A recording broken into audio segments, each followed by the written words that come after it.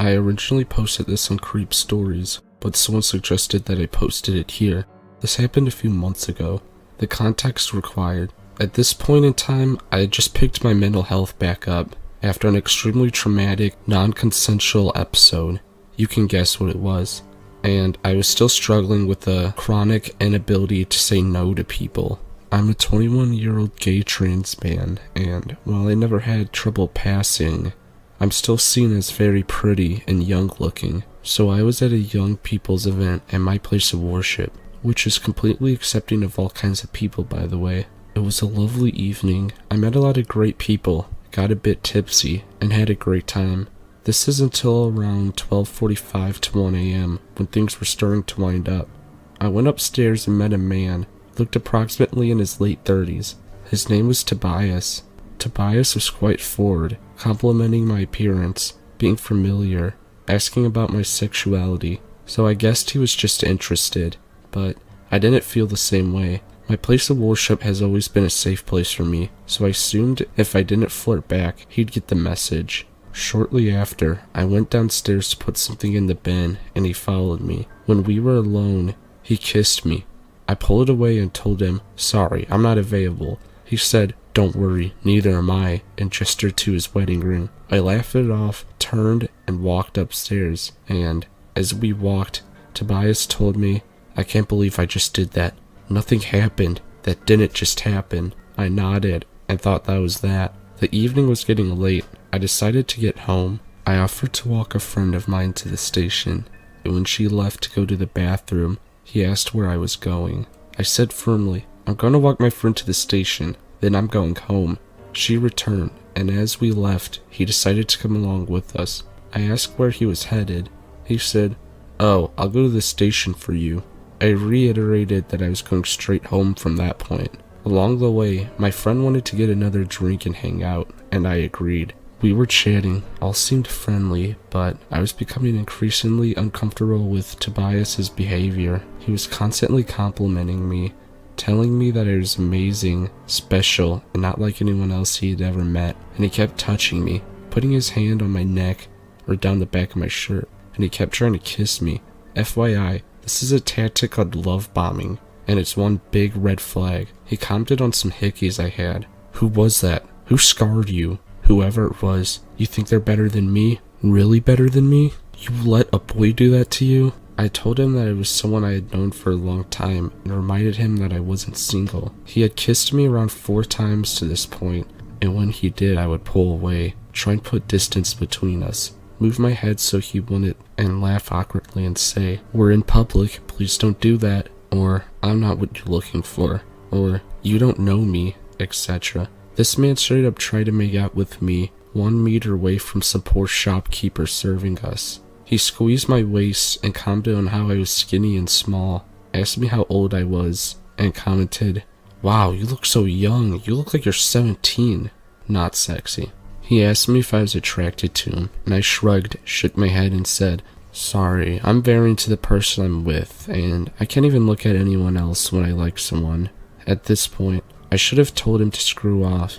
In fact, I should have said that a long time ago, but when it's actually happening, it's surprisingly difficult to get a bearing on when you can start being rude, which is exactly what people who behave like this rely on, a vulnerable person's fear of making a scene, or else they actually believe that this behavior makes the person want to be persuaded. Yuck. Back to the story. We all decided to sit on a bench as all the pubs were closed. I sat on the end and my friend sat next to me. Tobias whined that I wasn't sitting next to him. My friend asked why that mattered, and he said, "Oh, you know, because I want him to." "Never mind, I'm being too much, I'm going too far."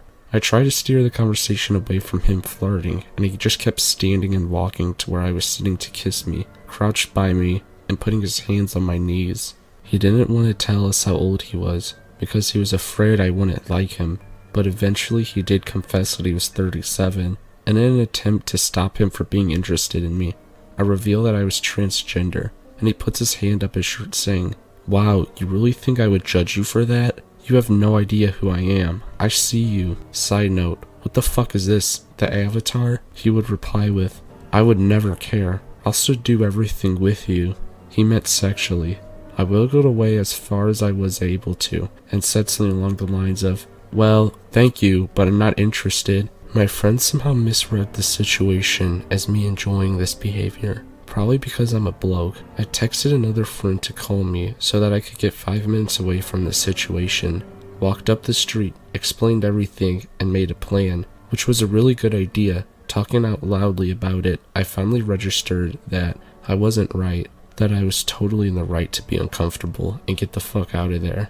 I returned and told everybody that I was going home. The second I came back, he tried to kiss me and told me he was worried and had tried to come looking for me. I moved my head so that he couldn't and told him, "Please don't, I'm going home."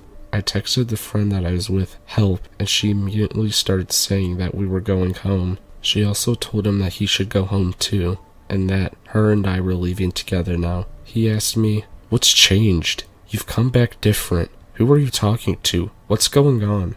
I told him, "I'm uncomfortable and I'm going home now." He said, "What are you talking about? Have I made you uncomfortable?" "Yes, and I'm going home now," I replied with. Up to this point, I can definitely see that my lack of rudeness and conflict avoidance tactics had actually made the situation worse and given him the impression that I could be persuaded to do whatever he wanted, or somehow that I led him on. So, now I've been absolutely crystal clear. He should back off, right? Wrong. He said, "Whoa, who are you talking to? What's happening? Whoever it is, don't throw this away. I know we have a connection. You're special." I said, "I only met you this evening and you made me so uncomfortable, and you should ask before you kiss people." "Whoa, I can't believe this. You're trying to turn this around on me. I know you're drunk, it's fine, just go home now." He replied with, "Oh, I'm completely sober, I'm not drunk." At this point, my friend stepped in and tried to assure him that everything was going to be fine, and convinced him to go home. He asked me for one last kiss, and I shook my head. "No thank you." He said, "Don't throw this away," and he tried to touch my face. I reiterated, "I met you this evening, I don't know you, I want to go home."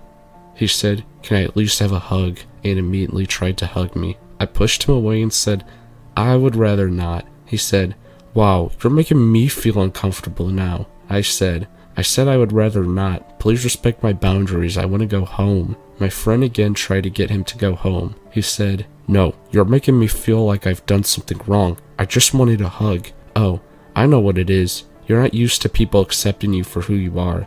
You can't handle that I accept you and see you as who you are."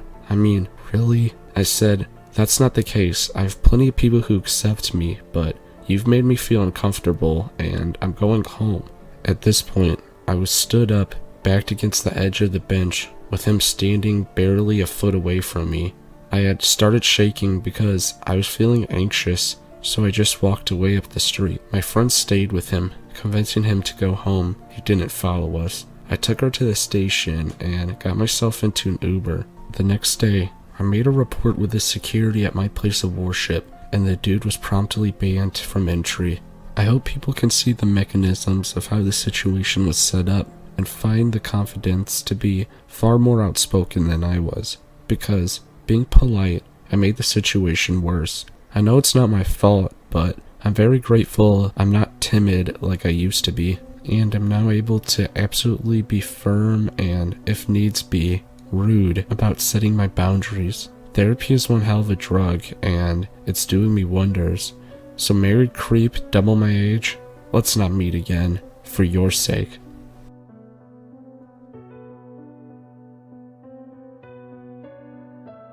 It all started as a nice evening. My friend had a birthday, so she invited me and my boyfriend to her party, which was about an hour away from my boyfriend's home. At the beginning, everything was good. We drank and had fun. I think there was about 30 people, and I don't know a lot of them, just a few, but it didn't bother me so much.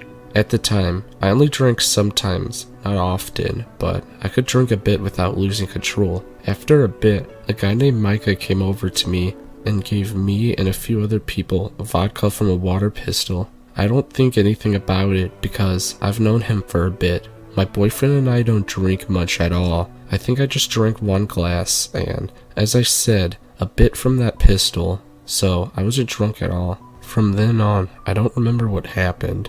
The plan was for me to go to my boyfriend's afterwards with him, but we lost each other sometime that evening. We don't know when or how. The next thing I remember was that I was walking on some streets. I didn't know where the hell I was, but I cried out loud. Sometime after that, I got into a car. I only know that it was smart because there were 2 people in it and I sat on the lap of someone in the front. I cried the whole time and I don't even remember when I got into the car or where they left me. So I guess it was about 3 a.m. or so, and somehow I got home. My mom was home, but obviously she thought I was at my boyfriend's.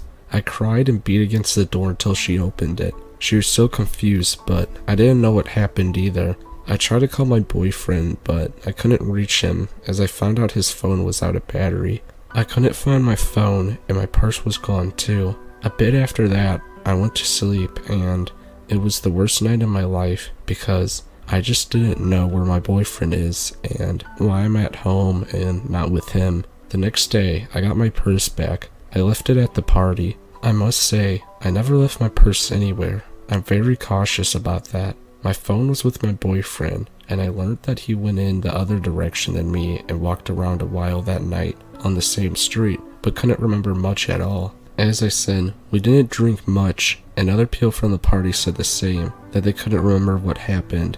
I always wonder if something happened to me that night because I cried so badly, but I just don't remember at all. Well, Micah, I'm not sure if it was really you, but I do think so, and if it's really true, then please, let's never meet again.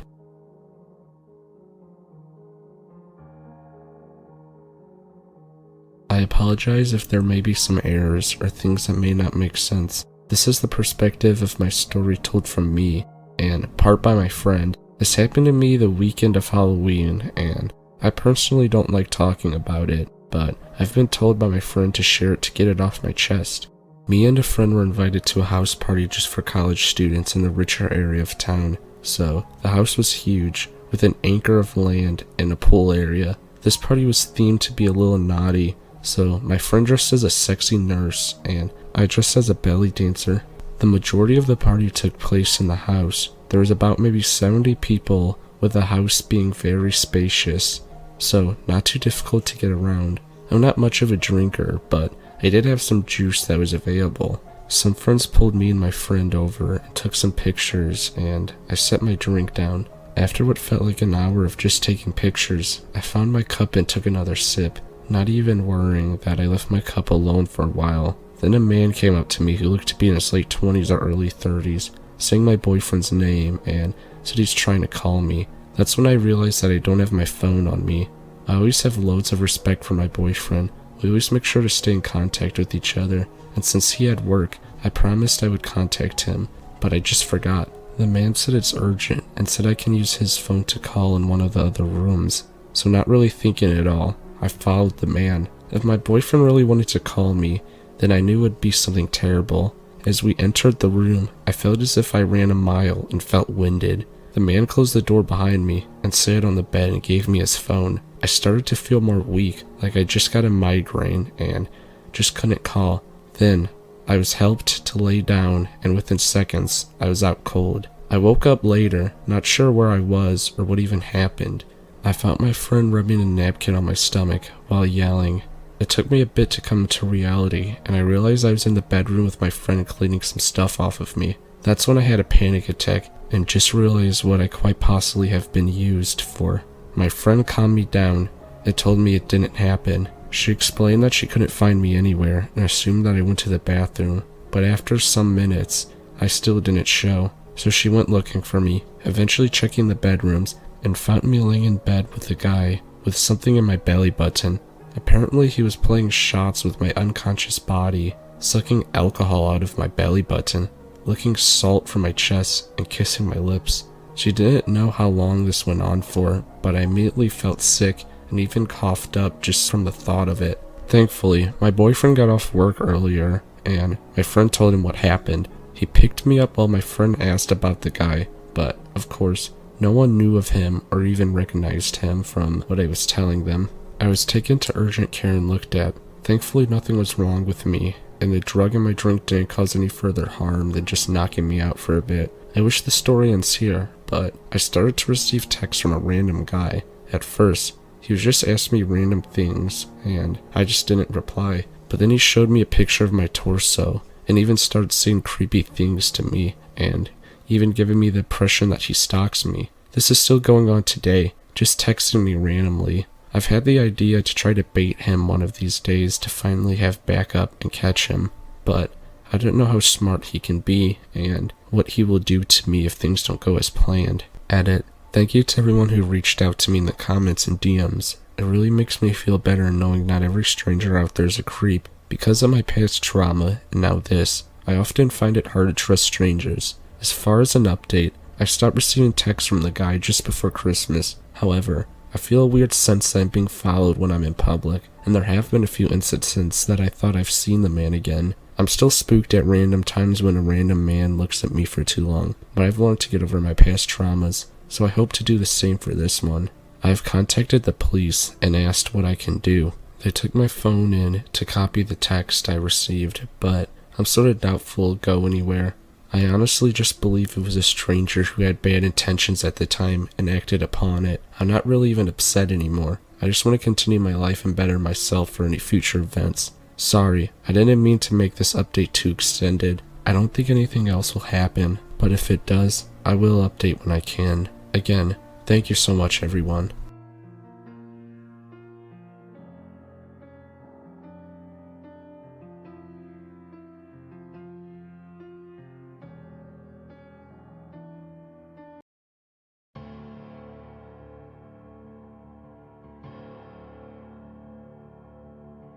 I discovered this subreddit about 10 hours ago. Since discovering it, I spent my entire Thursday at my desktop PC reading all of these gripping, suspenseful stories. It was instantly becoming an addiction for me. I'm about a 23-year-old, somewhat physically fit male who, unfortunately, has his fair share of experience in physical altercations throughout the years. I'm not that tall. I'm about 5'8", 5'9". I weigh about 175 to 180. And while I'm not the most physically threatening looking guy out there, I have a pretty broad frame. The reason I bring all this up is because people may think a guy like me is not able to relate to a lot of the experiences posted here, since most of the stories are girls being stalked or harassed. However, that's not the case. I was scared to death this night, and I felt that I needed to post it here. The events of the story occurred while I was approximately age 16 and still in high school. I'm now 23 and attending university to become a physical therapist. My life over the last 7 years, between the time this event occurred and my life now, has been chaotic, to say the least, and I'm still recovering from a drug addiction, and I abused opioids and cocaine for about 4 years before getting clean 21 months ago and getting my life back together. Because of this fact, I don't have the best memory of the time period. However, I will do my absolute best to recall everything to the finest detail in my mind that I can muster at least. Nothing will be exaggerated, and if anything is murky, I will either inform you of the fact or just forget about it. Without further ado, let's begin. I lived in the deep south and went to high school in a small, medium-sized 30k to 50k people town. Because the town is not of the greatest size, there were not many things to do on weeknights, or weekends either for that matter. This was before I got into a big party phase. Again, I was 16. You could choose between going to the movies, browsing the mall, going bowling, having dinner somewhere, or going to Broad Street. Broad Street was the main street in the downtown part. It is a historical site that has lots of shops and restaurants and stuff on it, pretty much like the main street of most towns that actually have them. In high school, going out there and just walking it, or going to see the fountain, or the bridges that go over many rivers in my town behind it, were popular things to do with us kids. The bridges over the rivers were also a very popular spot for teenagers to smoke pot and just hang around and talk. These bridges were very dimly lit and were barely wide enough to drive a car over. There were no cars allowed back there anyway though. This place was strictly for scenery, or walking your dog, or whatever. One night a few of my friends and I went back there to hang out and waste a Friday night. I didn't smoke pot, and there was another friend of mine who didn't either. His name was Zach. So when my friends started smoking, Zach and I decided to walk around over to the hill and check out the other bridges on the other side. We probably walked a good half a mile to a mile away from them, to the point where if we screamed at them or they screamed at us, we wouldn't hear. Also, because we traveled over the hills and the distance we traveled, we could no longer see our friends, or anyone else for that matter. It was a cool autumn night and exceptionally dark out, like I remember it being one of the darkest nights I remember. Not especially cloudy, but there was no moon, or the moon was incredibly small. Being in the area we were in, so far from Broad Street, and our friends, didn't help either. The only light we had were the very dim lights of the bridge. Zach and I were just standing there, looking at the river flow gently beneath us, getting ready to head back to the others when we saw two silhouettes growing larger and larger towards us. It wasn't uncommon for people to walk their dogs back there, even at the later hours of the night. I believe it was around 11 p.m. It also wasn't uncommon for other people to be doing what we were doing. After all, that's what the place was built for. So at this point, we weren't particularly frightened or anything. Personally, I didn't think anything of it. At this point, we had been gone for at least 30 minutes and assumed they would be finished, so we started walking back, disregarding the two dark figures, which we could still see now in our peripheral vision. As we walked, we heard a sharp, loud whistle, one of those that people make by putting two fingers in their mouth and blowing. I have no idea how it's done, so we turned around and looked. It was the two silhouettes, now submerged under the revealing light of the bridge. "Y'all come over here for a minute now, boys," one of them says. They were two middle-aged men, one slightly taller than the other, and the other significantly taller than me. Both were skinheads, completely shaved, bald as possible. I'll never forget the way their eyes looked. The only way to describe them is crazy, methed out possibly, maybe even crack. They were absolutely delusional. Both had tattoos on their faces, and the rest of their body we could see, which wasn't much because they were both wearing long black leather trench coats. The shorter of the two was holding a brown paper bag. You can tell when a brown paper bag has alcohol or some sort of bottle in it. This didn't. I have no idea what was in the bag. The guys began asking us a lot of questions, very personal and scary ass questions. They were both quite obviously neo-Nazis, identifiable by the shaved head and swastika tattoos on their faces. They would ask Zach and me things like, "Do you love your race, boy? Would you do anything for someone of your race? You boys ain't got no racial slur, blood in you, do ya? No other racial slur, poison run through the veins." When confronted with a situation like this, the two drug-induced delusional, presumably killers interrogating you, you pretty much tell them what they want to hear. "Yes, sir, I'm proud to be white." "No, sir, everyone in the family for generations has been like me." I noticed that Zach wasn't speaking. He was even more nervous than me. Zach was raised by a white family, but he looked suspiciously of Native American descent. I often questioned if he was adopted. They questioned Zach more and more, but I stood there for him and told them that he was my brother and he was indeed white. After we convinced them of our racial heritage and they were satisfied that we were white, I thought maybe that would be the end of it. They would let us go, but I was wrong. It was only the beginning. For you to understand why we didn't just say fuck off, we have to go, and run away, I should explain to you that the shorter of these two men had what appeared to me to be a 9mm pistol. I could be wrong about the caliber, but it was unmistakably a pistol, hanging slightly out of the opening between his jacket pocket in the front. However, that wasn't even our main concern. With every gesture the large man made while he spoke, he slung around a large knife with his hand, almost as if he forgot it was there. It was so casual. It wasn't a pocket knife, it was too large to be. It looked like one of those really large 9 to 10 inch blade knives that they sell at convenience stores with dragons as the handles for $20. "We aren't from here, we're traveling soldiers for the white race," he explained. He told us that they were from the state directly above mine, and they were here to purge the unclean, in their words. While the second round of conversation and questioning was going on, an elderly couple, maybe 50s, 60s, walked less than 40 yards from us, walking their dog. We just stopped talking and looked at them. In my head, I'm begging them to please call the cops. I'm giving them that rescue us look in my eyes. They got past us and put their heads down and picked up the pace. It was at this point that the scariest part of my night happened. The shorter one took out his gun, casually. He made my friend Zach and I remember this phone number and remember the name of their, quote, army, stating that they had a whole team of snipers with their sights aimed at our heads right now if we were unable to do so. Obviously, there's no fucking snipers on rooftops, but don't ask me what his logic or reasoning was behind this. People in drug-induced manias don't generally have the best logic or reasoning, I know personally. The man said it a couple of times and gave me 30 seconds to memorize the number. It was an out-of-state number, so it was a bit more difficult to naturally memorize, and the name of the terrorist organization was something ridiculously confusing as well. Perhaps it was just the circumstances. It was the scariest 30 seconds of my life. Remember and repeat, live, screw up one number and potentially get shot dead on the spot.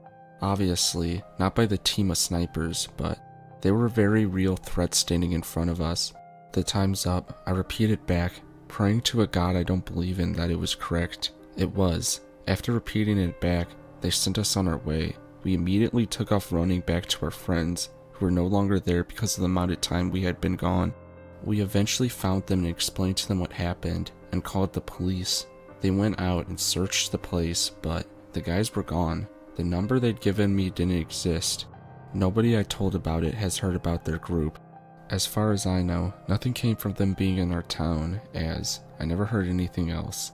It was the single most frightening night of my entire life, and that is saying something. So please, racist, ugly, idiotic, scumbag, lower than dirt, neo-Nazi fucks, let's not meet again.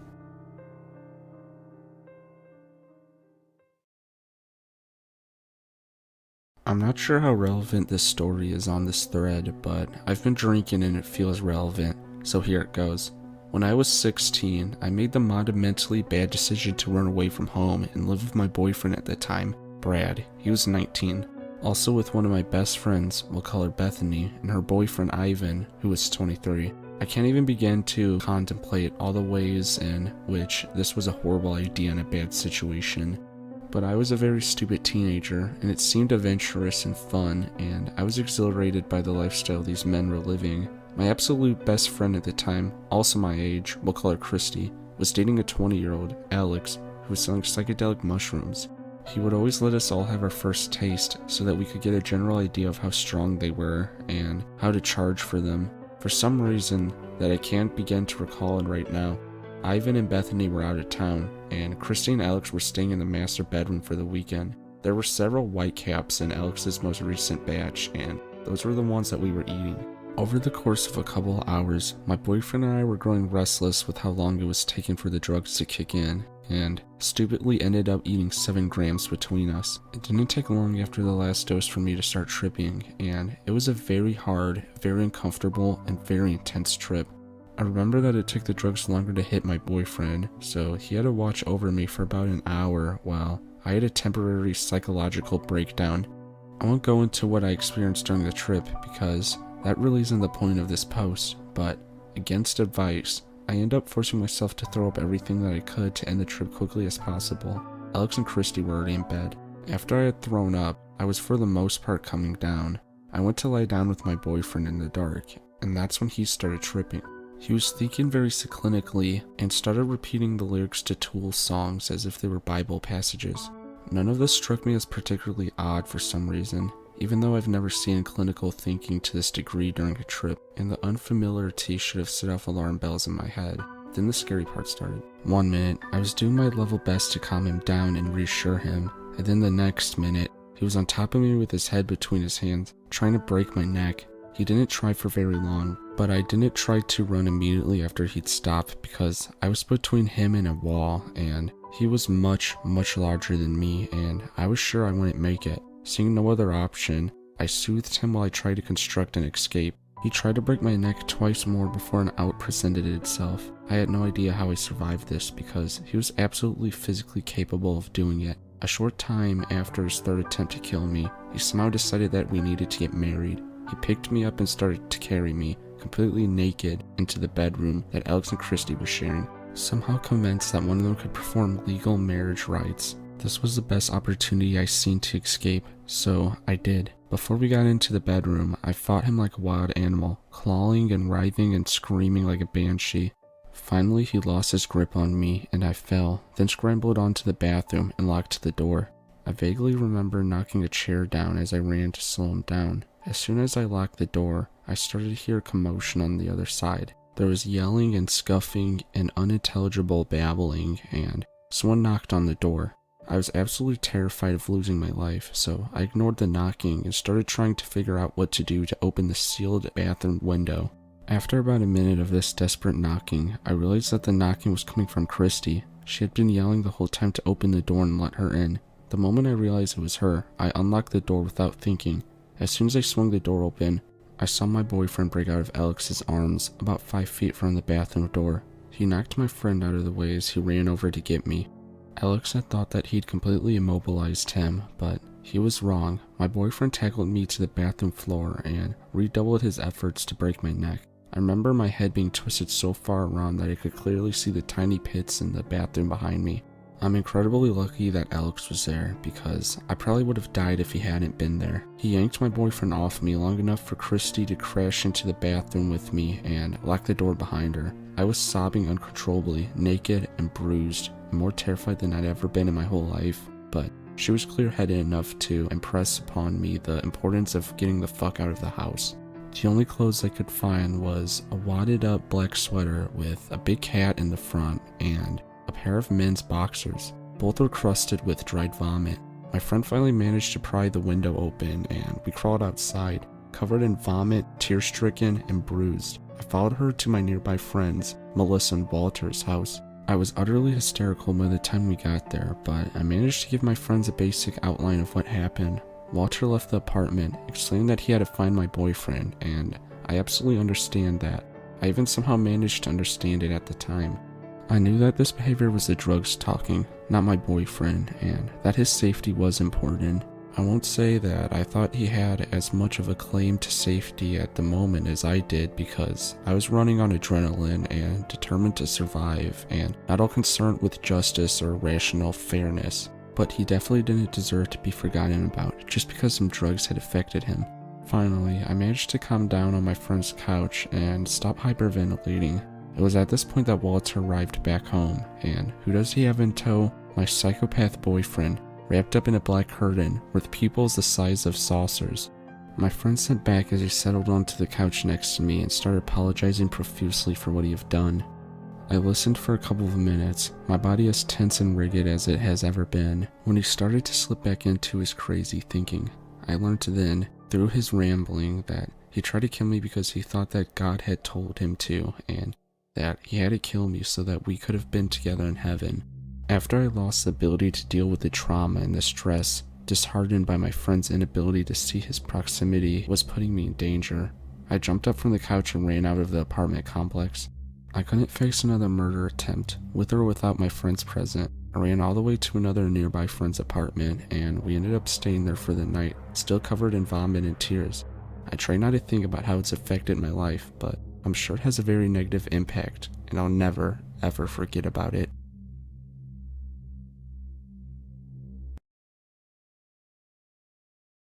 Not my story, but I'll share it on here anyways because it's from a friend of mine. These two friends of mine, T and L, both are potheads like me, but are also heavily into coke and drinking every night or so. Word for word, they told me, coke is just like weed, alcohol, or cigarettes. It's not unhealthy to do every few nights. No idea how they came up with that, but people are so crazy sometimes. They would also deal weed and coke. One night, they wanted to hang out with a coke plug for an ounce and they thought they could hit a lick. They agreed on meeting at a Walmart the town over, and as soon as they pull out the gun and show what's good, the dealer dipped and got into his group's car and they sped off and sprayed the car with bullets. A kid named C, which I don't know that well, got hit in the knee and his neck. He was beyond lucky with this, and he still somehow was able to talk and breathe alright. My buddy Alum was pissed his pants, and his hoodie he was wearing had a bullet hole near his neck too, but that was the damage. In the end, they ended up just taking the dealer's cash and not the blow, but the money wound up covered in blood. So freaking the fuck out with the situation they were in, they dropped the money at a well-known plug's house and dropped C off at L's house, not knowing what to do. Him being left outside in the front led to the neighbors watching and calling the feds. C was taken to the hospital shortly after, and he was arrested, as were the 2 other kids that were involved. My quote friends got away with it, but I decided to cut them off, as that's not the type of people I want to be around. I at least wised up and no longer deals, but T continues to. The story was all over the local news, and the Walmart had a section off limits for a while. Laughing at all the misinformation the news had, it was 75% incorrect, but it was far from the craziest drug experience I heard about personally.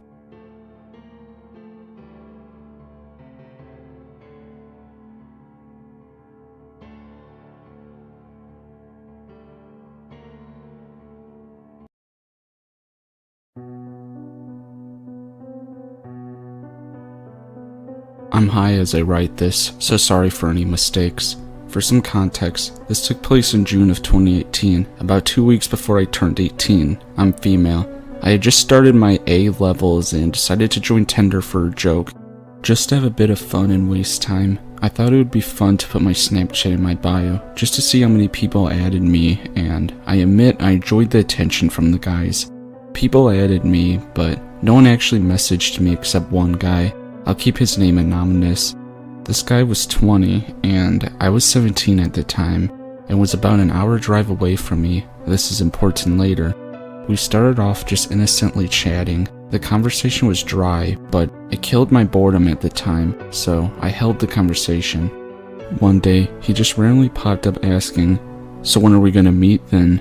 I was hesitant at first, but I agreed in the end after I ran it over with my parents. I invited him over to my house. I don't know what I was thinking, but I told him he could come over. He got there the next day at 9 a.m. Bearing in mind, he lived an hour away from me. First red flag. I was confused as hell and wasn't even dressed for the next day. Nevertheless, I just invited him in and finished getting ready. We just chilled and watched films all day before heading off out around 2 p.m. We chilled by the beach for a bit, then came back to my place around 5 p.m. I was expecting him to go home after that, but no, he stayed. We watched a couple more films, and every now and then I would look over to him and catch him flat out staring at me. We would lock eyes and he would say something creepy like, "I love your eyes," or "I'm so glad I've met you," all while only knowing me for like 8 hours. I regret to say we ended up kissing a lot. It felt awkward, but I was just a naive 17-year-old on her first real date. I thought that's what you were supposed to do. He left at around 10 p.m. He was at mine for 13 hours, but there was no sparks at my end, and I was just expecting this to be a one-time thing.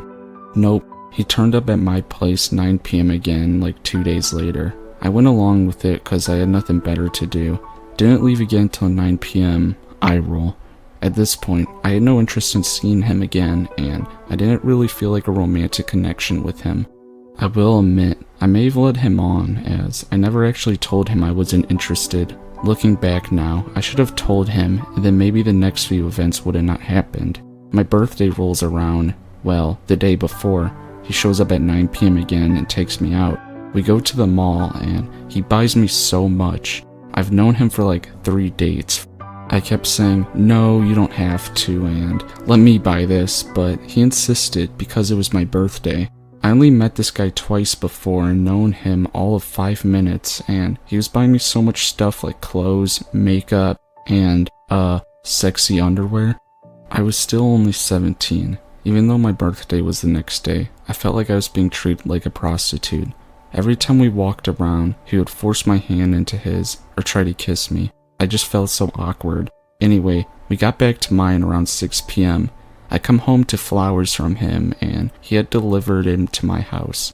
We chilled in my room. I didn't know what to do. I felt a little trapped, to be honest. I felt like I couldn't tell him to leave because he just spent so much money on me. Anyways, he tried to have sex with me. He kept saying, "Come on, didn't you have a nice birthday? And I came all this way for you." Just creepy shit like that, trying to get me to sleep with him. I just kissed him and told him I didn't want to. I wasn't a virgin, but I definitely didn't want to sleep with him. He finally leaves, and I just break down crying, and I don't even know why. I just felt so trapped then. I tried to be cold with him over messages and stuff for the next few days, hoping to just scare him off. Nope, after 3 days, I get home from work at about 9:30 p.m. and guess whose car I see parked outside my house? Yep, I walked in and he's just sat there chatting with my family in the lounge. They seemed to really like him, even though I told them how creepy he was being. We ended up going back to a local pub and getting drinks. We get back to mine and I'm pretty damn drunk. He ordered all my drinks for me pretty much. He kept giving me more even though I said I was done. Due to me being pretty drunk, I make some bad decisions. I suggest more drinks and crack open a bottle of bubbly I saved for my birthday. As we're drinking more, he gets quieter. I look up at him and I ask him what's wrong, and he suddenly grabs me, kisses me, and tries to put his hands up my skirt. I immediately push him off and stare angrily at him. He then looks at me with a really sinister look and says, "I deserve it." Because he had alcohol, he couldn't drive home, so he had to stay over. I tell him I'm too drunk and I just want to go to bed. Luckily, my mother happily showed him to the guest bedroom, and I didn't see him again until tomorrow morning. I woke up at around 9 p.m. and walked downstairs to find him cuddling my cat in the garden. "Get away from her, you creep." I tell him I had a call from work saying that I needed to be there in an hour and he needs to leave. He tried to protest, saying that he'll wait till I'm finished and we can hang out, but I told him no. Then I told him that I was seeing a friend later, which wasn't a lie, but the work lie I made too made him leave quicker. Yet he still protests, saying that we can all hang out together.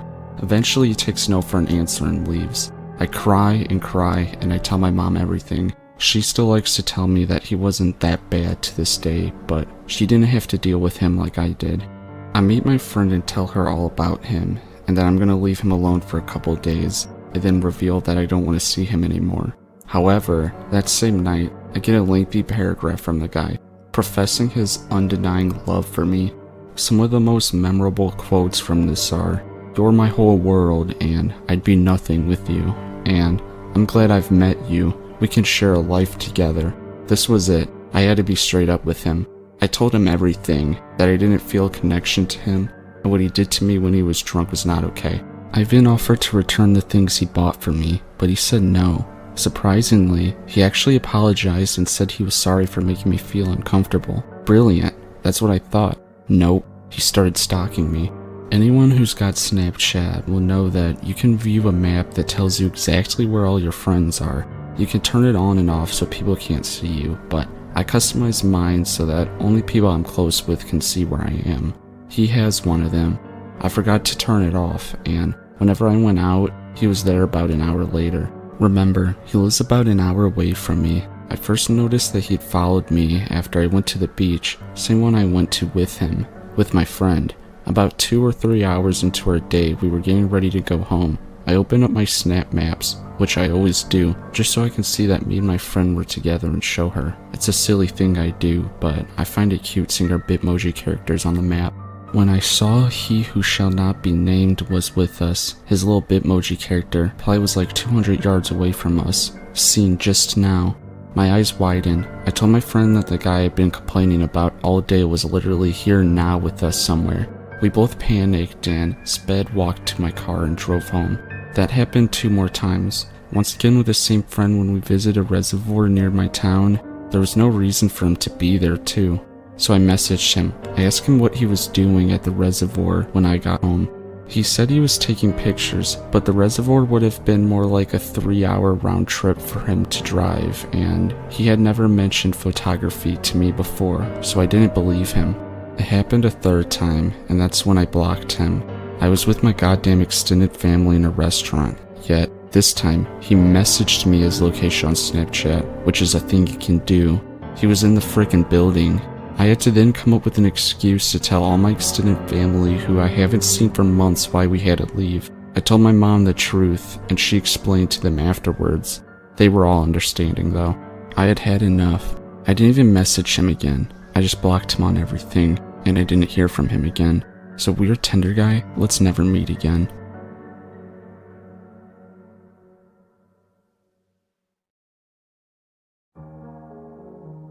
Quick prequel. I was dating this guy for a while. I really liked him. Long story short, he said he couldn't see himself marrying me, but still wanted to date, aka just be friends with benefits. So I just broke up with him. A little bit of time went by, and I decided to get back into the dating pool. via Tinder, even though I hate dating apps. Matched with this cool guy Chad, hit it off via message. Good looking, educated, sense of humor. After a couple of weeks, I exchanged numbers with him and we continued chatting. Discussed meeting several times, but our schedules clashed. One day, Chad texted me and asked to Venmo me some money to treat myself to a couple bottles of wine. Sounds awesome, I oblige. Also asks if I'd like to come over to his house after work. Says other people will be there. No pressure if I feel uncomfortable, etc. I actually didn't feel weirded out at all by this point, and I carry, so I agree. I bring the wine and my CC and head over to Chad's after work. He was there, and 2 of his friends. They all seem perfectly nice and normal. First weird thing, 4 total kitchen cabinets are completely ripped apart and smashed. This is a newer kitchen, nice cabinets. I inquire about the damage, and Chad says he was mad, so he punched them. Decided not to say anything additional about it. I grab an unopened beer for myself, then a coffee. Everything else is fine until I'm done with the coffee. One of his friends leaves, and a few minutes later, it's like someone had flipped a switch on Chad. He completely loses his shit out of nowhere, throws a metal bar stool across the house, screaming like a lunatic child, chucks his phone into the kitchen wall. Remaining friend steps outside to smoke. Chad comes up to me out of nowhere and bites my leg. I hit him in the head and he stops momentarily and then bites me again. I hit him in the head as hard as shit this time and he stops. I ask for the bathroom. He walks over to show me and I don't know how else to explain this, but literally hurls himself up into the air in the hallway and lands flat on his back outside the bathroom door. Chad then gets mad that he hurled himself onto the floor and punches a hole through the adjacent wall. I politely excuse myself to the restroom in utter shock. I come out the bathroom. Chad approaches me and starts crying, absolutely wailing, going on about how his father is sick. This is a terrible time in his life, blah blah blah.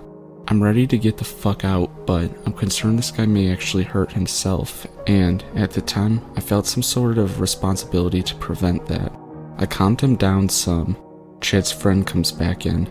The friend is suggesting that we go fishing. Chad says he will, but would prefer to stay at the house to get to know me better. No way in hell. I agree to go fishing so I can follow in my car and bail.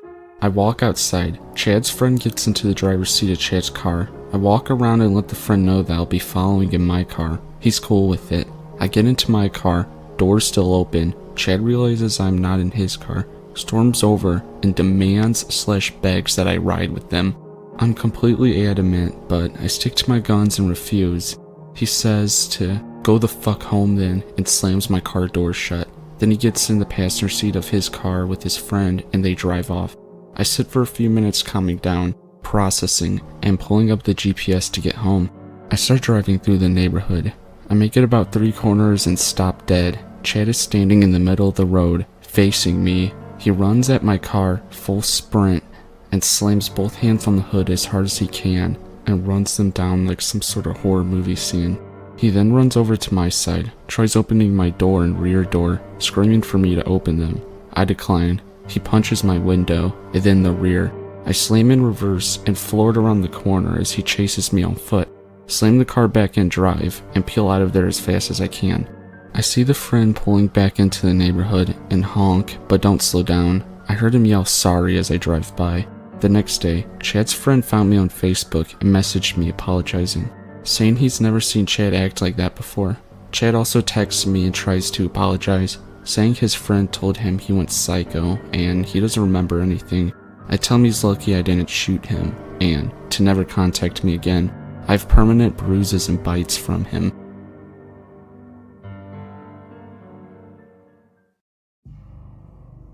So I'm a 23-year-old man living in California. Last year I decided to use Tinder for the first time. I had previously used Hot or Not and Plenty of Fish, but mostly just got bots or scammers, so I already wasn't big on online dating.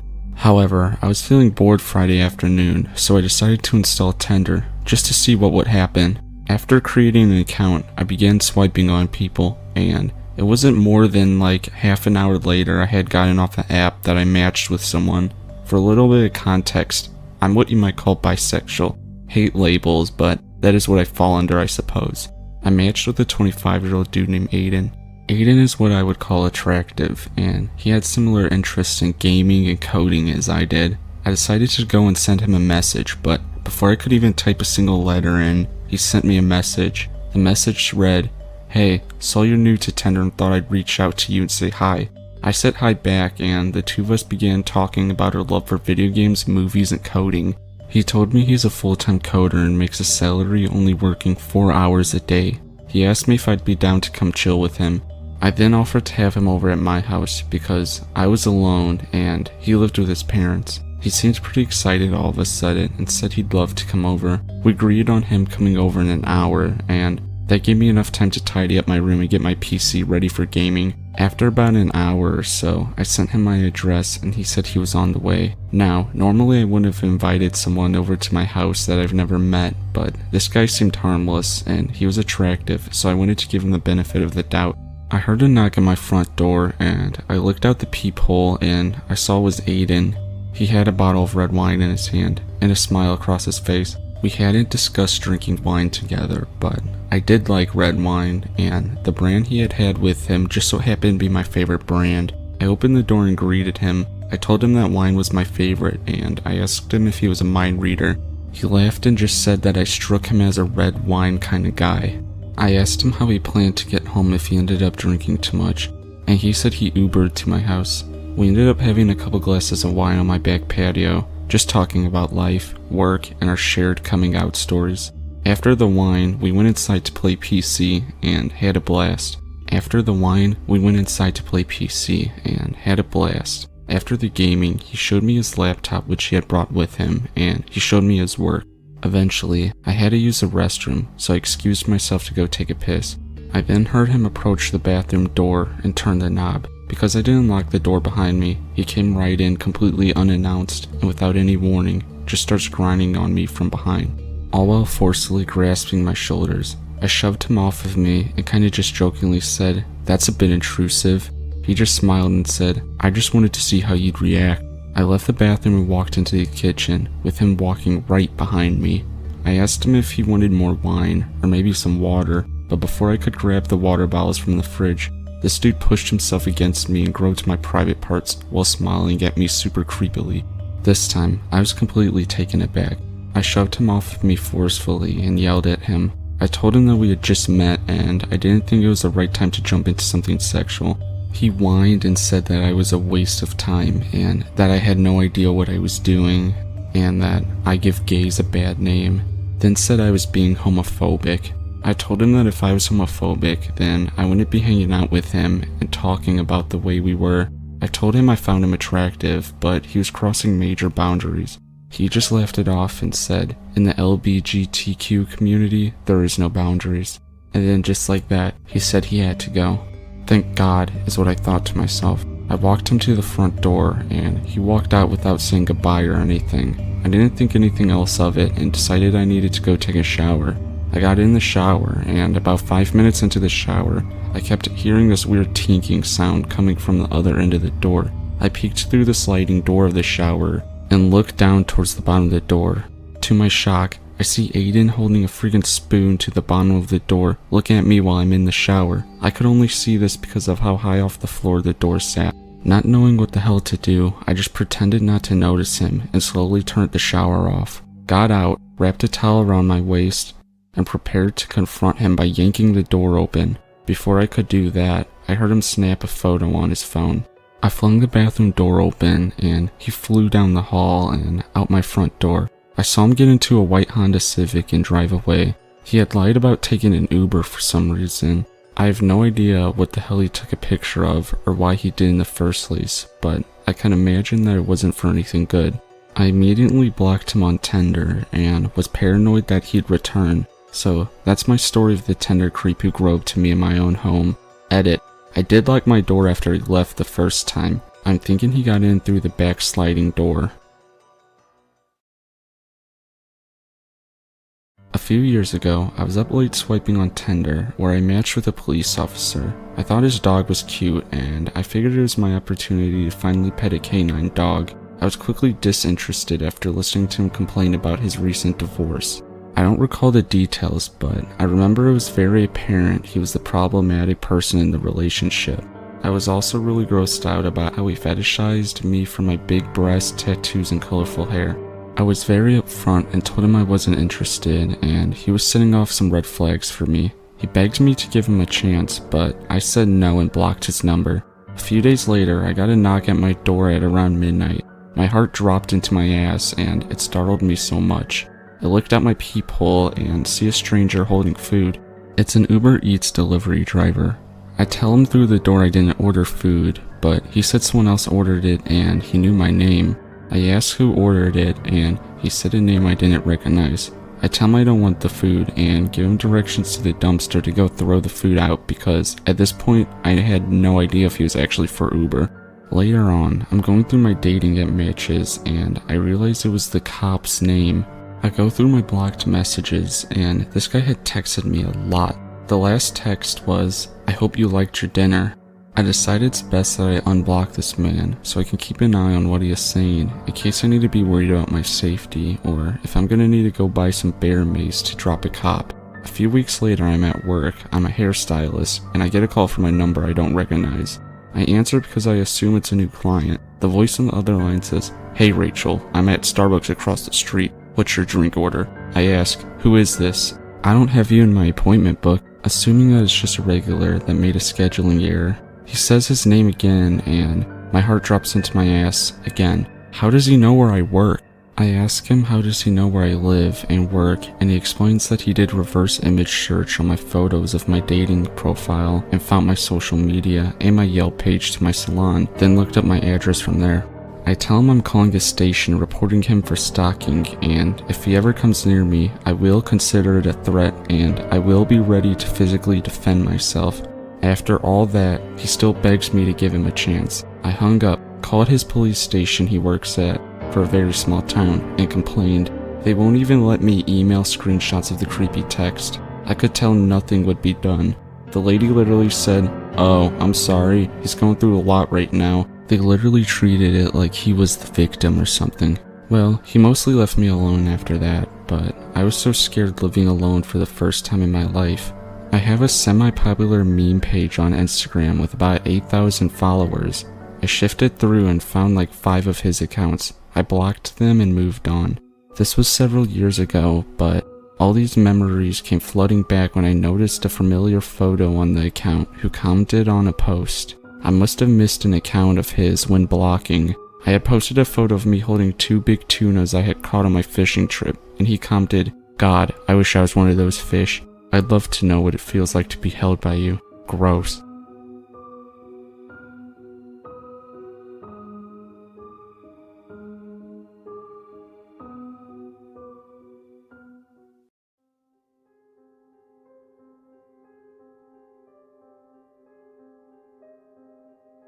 So this encounter won't be like the others posted, because you could say I invited this on myself, and I would tend to agree with you.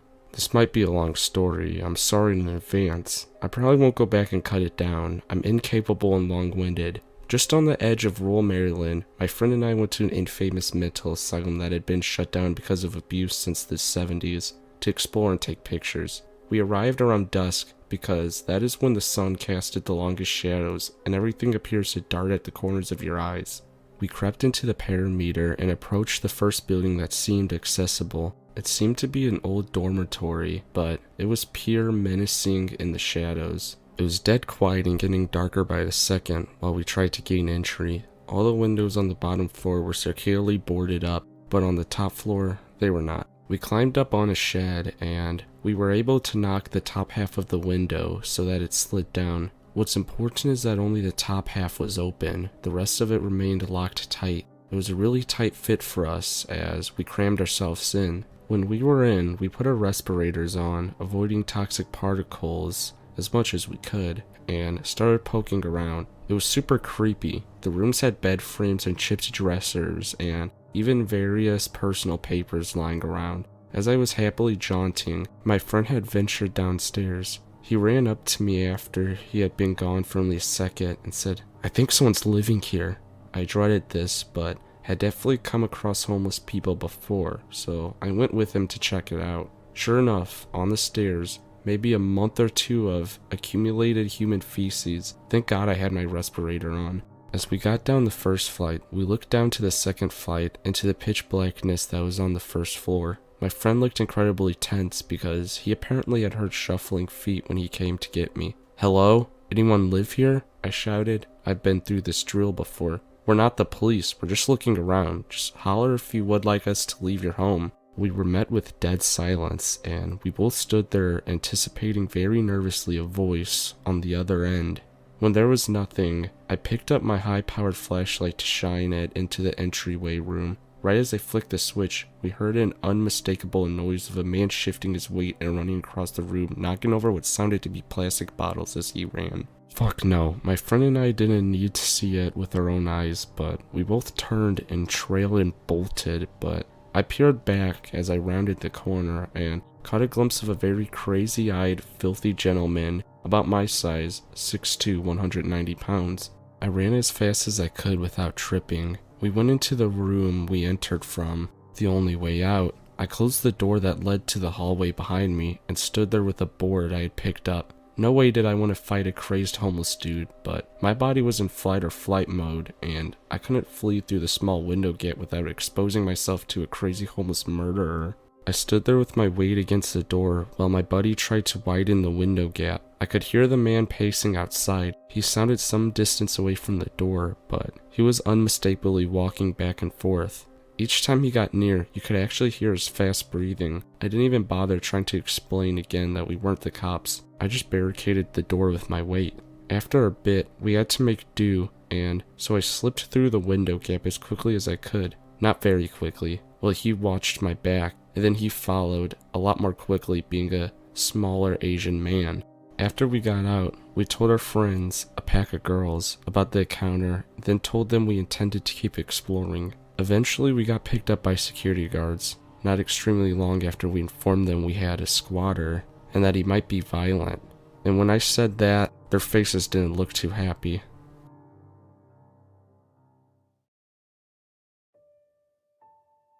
A couple of years ago, I flew home to visit family. I'd be there for about a week, then we'd head over to the coast for a week, then back home for another week. I totally needed this break. I had just ended an on-again, off-again relationship. Like seriously, one day on, the next off. It took 7 months of putting up with it, because you're supposed to fight for what is important to you, right? Anyhow, I finally said it was done. No more chances. No trying to work it out. Just done. So with that chapter of my life being over, I was more than happy to be somewhere else, surrounded by family, and then putting myself back together. Well, I got there, spent a couple of days sleeping a lot. My mother's a nurse, and she was becoming concerned that there was something physically wrong with me. I just needed a couple of days in a safe place where I could just let my brain work on digesting the new life I would have when I got back home. So before I left for the coast, I met up with a friend from grade school that I kept in contact with over the years. I thought it would just be he and I, but it didn't really faze me that another person was there. We hung out for a while, and then I needed to go back home because I had to take a backwoods rural route to get home, or taking a different route that would take another 20 miles to get onto my track. Being backwoods, I needed to be able to keep an eye out for a deer, so I said goodbye and told S.A. that if he was ever in my neck of woods, look me up and we'd grab a drink and hang out. I told him to grab my number from my friend, and out the door I went. After being halfway home, I got this weird queasy feeling in the pit of my stomach, so I slowed way down to be sure enough. There was a deer in the middle of the road. Because I had slowed down, I could see another car out on the road. I couldn't shake the queasy feeling, so I figured it'd be better to cut off and go down the main road because there were more places to stop. I seriously didn't want to stop in some rural farmer's driveway. I watched too many movies to make that mistake. So I get over to the main road and pull into a gas station and sit there for a couple of minutes, trying not to get sick to my stomach. I ran into the store, grabbed some water and ginger ale, and came back out to my vehicle, still unable to shake that queasy feeling. So I started to head home from the gas station, and I knew I didn't want to go straight home, so I drove around, taking this road or that road, until that weird feeling started to go away. Then I went home, read for a bit, and then went to sleep. Next day, everything was fine, and we headed off to the coast. Fast forward 2 weeks. Trip is over. I'm still feeling a little fragile over the breakup, but that's all. I figured I would begin the process of cleansing the environment of negative energies and then work through my baggage that came about the breakup. I knew that there was a lot and that it would take time. So the next day I'm going about my business and everything is cool as can be when picking through the junk left behind after a breakup. I'm really doing just mindless things to zone out and not have to think too much about the activity since my brain was working full time already. A little bit later in the day, my phone rings. I don't get a lot of calls, so I assumed that it might be a family emergency and I needed to answer it ASAP. The area code of the caller, who is not in my contacts, is the same as my cousin, so I answered it without a second thought. On the other end was SA, the acquaintance, the person I had met at my friend's house. It was a little weird of him to be calling me, but I'm not thinking it's anything terribly out of the ordinary. I asked him what was up, and he said he was at the airport. I still find it a little odd, but I said, "Oh, that's cool, where are you going?" He said that he had already landed. Again, I'm distracted and really just want to get off the phone so I could go back to my mental sidestep and zone out while my brain chugged away. So I said that I hoped he had a good time wherever he was. He then said he needed me to pick him up. "What? Did you say you needed me to pick you up?" "Yeah," he replied. "I came to visit you." I paused for a second. I know for a fact I didn't show any more interest in him than general courtesy. Even the tossed over the shoulder, "look me up" comment was one of those polite things to say because you never actually plan on seeing them again. Unpause. "Why did you come to visit me?" I asked. He said he felt a deep connection and wanted to be with me. I'm starting to get angry as well as freaked out at this point. I told him I didn't feel a connection at all, and I couldn't believe that he would fly across the country to see someone that he spent maybe 2 hours with. He said that I invited him when I said to look me up. I said, no, that's just a polite thing that you say to some random person that made a very small impression on you. He then said he needed to find a way back since I misled him. Misled him? What the fuck? Me telling him to look me up if you're ever in the neck of the woods had led him to think that was a basis of any sort of encounter that was meaningful. He said he needed a place to stay until he could get money for a plane ticket back. I said that there were more than enough hotels that he could stay at while he got himself sorted out. He told me he didn't have any money after buying the random one-way plane ticket. So, at this stage, I'm flabbergasted, angry, and freaked out that someone would do that on a one-way ticket. I finally caved and said he could stay the night with me while I sorted shit out, but I expected him to be gone later than the morning of the day after tomorrow. So I bring him back to my place, throw pillows and a blanket on the couch, and turn to head to my bedroom, and he asks if he can sleep with me. I'm like, no, actually no fucking way that is going to happen. So I point out that I have firearms, and I tell him not even to attempt to come in. The next day, I've work, so I woke him up and told him to find a way home immediately. I also told him that I had work, but would check in on his progress, because the next morning, I was dropping him off at departures, regardless of whether he had a way back or not. I went to work, and he blew up my phone all day. He wanted me to come back home for lunch. I told him no, I'm way too busy. I finally get home from work, and I'm chuckling at a text that I got about my dog, and that's when I noticed that he rearranged everything, and by everything, I mean every room of the house had been rearranged. I flipped my lid. I asked him why he thought it was normal to do anything like that. Instead of answering, he asked me who I had been talking to. I said it really wasn't any of his business, but I had received a text from the guy watching my dog while I was on vacation. Color me shocked when he says he doesn't want me to talk to that guy. I'm no longer freaked out, fully about to have a full-force disaster unleashed on this guy and leave nothing but a smoking crater. The temperature drops to about 10 degrees and I very calmly said to get his shit and I was calling a cab to take him to the airport because he's a fucking psycho. Side note, full rage has been achieved when it feels like the temperature drops and I speak fairly calmly. If I'm complaining about something, it's a quick burn. If I go into monotone calm and tilt my head to one side slightly, that is where I hit Arctic level anger. So he, unaware of the environmental change that has occurred and that the chances of survival are dropping by the second, decides to tell me that he used my computer and got my ex's phone number, and they both agreed that I was just heartless. We're fast approaching the epic scale disaster, and he finally seems to notice how deep into rage I had sunk. I told him that it was unlikely that he had gotten onto my computer, because the password to my computer was a full quote of a part of the art of war. I told him that he had 3 minutes to get his stuff and get out, or I wouldn't be responsible for what would occur.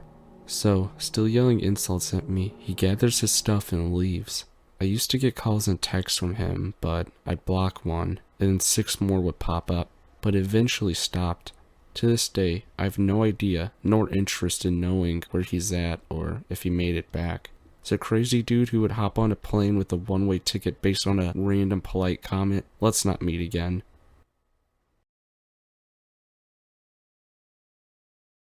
Up until my junior year of high school, I mostly flew under the social radar and stuck to my status as a nerd girl, but when I was 15, I joined varsity cheerleading. My school's cheerleaders weren't popular by definition, but everyone kinda knew who we were, because we were on the announcements, performed at pep rallies, and generally engaged with students a lot. I made a lot of friends that year, and some of them happened to be the cool kids.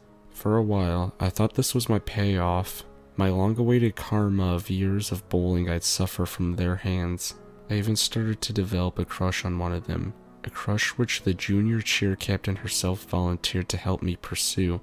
Homecoming was a big deal where I'm from. I began to fantasize about my crush asking me to go with him. I heard rumors he was planning a dramatic proposal, and as homecoming season approached, I became more and more sure I'd be his date. The junior cheer captain, who was close with him, kept dropping hints that I was right. One day at practice, she asked me what my favorite candy was, and I knew it would be so my crush would know what to give me. You can imagine my surprise when, after an exhausting theater rehearsal, I walked into the parking lot, was confronted by some guy I'd hardly spoken to asking me to be his date. My theater friends all applaud, assuming I was overjoyed. I saw both my parents in the parking lot recording the whole surprise. But, most importantly, the cool kids I'd recently befriended were standing right there behind him, egging him on. I didn't understand why, because he wasn't popular at all. In fact, he was known to be kinda creepy. The junior cheer captain was laughing, encouraging him to give me the box of my favorite candy he was holding. She definitely orchestrated the whole thing. I didn't really know the guy, but I didn't want to humiliate him in front of one of the coolest kids in school, so I faked a smile and rolled with it. I promised myself I'd deny him later, in private, so he wouldn't be embarrassed. Afterwards, my parents excitedly asked me how I felt about the ordeal.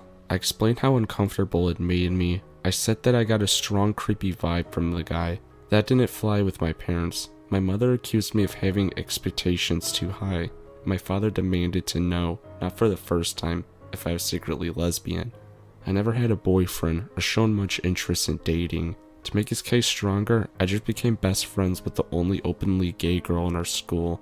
Long story short, I knew that I had to shut down my date. I'd effectively declare war on my parents. However, I played my dad's protective instinct against him and persuaded him to let me friendzone my date. After all, he knows how high school boys think, right? I texted my date that night and explained that I only saw us as friends, but would still be happy to go to homecoming with him. He was very polite about it, although I could tell he was interested in me romantically. It seemed we reached a deal until the next day at school, when one of my cheerleading friends referred to my date as my boyfriend. I corrected her and told her we were just going to homecoming as friends. She seemed confused and told me my date was telling everyone and anyone who could listen that I was his girlfriend. A few more of my friends approached me with similar comments, and I confronted my date about them. He denied all involvement and suggested it was just a rumor. I reminded him that I was just friends and had zero romantic interest in him. He said he understood. I got a call from the junior cheer captain. She pretended to be sweet and conspiratorial, but I was still annoyed that she led me to believe my crush would ask me to homecoming. She began her attempt to persuade me that I was wrong to friendzone my date. She said that she spent many afternoons planning his proposal with him, and she knew he was kinda creepy from afar, but he was a sweet and caring guy underneath all that. I said if he was such a catch, she should go on a date with him. Now annoyed with me, she dropped the sweet act. She told me that I had to date him because he liked me so much, and he'd gone through so much trouble to ask me to homecoming. I had to give him a chance because he'd gone out for a limb for me. I told her she was wrong, and I didn't have to do anything I didn't want to do, and I owed him nothing. I ended up hanging up on her soon after that, but that was just the beginning. Starting the next Monday, he would corner me in the hallway and give me a rose that he held in his teeth. He usually did so between my 6th and 7th periods, so when my path through the hall was crossed with his, I was deeply uncomfortable with this and told him so, but he wouldn't stop. I took different routes to escape him, but the junior cheer captain and her gang made a point of tracking me down so he could find me elsewhere. Every time he did this, everyone in the area would treat it as a sweet romantic gesture, despite my obvious discomfort. Wouldn't any girl be lucky to have a boy so devoted to her that he gave her a rose every day? He was still telling everyone that I was his girlfriend too. The final straw for me was when he walked into a class he wasn't in to find me and give me my daily rose. My teacher, who was friends with the junior cheer captain, just let this happen. For weeks afterwards, she would ask me about my date every day. When he came in, I told him to get out and leave me alone. His feelings were clearly hurt, and he left looking like a kicked puppy. My classmates started calling me a cold hard bitch. It didn't matter what I had to say about him. I was an ice queen, refusing the sweet boy's advances. Everyone in the school had decided that I was in love with him, and nobody cared what I had to say about it. My crush, who's a part of the popular group, joined the junior cheer captain in pressuring me into returning my date's feelings. At every event where the cheerleaders were present, my date would push his way to the front of the crowd. He would get to great lengths to get my attention.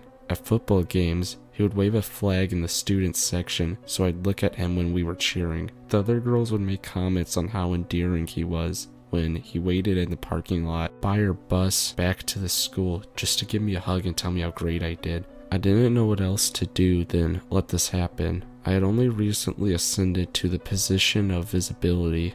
If I conflicted too hard with the cool kids, they were so dead set on setting me up with this guy, I could be an outsider all over again. I hoped that if I kept ranting to my real friends about how creepy he was, and publicly let him do what he wanted, it would all blow over. My school had a 15-second attention span, so some scandal had to one-up me sooner or later. The truth emerged, as usual, in the locker room. It turns out the junior cheer captain had been telling him, during their afternoon together, that I was into him. He'd come to her for help, announcing his crush on me, and she'd gone a step further and convinced him I felt the same, despite the fact that I didn't even know his name. She'd lie for him for weeks prior to the homecoming proposal, and when I told her that she was wrong, she didn't care. She told me that I should be grateful because everybody was starting to think that I was gay. My best friend, the lesbian one who was starting a gay revolution, and I, inspired, spread a rumor that we were dating. After all, everybody already thought I was gay, right? But my date wasn't fazed. In fact, he told everyone that he just turned me straight again. Ew. 3 weeks after he had asked me, it was finally homecoming night. Thanks to cheer obligations and a complete coincidence involving a switch backpack that left me without my dress, I ended up only attending the dance for a half hour. My date awkwardly stood at the side of the room while I danced my heart out to Mr. Brightside. I almost felt bad for him. Right at the end, the junior cheer captain appeared like a summoned demon to suggest we slow dance at the next opportunity. Thank God I escaped that one by walking to the DJ and suggesting he play Footloose. My date walked me out to the parking lot to wait for my mom to pick me up. While we waited for her to drive around, which took entirely too long because she still hoped I'd stop making a fuss and date him, he asked me out. I politely declined. He quickly stammered that we could go with a group of people, like the junior cheer captain and my crush. I denied him again and made it clear we were only friends, and I wasn't interested in romantic endeavors because I was just too busy. That was actually true. I was in all advanced classes, varsity theater, and cheer, and worked a part-time job. A few days later, a teacher eloped to Vegas, and nobody cared about my love life anymore. My date and I were distant, again, by classes and activities and work. It appeared that everything was going back to normal. That Friday at the football game, my crush asked me to sit on his shoulders for the kind of romantic thing that they do at my school during the football games. It's hard to explain. Overjoyed, I accepted, and I hoped this was the beginning of a new chapter for me. I ignored the frantically waving flag in the stands. Monday came around, and my date stood on a chair in a second period class and announced that everybody should be wary of my crush because he would steal your girl. I heard everyone buzzing about it a few hours later when someone called me a bitch again for breaking my date's heart. I knew I was being dramatic, but I decided not to go to lunch that day, terrified of running into him. I'm so glad that I didn't. Later, I saw on Snapchat that my date had carved my name in his arm with a pair of scissors. His bleeding arm was screenshotted and sent to me by half a dozen people, most of them demanding why I'd hurt him like this. He did it in the middle of the lunch in a crowded cafeteria, and somehow no administration noticed or cared. The school was buzzing. My date was a broken-hearted victim, and I was the evil, secretly gay bitch who wouldn't give him a chance. I got so many dirty looks. By 5th period, I was ready just to walk out. But my good girl instincts kicked in, and I decided to tough it out for 2 more hours. Around that time, I got a panicked text from one of my cheer friends. Well, she'd initially been insistent that I date the creepy guy. She apparently changed her mind after lunch and the incident that happened. She told me that my date, who was in her 5th period class, was going off the rails. He had started out by saying he wanted to kill himself because I wouldn't love him. This had escalated to saying that he'd kill my crush for lying to me and stealing me away. Finally, he'd started talking about how he knew where I lived. My parents had given him my address when he initially wanted to ask me to the dance at my house, and he would make me pay for wronging him. I knew that after 6th period, our paths through the hall would cross. Since the beginning of this ordeal, the school had cracked down on students getting outside, and my alternate route to escape him was no longer an option. My class at the far end of the hall was nowhere to go but into the central hub, and he would be coming from the other end of the hallway towards mine. I was stuck up a chimney, basically. Desperate, I texted the junior cheer captain to finish what she started and tell him that I was not and had never been interested in him. She'd made this mess, and I would make sure she had to clean it up. She said she'd go to the counselor, but she didn't know what else to do. This was way beyond her control now. For the first and only time, I skipped class. I hid out in the theater hall and waited for 7th period. I got a few texts during the passing period that my date was waiting for me by the bathrooms. There was a little alcove right there where you can't see people coming around the corner, and the thought of him hiding there and waiting for me to walk by alone horrified me. Right before 7th period began, a few of my classmates burst in, cackling, and proclaimed that my date was coming down here after school to kill my crush. They thought it was hilarious, but judging by the look on my crush's face, this wasn't a joke to him anymore. Our teacher brushed this off as typical theater drama, pun fully intended. I watched the clock and tried not to cry, knowing that by the time the bell rang, my date would be outside, waiting for me and my crush to emerge. That day ended up being a work day, so my crush and I were able to escape the classroom and hide out elsewhere in the theater hall to get away from him. He opted for the black box theater, and I went for the lighting closet. Obviously, I didn't witness what happened, but my best friend filled me in afterwards. Allegedly, my date turned up 3 minutes before the bell rang and stood outside the classroom where we couldn't see him, and when we opened the door, he told everybody staying around that he was ready and had a knife with me to kill my crush. We don't know if he actually had a knife or not, but the idea that he might was enough to terrify me.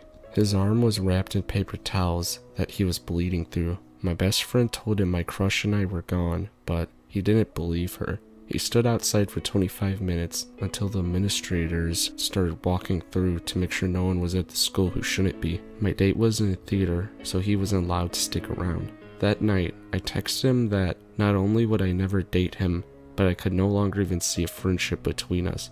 I sent him a number to a suicide hotline and told him to get help. Finally, I told him he needed to learn what no meant, and I never wanted to speak to him again. He responded that he was sorry and asked if there was anything he could do to fix this.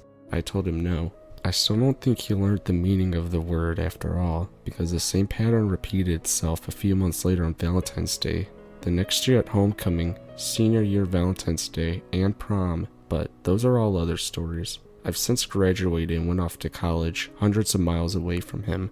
My family back home moved from the address my parents gave him. Contrary to popular belief, I'm not gay. My crush, on the other hand, came out a few months later, and we were friends for the rest of high school. I'm working on handling romantic endeavors in a healthy way, but he had got to my head. He was the first person to ever show interest in me. Ironically, the last time I saw him was my first and only homecoming game after graduating, but this time, I had true friends to defend me when he predictably tried to pull some weird stuff with me. The worst part, looking back, was somehow being at fault for everything.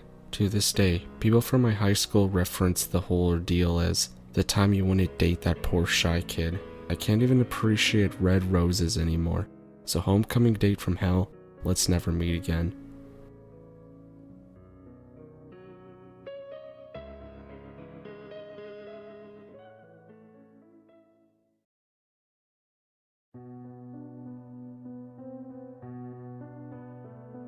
This only happened a few hours ago, and I feel like I need to write it out to fully get it over with. Sorry if it's a little long. I, 18 female, work at a gas station off of a highway. I usually work short shifts because I'm in college. I've only closed twice because I don't work the late shift, but I was covering someone tonight. I was alone after 5 p.m. because my manager left and the garage was closed. It was pretty boring tonight. Besides the few people who like to have a brief chat, and one guy who got surprisingly angry when I wouldn't let him have my number. I'm wondering if he tried to get revenge tonight. At around 9:30, I noticed a car just sitting at a gas pump furthest away from the store. They weren't pumping gas, and their car was still running. After a little while, I shut the outside lights off because it was near closing time, and I wanted them to leave, but they stayed there. I called my boyfriend because I felt uneasy. I wanted him to tell me I was being paranoid. I hoped they were just some kids smoking weed in their car or something. He kept me company on the phone as I counted the drawer. After I finished counting, I closed everything up and finally went back to put my paperwork away. While in the back, I checked the cameras. Looking at the cameras, I could see the just corner of their car. It was as if they were strategically parked where I couldn't see their license plate, but I could still see they were there, meaning that they had stayed there for over a half hour in just complete darkness. I told my boyfriend I was getting freaked out, and he told me to hurry up and get home and everything would be okay. Now, at my station, I have to lock the front door from the outside, meaning I would have to stay in perfect view of the car with my back turned. This scared me, but I knew I had to do it if I wanted to leave. I have pepper spray, so I made sure I carried it in my hand, just in case, and I went outside and tried locking the door as quickly as possible. I still hoped I was just being paranoid. As my back was turned while I locked the door, I heard the car door close behind me, and I felt my heart drop. It was like my worst fear was coming true. My hands began to shake as I fumbled with the lock. I was so scared he was coming up behind me. I finally locked it. It felt like forever, but was probably only a few seconds. I yanked my key out of the door and sped walked to my car. I wanted to seem unbothered, praying this wasn't what I thought it was. Once I got in, I locked my car door and looked out the window. I saw a man in a baseball hat walking around in the dark. I was still on the phone with my boyfriend, and I started freaking out, saying things like, oh my god, he's out of his car, what do I do? My boyfriend told me to get out of there as fast as possible, and I did just that. But as I started to back out of the parking spot, I saw the man get back in his car. As I started to drive away, the man in the car started to leave too. I knew this wasn't a coincidence. When I pulled out of our parking lot, I pulled out right in front of somebody. Probably scared them half to death, but I wanted to put a car in between me and the man. To my horror, the car ended up turning and my pursuer sped up and got right behind me. I couldn't doubt myself anymore. I knew this guy was following me. When I think back on it now, he wasn't being very subtle at all. I knew I couldn't go home because I didn't want this creep knowing where I lived. At this point, my mom and boyfriend were both on the phone, and they both told me to drive to the police station. I did just that.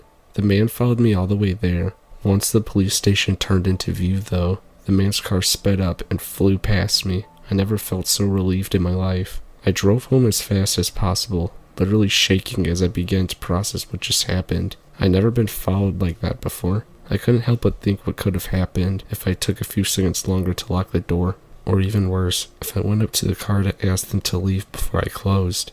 Once I got home, my little brother offered to give me some of his pocket knives. His sweetness made me feel better. I'm definitely going to call my manager in the morning to check the security footage. But to the creepy man who tried to follow me home, let's not meet again.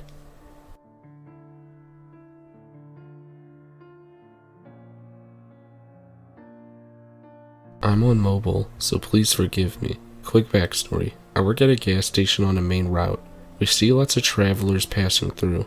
Only one person works each shift, and it's a 24-hour store. We are short-staffed, so I agreed to work an overnight. I'm female.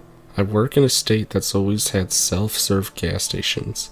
So one night, this guy comes in, and I ask him if he needed any help. He says no, he's getting gas at the pump, but he needs to use the bathroom. I go back to working on whatever I was working on, probably just playing on my phone, and the guy uses the bathroom and goes back outside. About 5 to 7 minutes later, he comes back inside and tells me he's confused about the pump. He directly says, "You might have to come outside and help me." Customers don't often say this, they usually just complain that it's not working, so I'm already feeling a little weird about this guy. I shake it off because he looks like a nerd and I don't feel afraid of him really. I look at the register to see what error it came up with for this pump, but there's no errors. The register doesn't even say it was in use. Even if someone tries to pay and nothing's wrong with their payment, it will at least say payment timed out or something, but literally it had no sign of him trying to use it before asking me for help. I ask him if he wants to just pay inside, and he agrees to, gets his wallet out of his car, and then pays $10. I give him his receipt, and he says, "Can you help me? I don't understand the machine." And I say, "We aren't really allowed to leave the store during overnight shifts, and it's just me here, and it's not safe to go outside." I don't know why I told him I was alone, but he wasn't seeming threatening. He proceeds to say, "I don't understand what it's asking me. I need help. I'm not scary." I tell him again I can't go outside because it's a store policy for the overnight shift, and I say, "It's not that you're scary, I just can't go outside." I would have to tell an old lady asking for help at this hour the same thing sometimes. That's why it didn't seem too off. But the rule is true. We can't even take our trash out during the overnights. He starts to walk away from the register counter now, but then again stops at the door and asks me one more time to come outside and help him. I'm pretty annoyed at this point. I've said no twice now. I'm not going. So I tell him to stop asking, and no, I won't be leaving my counter. I finally, in a super annoyed tone, tell him that he needs to 1. Pick up the nozzle, 2. Select the fuel grade, and then 3. Put it into your tank and squeeze the handle. Then again, reiterate that I'm not going outside. Then he finally goes back to his car, and the register tells me he had no trouble pumping gas. Also, his plates seem like they're likely from the state I work in. This kind of thing wouldn't make me suspicious usually, but the fact that he originally opted for me to go outside instead of bringing money inside at 3 a.m. is kind of weird, along with how he didn't bother to use the pump before he came inside to ask for help, claiming it wasn't working, and him not taking my first no for an answer. No means no, dude. So potential gas station abductor, let's not meet again.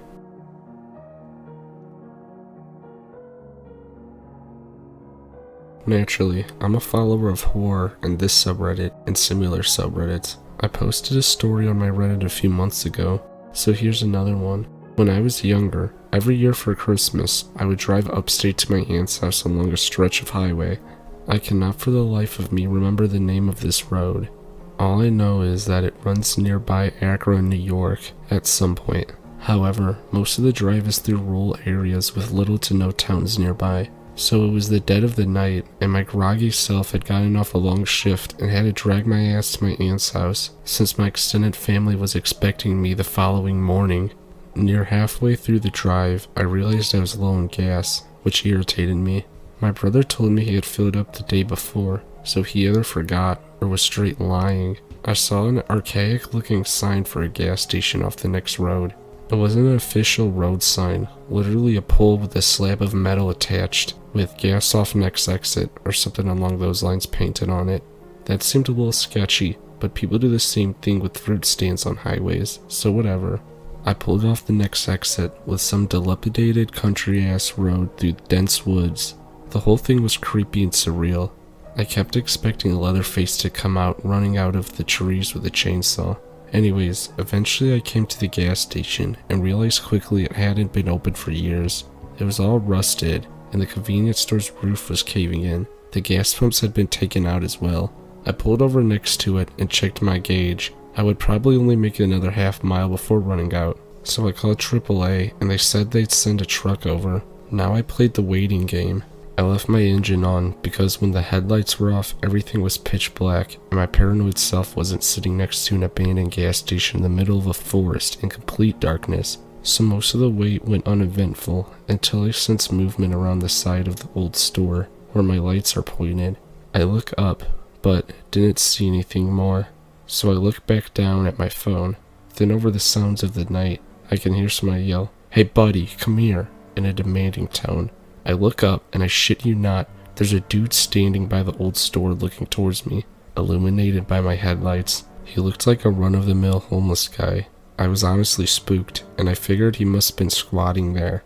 Still watching him, I rolled down my window and yelled something like, "Yeah, what's up?" Still mentally crapping myself. I found my foot ready to floor it out of there at the first sign of trouble. "You got any change?" he asks. "Nah, I don't. Sorry, man," I reply. I look up at him. He has kind of this vacant expression and is standing stiff, and I see more movement. There are heads, about 20 or so heads, peeking around the trees beyond the man I'm talking to. I can't see them clearly at all, but they are definitely people, literally just heads staring in my directions from around the trees. I see another guy begin to walk from around the gas station, and then I turned around and sped off. I got as far away from the place as my tank could carry me and updated the AAA on my location. The driver came back and filled me up, and I didn't say anything, but after he left, I wanted to call the cops, so I called the nearest town sheriff department.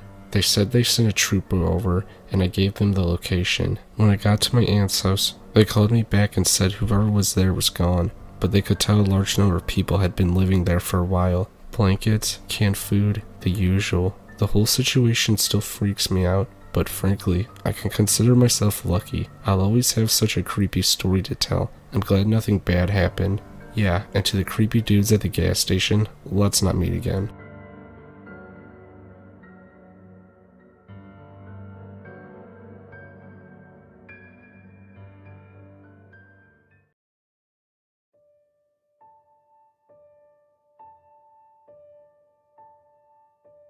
This is my first Reddit post, and it's going to be heavy. It's going to contain physical and mental abuse, so trigger warning for everyone. I, 18 and female, met my ex, 22 and male, in February of 2020, but ended up dating him till closer to my 17th birthday because he still lived with his girlfriend. He had told me that they were just friends, and he didn't like her like that. And I couldn't find out till later that they were actually doing things together. And meeting him was the biggest mistake of my life. Everything started off great as every relationship goes.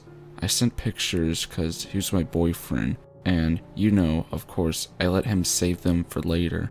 Another big mistake. I noticed that they were still texting, and when I went through his phone, he was still saying he loved her and missed her. I was in deep pain and called him out on it. He apologized and said it would never happen again, and I told him to text her that we were dating. And he did. She was pissed. She stopped paying for the house and helping him with his car payments, and at that time, he had quit his Taco Bell job and refused to get a new one.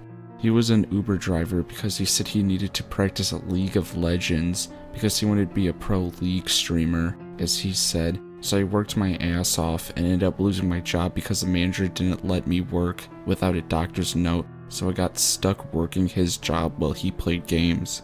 Before I met him, I had $4,500 in my savings. He ended up using my card to pay for his phone bills, car payments, and the apartment, daily weed, fast food, new league accounts, and fucking CSGO knives. He kept losing his account on the game for using too much slurs. The worst was yet to happen. I found out that he was using my old tablet to excessively watch porn, set up dating accounts, and have different Instagram accounts. But on these accounts, he was pretending to be a woman. I called him out about this, and I told him I wanted to leave him. He started freaking out and jumping around and screaming and crying, saying he would change and I would trust him again. And I did end up falling for it. As time went on, things got worse, and I was scared to leave, and by the end of this, you will see why. He had shoved me into a wall, and he started getting in my face, screaming, "You stole my car key because "You don't want me to work because you're jealous of other girls," which was stupid because he had thrown his car keys at me during a different argument. But one day, I went through the iPad and I found that he was actively not just sending, but selling my pictures from when I was 16 and doing the same with his other ex. I started to try to get my stuff together and put Gorilla Glue in the charging port just so I could get rid of the filth I just saw. When he found out that it no longer charged after he used my car to get us food, he was livid. He started screaming and getting in my face. I tried to go around him and grab my things, but when my back was turned, he pulled me down to the ground, wrestled me till he was able to put me in a chokehold. I was sobbing, and I just accepted that this would be the end. But before I blacked out, he let me go, and I started gasping for air and gagging from excessive coughing as he just stood there and laughed at me. I tried to crawl away from him when he grabbed my leg and started dragging me out of the apartment. I kicked to try to get him off of me, but it just made him pull me like a dog, playing tug of war. He eventually dragged me out, keeping my wallet, keys, and all of my valuables, so I sat crying, begging for my stuff just so I could go home. He came outside and pulled me down to the apartment stairs by my leg. Then he just left me there, completely bruised and with a lot of cuts. I did end up calling the police, and they did absolutely nothing. Fast forward a little bit, and he had to move because he had nowhere to stay or live after getting evicted from the apartment, and I had gotten a new job. One day, it was particularly cold, and I went to get a shirt out of my car, and there he was. He was just sitting in my car on his phone. I left my door unlocked usually because I worked in a good area. I called him a cheater and told him to leave, and then he got out of the car. It was starting to go around the back, so I jumped inside and tried to lock the car from the back seat. He ran over and pulled the door open and started trying to pull me out of the car. I started screaming and kicking at him. Thankfully, a customer saw this happening and called the police. They arrested him and told me to go home for the night. They ended up firing me for this. Unfortunately, he got bailed out, and while he was in jail, he had given out my phone number to other people there. He walked 4.5 hours to get to my house after he was released and was looking around my backyard when my neighbor saw him and called my dad. My dad got to his truck with a gun and waited for him to come back. He eventually did, but ran off. He wasn't shot or anything though. He had been harassing me, saying he was going to show up to my graduation and ruin everything. And then he started making multiple fake accounts on Snapchat, Instagram, and TikTok pretending to be me and his other exes. And as of today, January 1st, 2023, he still pretends to be high school girls on the internet and makes money off selling our pictures on fake accounts.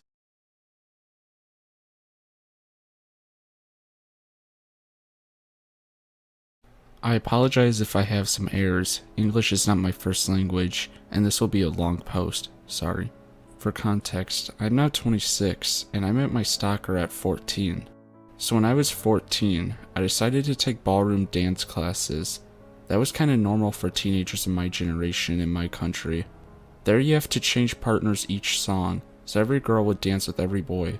In my group that consisted mostly teens between 14 to 17, there was a really tall 21-year-old guy, Philip. We had a really nice chat the times we danced, but he seemed weird, and because I was young and naive, that's how I normally made friends. I told him where I lived when he asked me. So then the stalking began. At the time, I didn't realize that it was stalking. I just thought he had a lot of time, and it was annoying. Philip would ride on his bike from his home, he lived one town over, to my house and asked if I wanted to spend time outside and play with him. After doing that for a few times, I asked my parents to tell him that I was not home when he came over. Both my parents and I were very oblivious about his actions for a very long time. At one point, the stalking ended for a few weeks, and Philip also did not come to dance classes. At that time, I became part of a friend group of a boy I fancied. For some months, he had a girlfriend, but they split up soon, and then I became his girlfriend. Unfortunately, Philip was also friends with the best friend of my boyfriend, so he was also part of the group. They told me Philip was in a mental hospital. In the span of his stalking, Philip was in mental hospitals multiple times, and every time he was, I was glad because I finally had some peace.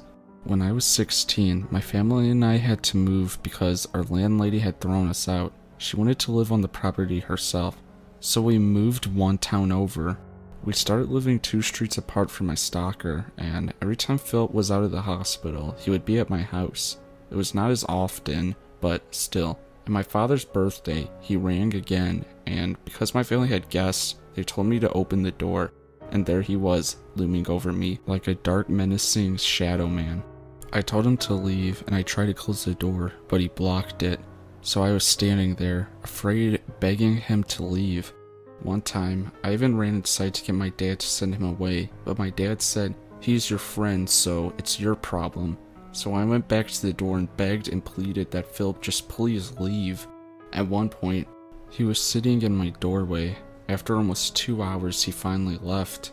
At that point, it was obvious for me. Finally, I realized what type of behavior it was, that he was a stalker, and he was fixated on me. The next day, I sat down with my parents and I told them that I was afraid of Philip, and my dad apologized to me for putting me in that situation, not helping me. The next time Philip came to my house, my dad was there and told him that he did not want any contact with him anymore, so he left. After a few more incidents like that, he stopped showing up at my door, and I thought I got rid of my stalker. But every time I started to live happily and started to forget my fear of him, a letter or email or a gift would show up and would send me right back into my fears. At 20, I was out of school, and past the year I had to wait to start my job. I worked at a grade school and would volunteer after school for a care club for grade schoolers. After a month or 2, my mom woke me up in the morning and told me to get dressed because she had to call the cops. Apparently, Philip was again every morning at our door and asked for me, and my parents didn't tell me so I wouldn't get scared again. Finally, after the cops told Philip 3 times to leave and he ignored them, they arrested him, and he screamed and screamed my name, and that he was very mad at me and the cops that was hurting him. My parents and I were standing in the kitchen listening. The situation was so absurd, and so much for me to start laughing hysterically. We filed a report at the police station for stalking and trespassing, but the officers said they couldn't do anything because he hadn't hurt me physically. We tried to get a restraining order, but it didn't go through. A week later, Phil had sneaked into our garden and, like in a movie, he threw rocks at my window. Side note, but throwing rocks at a girl's window is not romantic, it's just creepy. Idiot me opened the window, but did not see anything until it clicked, and I ran downstairs and told my dad that my stalker was in the garden. Philip then escaped. A week after that, I was in the kitchen cooking when Philip rang the doorbell again, and because we have no way of seeing who it is at the door, I opened it. And there he was, again telling me that he missed me and saying that he peeked through the blinds of the windows in the living room of the past few weeks to see if I was there. My parents were not home. If they had been, I would have ran. But like this, I had to swallow my fear and stand in the doorway listening to Philip talk until my boyfriend, a different one, came. I sent him an SOS text and he was on his way. After my boyfriend arrived, he told Philip to leave, and he did leave. Philip mentioned in passing that he now also has a girlfriend. After that, I did not see Philip again for a long time. A friend told me that he was taken in by the men in white coats because he had believed that his mom was possessed by the devil. I was glad. It wasn't until 2 years later when I got a letter from court. I was going to be a witness. I was going to testify of a case of assault from Philip. Apparently, after coming out of the mental hospital, he had a big fight with his girlfriend. He started hitting her, and she got so scared that she played dead. Philip called an ambulance, and the police finally had something against him. After the hearing, he was admitted again to a mental hospital, and I finally got a restraining order, and he was ordered to stay at least 30 meters away from me or my property. I was so glad. The restraining order also implied that if he broke any of the requirements, he would go to jail. So it was all over. 2 years ago, I also moved out of my parents' house. I'm posting this only now because I believe I'm seeing him again, but it can't be. He doesn't know where I live, and he also hasn't shown up at my parents' house, but I believe I've seen him when I leave the house. I just need some kind of reassurance that it's not him again and that I'm safe at my home. Update. So I installed a camera, and my neighbors also told me that there's a man that works around here that kind of looks like him. So for now, I think I'm safe. I believe I saw that person and not Philip. Thanks so much for all of your advice. I'm very grateful.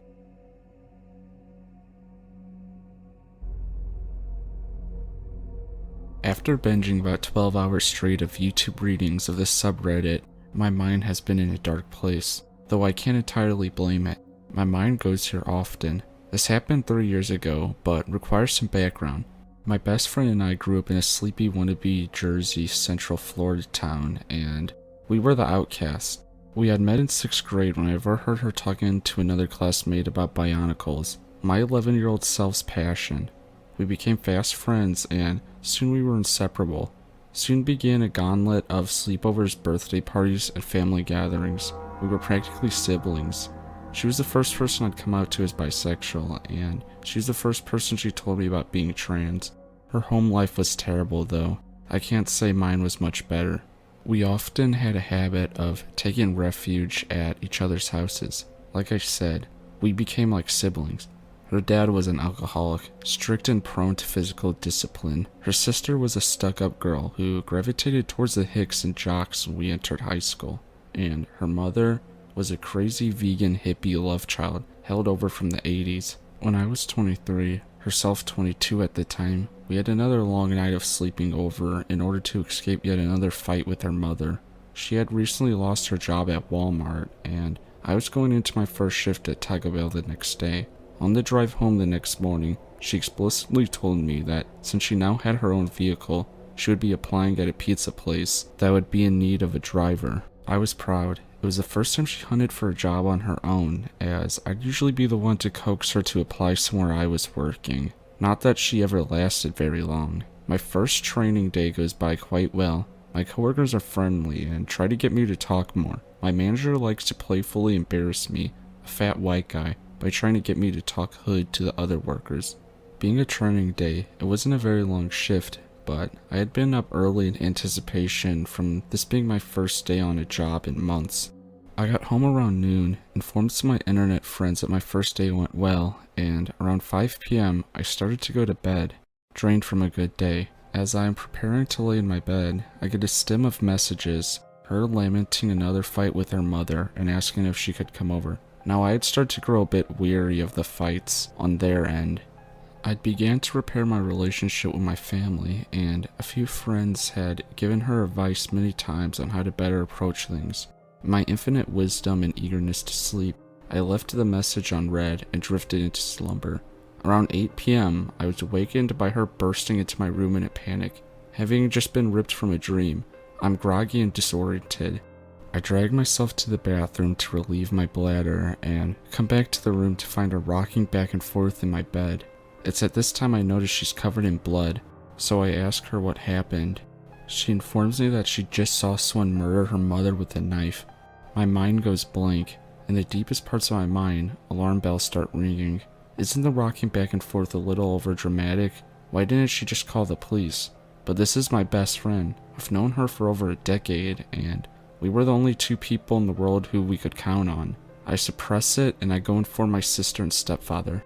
My mother had passed away the year prior, and it was roughly a month to the anniversary of her death. We were all in a dark place, antisocial as always. It was the only way we knew how to handle emotional issues.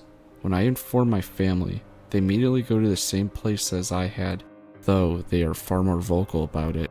I offer excuses that I knew to myself were flimsy, and return to the room, phone in hand. I convince her to call the police, and I can hear her explain the details over the phone. A man in a black ski mask. When the cops arrive, she swears up and down that it's most likely her father. I send cars over to check the crime scene and take her in for a statement. I ride with her in the back of a cop car over to the sheriff's office. It gets to be around 2 a.m. Her sister was brought in, as well as her father. I have work the next morning and request to be taken home by a police officer. It takes me a while to go to sleep that morning. The next day, at work, I'm quiet until my manager asks me what happened. I inform him, but decided to work the rest of my training shift. When I get home, my sister informs me she had confessed. Her mother had threatened to kick her out the house for not being able to find a job, and in a rage, she had taken a kitchen knife and stabbed her repeatedly. My mind froze like a bad computer, and I turned to face the monitor. I was in a Discord call at the time, and all I could weakly say is, my best friend confessed to murdering her mother before hanging up and laying on my bed. Her last trial was the 7th of this month. I don't know the results, though my grandmother tells me she took a plea deal for life in prison rather than the death penalty. Part of me wants to contest that, to demand that they take the death penalty for righting the earth of such a beautiful and caring person. A larger part of me is just glad that she's being punished. Natalie, you are my best friend, my sister, my platonic soulmate, but please, let's never meet again.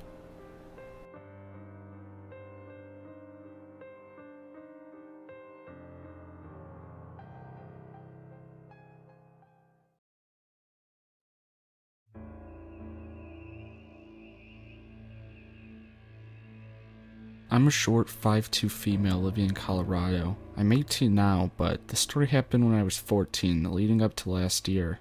I've been living with my grandfather a few towns over from the rest of my family since the summer of my freshman year of high school. The first summer here started well, working with my grandpa and making a lot of money. I was happy being alone. After spending the last 13 or so years in a house full of 5 people, it was nice to be in a house where I had my own space and room with a big bed. I thought it would be nice in a smaller town where I didn't really need to know anyone and could just make new friends. My grandpa invited me to go to a town dinner with him one evening, and I didn't really have anything better to do, so I went with him. I was already uncomfortable in a room full of people that I didn't know, so I finished eating and then went outside to go sit on the swing at the park. After sitting there for about 10 minutes or so, I heard some rocks moving behind me, and I turned to see a man walking around to the swings. He was in his early 20s, and he was wearing a nice dress shirt, but it was wrinkled and stained, and his pants were the same. When he noticed I saw him, he said hey in a very calm voice. Me being raised to be polite and to not ignore people, talked to him for a few minutes until dinner was over. My grandpa drove around the park to pick me up. It wasn't until the next few months that I realized that I made a big mistake talking to him that night. After I'd started school in that town, my grandpa was short on help, and he decided to hire that man to work for him. In my grandpa's words, that boy's ladder doesn't go all the way up to the top, meaning he wasn't smart, and he did very dumb things without realizing they were dangerous during work. Every time I would run into him in the town, I would pretend I didn't see him, and I would hurry and run somewhere to hide until he left. A few weeks later, my grandpa fired him and gave him his last check. Later that week, the man showed up at our house asking to get his job back, and my grandpa said he already had new help and didn't need him to work anymore. The man paused and then asked my grandpa if I was home. My grandpa ignored his question and shut the door. I thought that was the last time I would hear anything about him, but I was wrong. In the next few months, my grandpa had hired new people to help him, and they all knew that man. After school one day, my grandpa told me to be sure to avoid the man every time I saw him. I told him that I had been, but asked why he suddenly was concerned about it again. What he told me made me feel sick to my stomach. The man had told people that worked for my grandpa that he was in love with a 14-year-old and that he was going to marry her, but her grandfather doesn't know yet. They instantly knew he was talking about me and told my grandpa what he said. My grandpa was so angry I thought he was going to kill him. That next year, I was outside smoking, enjoying the night air and looking through the stars, when I suddenly saw him right in my front porch.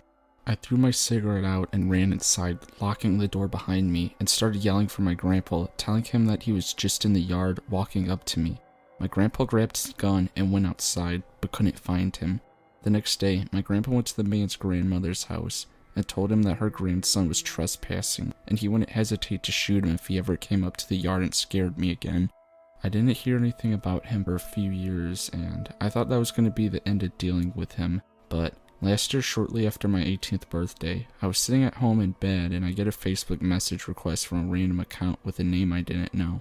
I opened the message and it was a bunch of disgusting messages with pictures and a video. I checked the username that was used to create the account and it was him. I freaked out and started crying and called my oldest sister, and she took a screenshot of the messages and sent them to our mother so she could use them as evidence of harassment to go to the police. We eventually did go to the police, and I'm just hoping that it'll be over for good.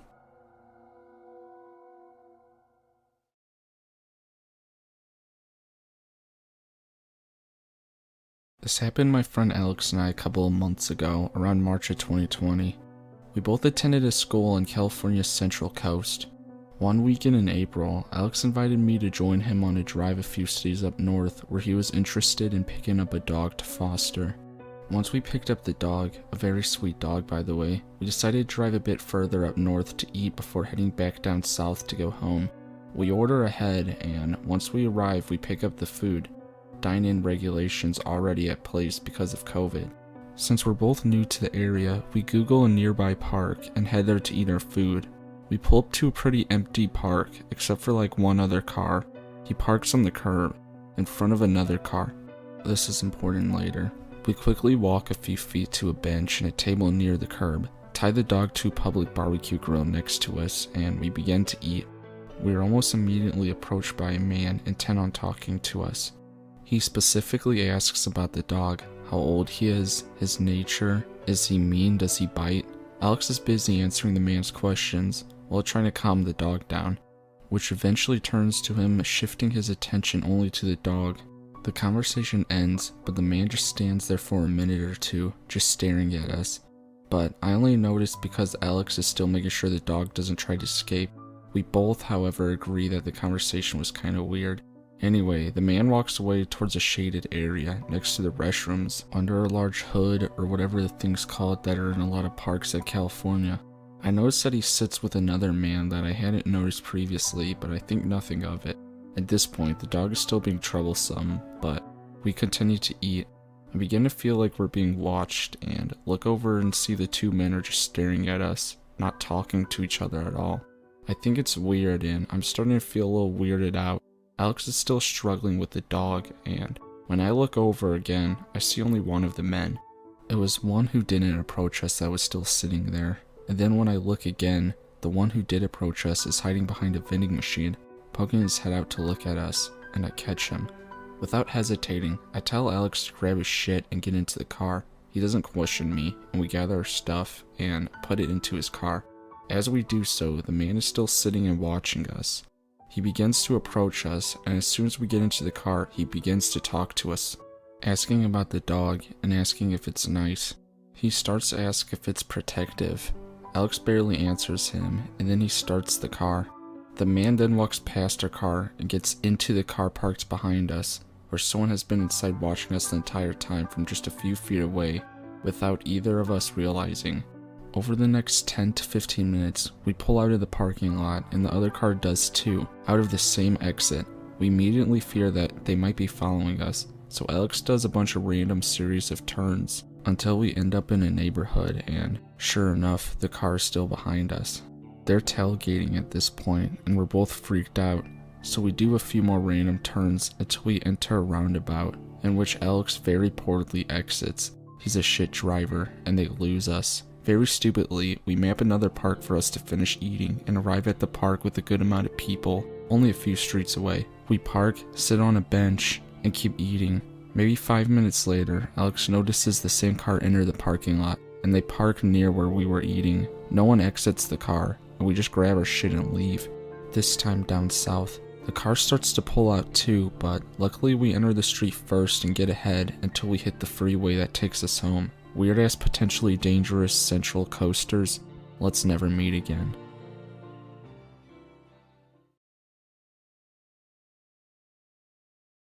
As a disclaimer, although I've been living in the States for a while, English is not my native language, so I do apologize for any transgressions against the English language. This is also a throwaway account. Alright, so this occurred roughly about 2 years ago, around August 2014.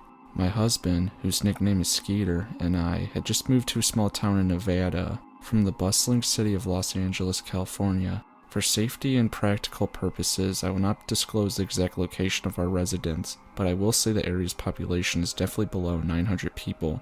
We had just moved there shortly after the birth of our first son, having decided that the small town life was for us as a young couple and as young parents.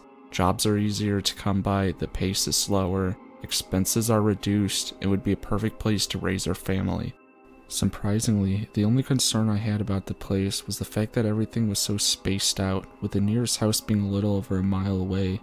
In case of any emergency, my neighbors had little to no assistance.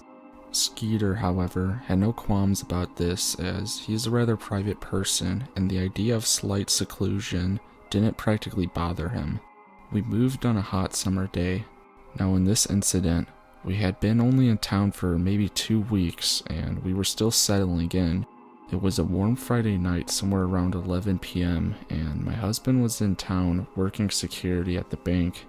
Our son Julius was only 3 weeks old and very colicky, and this night he was just insufferable. No matter what I did, he wailed his lungs out. I was stumped for what to do, so I decided to go for a walk with him, as car rides always seemed to soothe him. I would have driven the baby around in the car, but Skeeter drove himself to work that night, so I had no car. I should mention that we have 2 dogs, a 2-year-old German Shepherd named Titus, and a 4-year-old Maltese named Dasha. I figured they would need a walk before I managed to calm Julius down, and we all turned in for the night. One thing about Dash and Titus are that they are very overprotective of me and the baby, and will raise the alarm at the smallest of threats. It made me feel safe walking alone outside in the pitch dark with a newborn, miles away from any human beings and the security of my husband. So I threw on their leashes and strapped the bawling Julius to my chest, heading out the back door and making sure my keys and phone were in my pocket. There's a winding, unpaved trail that starts a few feet to the left of our back porch and leads to a thatch of tall trees. It's about a 10-minute walk down, but I wasn't afraid due to the fact that I'd grown up taking hikes in the Topanga Canyon and going on camping trips in Big Bear as a child. The walking seemed to do the trick, as within a few minutes, the baby quieted down and my dogs finally relaxed. They were always tense when Julius was fussing. I was just about to pass the wide shrewberry and tall grass that you see right before you get to the firs when I felt resistance on the other end of the leads. I glanced back and Dasha and Titus were paused and looking off to the right of the path at full attention. As a mother and a female, this of course made me very paranoid, and I gently tried to coax them to keep walking. Both took a few steps, but Dasha stopped again, and I could see her fur was standing on end. Titus began to growl, which freaked me out because he was the chill one of the two, and I'd rarely even heard him growl. This time, I hissed my command, and they hesitantly moved forward. At this point, I was beyond petrified, as I had no idea what the hell was out there, and causing my dogs to go crazy. Even if I did, what the hell could I do with a baby and 2 dogs and no protection? I decided to turn around and go back home. Forget this whole situation. Right? Wrong. We had been heading southwest, back in the opposite direction that we had came from, about 2 minutes, when a figure stepped onto the weathered path. Literally, there are no words to describe the icy, potent fear running through my veins at the small figure that was just a few feet in front of me. I'm about 5'2", give or take, and this person, or whatever the hell it was, is several inches shorter than me. Maybe the height of an average 10-year-old. The creepiest fucking part is that this thing had a pig mask on, with a mouth crudely carved and a crooked smile and smears of dark liquid all over the face. I don't think it was blood, but I digress. We were just standing there staring at each other for what has to be 30 seconds when all of a sudden Dasha and Titus launched themselves at Pigman, snarling and snapping at him aggressively. It was almost rapid, and it should have scared a normal person, but it didn't scare him. Pigman, what we'll be calling it from now on, looks down at my dogs in almost curious fashion, and I'm thanking God that the leashes are keeping them from seriously wounding this guy. I'm also trying to think of how to get myself out of this situation without freaking out too bad. To my surprise and happiness, the baby hadn't gotten scared and started crying from all the ruckus, and was just cooing softly. Pigman finally seemed to notice the baby on my chest, and I guess it had some kind of morals. It made a kind of weird sort of wailing sound and darted back the way it had come from. I could hear it disturbing the grass as it walked further into the wild greenery. I didn't wait to see anything else from or about it, and noped the fuck out of there, hauling gas all the way home. It's true what they say about adrenaline, it makes you do some amazing things. Here I am still recovering from the childbirth, with a baby strapped to my chest and 2 dogs, and I'm almost full on sprinting in pitch darkness. I'm surprised I didn't trip or hurt myself. The usual 10-minute walk only took about 3 minutes, and when I got home, I double locked the doors, closed all the windows and curtains, and waited for my husband to get home. Titus and Dash are troopers, my little saviors, and I thank God for them protecting my family. I would have never known that thing was there until it was too late. Had it not been for them, then I don't know how things would have turned out. They got an extra amount of love and treats for the months after that, and still to this day, I never go outside alone at night. I don't know who or what the hell that pig-faced fucker was, but I'm just glad I got my baby, my dogs, and myself away from it.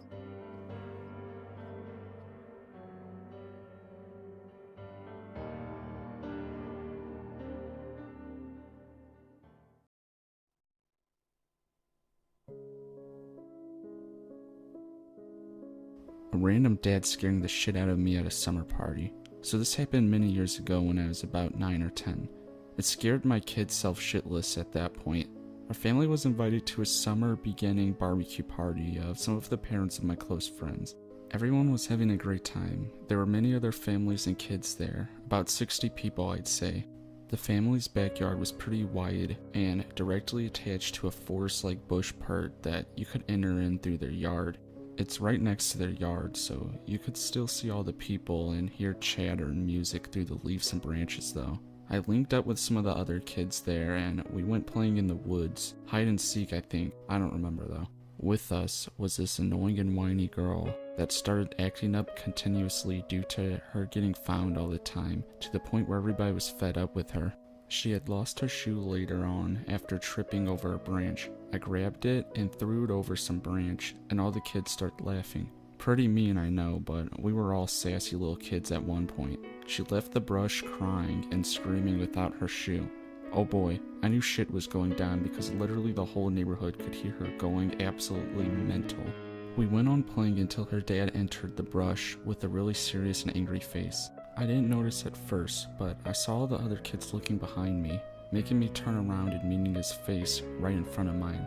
"Everybody leave," he said in a monotone voice. His eyes were fixed on me. I knew he was not referring to me, so I stood my sassy 9-year-old ground, trying not to look bothered at all.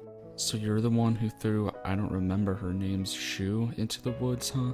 And then I said, "Nope, don't know what you're talking about, sir." Not believing a single word I said, he answered, "You go and search for it. I'll be right behind you."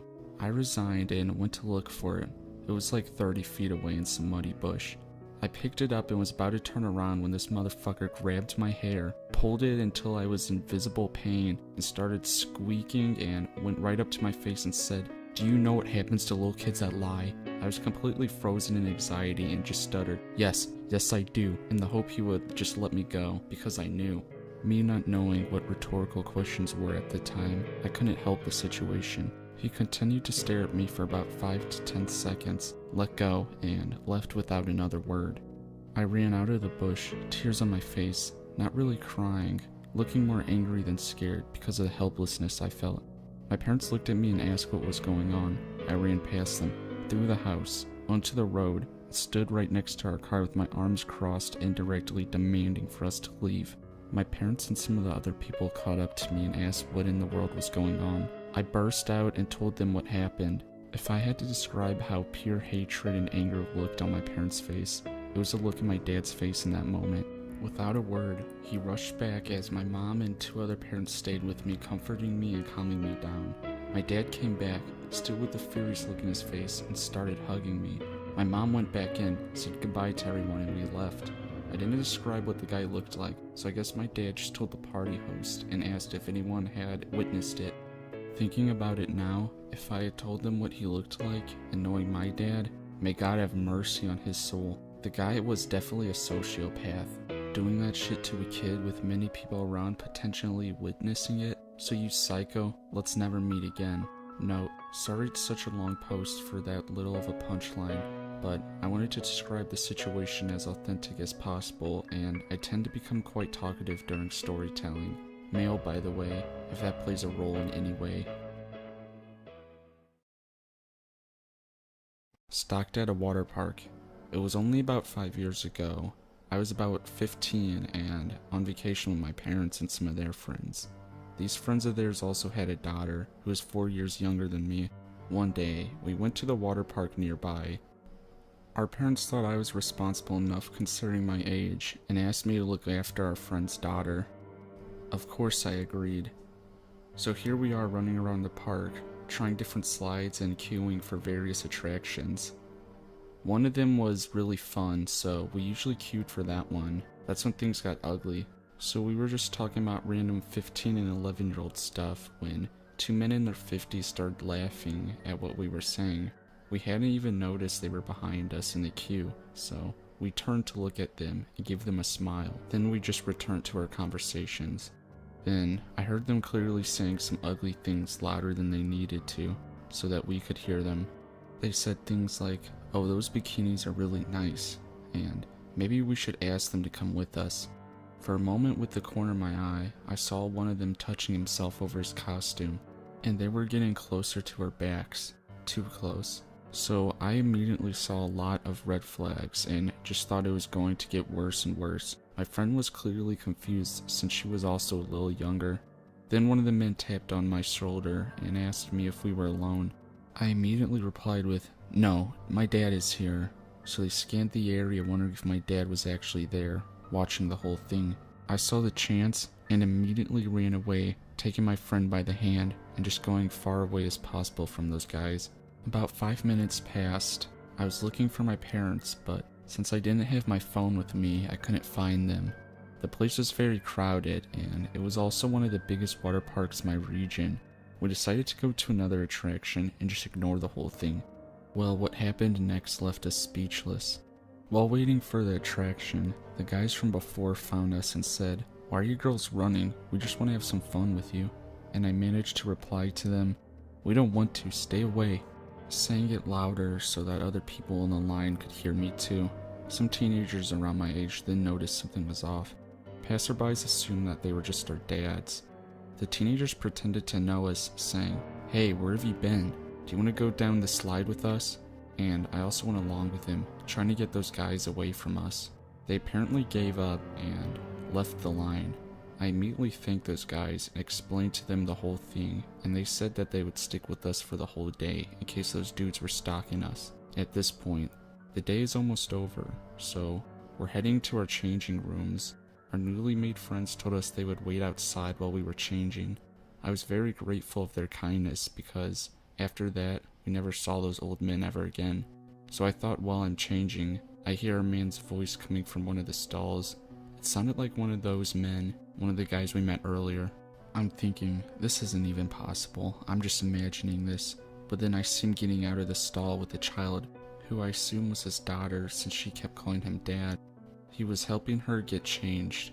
For a second then, our eyes met. He was very surprised since he hadn't noticed me, and he immediately dashed out of the changing room. I'm petrified and scared of going out. My friend finished changing, and then we all caught up with the other guys. We finally met our parents and said goodbye to our saviors. To this day, I think that if those boys hadn't helped us, we would have been constantly harassed and stalked by those dudes for the whole day, or maybe even worse. So to the two men who stalked me and my friend at the water park, let's not meet again.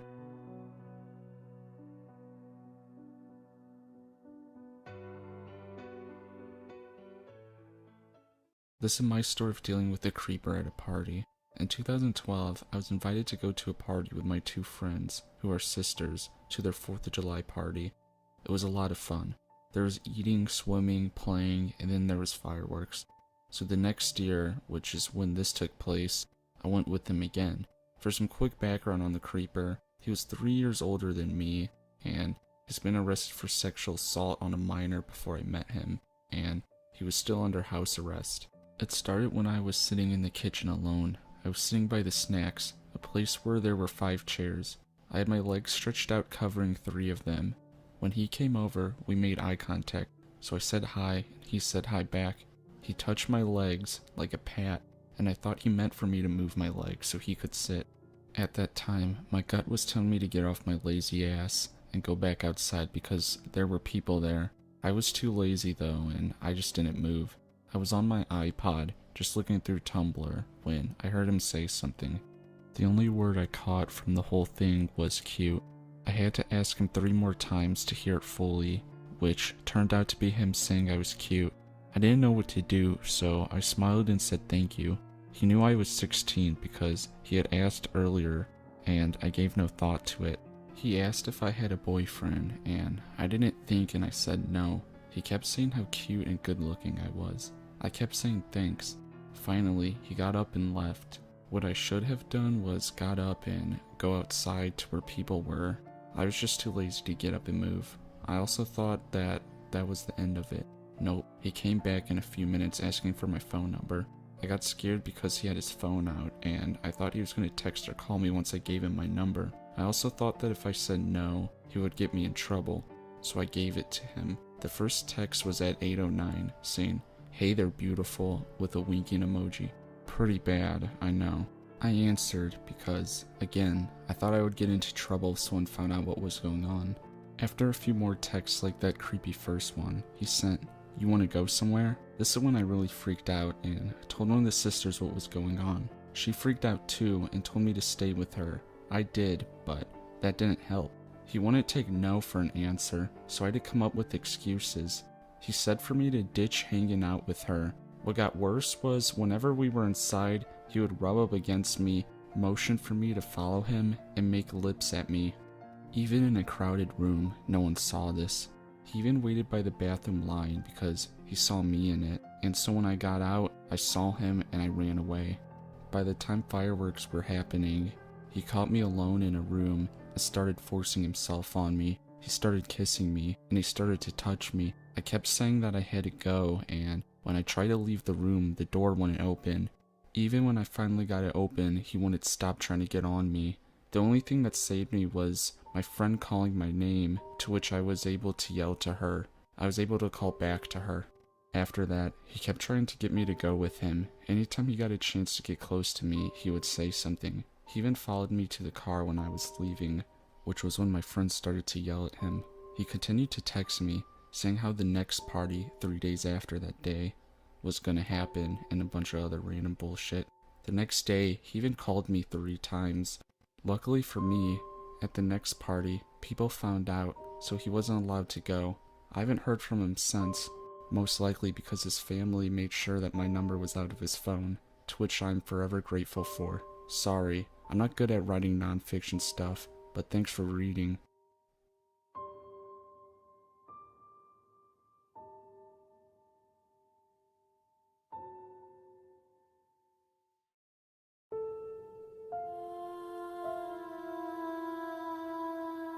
I used to work in an industrial area that tends to be secluded and dark at night with minimal lighting along the roads. I also lived close to this previous job, so I would walk home instead of taking the bus. I can't drive.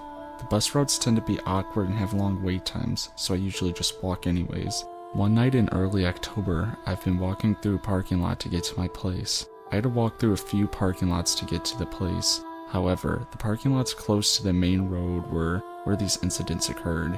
Anyway, I'm walking through the desolated parking lot, and I'm listening to music and enjoying my walk when I get this suspicious feeling that I should look behind me.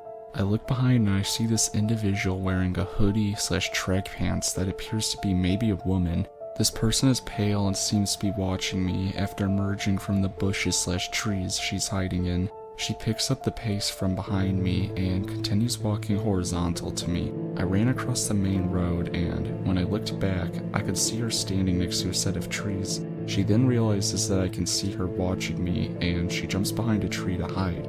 I go into some random apartments to hide from her and wait there for some time.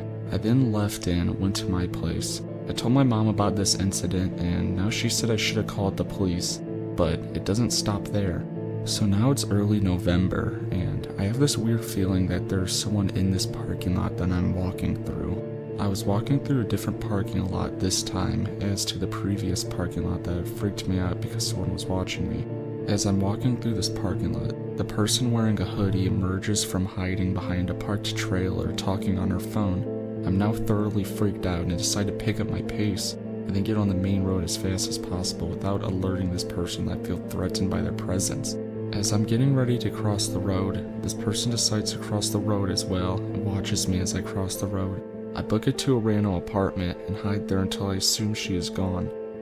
Now, the last time this happened to me was mid-November. a week after the second incident. I'm walking through the same parking lot that I saw her in the second time. Dumb, I know. This time, she emerges from hiding behind a trailer and starts walking towards me. I decide to just run and get back to the main road. I get across the main road and look back, and she's gone. I assume she must have been hiding behind the trailer, as there's no way she could have gotten out of the parking lot in that time. I decide to hide in the same apartment building as well. Now I have not seen her since, as it has been snowing, so it would be significantly easier to see her face, and it's too cold to wait out in the parking lot. I also no longer work there, so I have no need to take that route to work or anything. Now it could have been a man, as they were pretty tall, but I thought I heard her voice when she was talking on the phone and when I saw her for the first time. I thought she might have been a white female with dark hair. I've not gone to the police with this information, but I might. I doubt they will do anything with it. My mom thinks they might, though.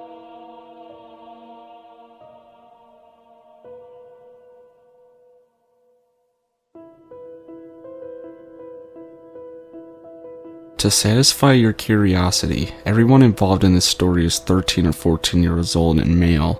This happened in early 2004 and late October. Anyways, onto the story.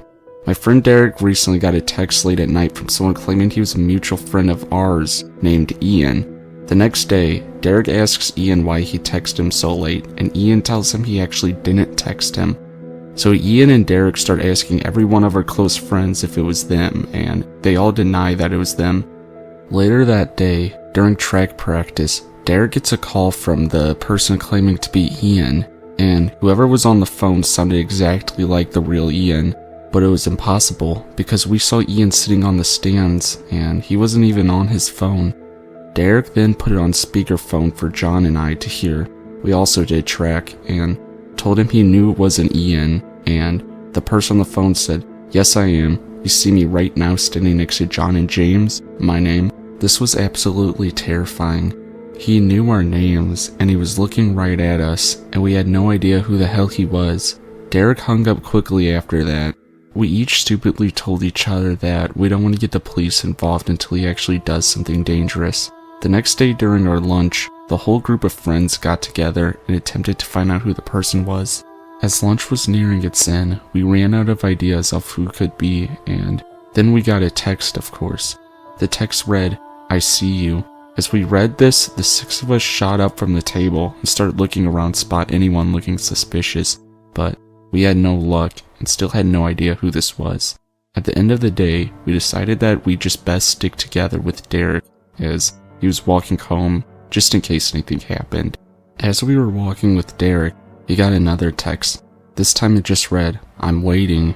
We basically shat our pants and sprinted towards Derek's house. We slowly approached the doorway and bursted into his house. No one was home, and there was 6 of us. We thought that 6 teenagers could equal 1 adult. We searched the house thoroughly and came up empty once again. There were no further incidents, and we never found out who this person was, but I have a hunch it was a local pedophile who's notorious for this sort of thing.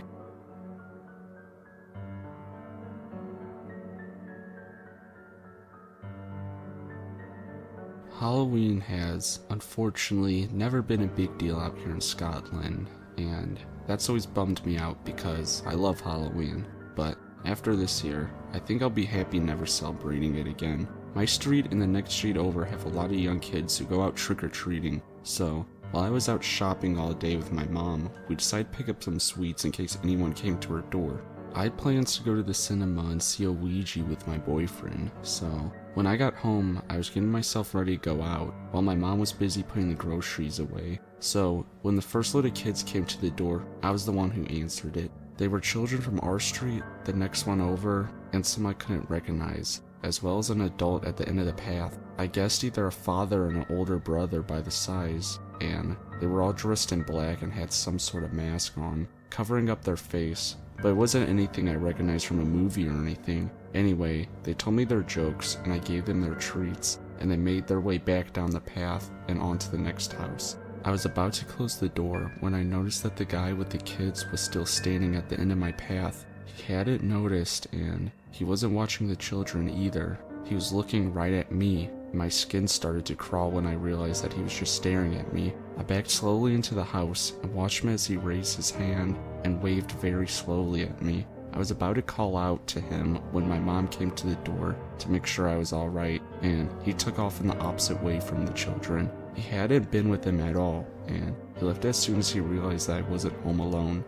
I was completely freaked out, and I told my boyfriend all about it when he came back to the house to pick me up, but I quickly forgot about all of it when we were watching the movie. When I finally got home, it was getting really late, and trick-or-treating was well and truly over around here.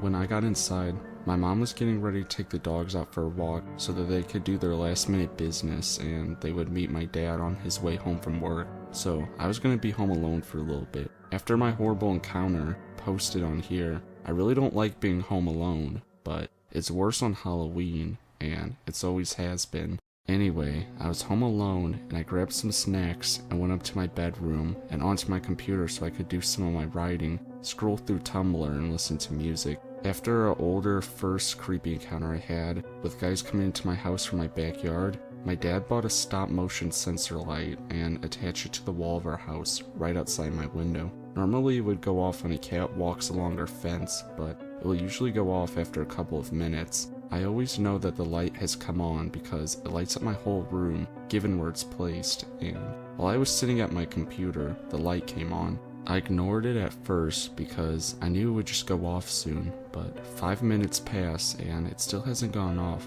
So I open my blinds to have a look outside, and I see what's going on. My stomach almost fell on my ass when I looked out and saw the creep from hours before sitting on the fence, waving at my window to keep the light on. His waving slowed suddenly when he spotted me, and it was all seriously creepy again, and I didn't know what to do. I just got flashbacks from before and what happened in the past. Luckily, I heard the front door open and my parents coming into my house with the dogs. So I rushed down the stairs and started screaming at them about the guy on the fence. My dad didn't question me, he just took the dogs and rushed through the house, threw the back door open and ran outside. Then I heard him shouting, "Get the fuck out of here, you creep, I'm gonna call the police."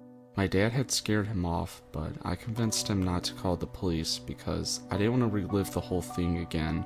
I just wanted to go sleep and forget all about this whole night. So, to the creepy guy in the mask waving at me from the end of the path and sitting on my fence, let's not meet again.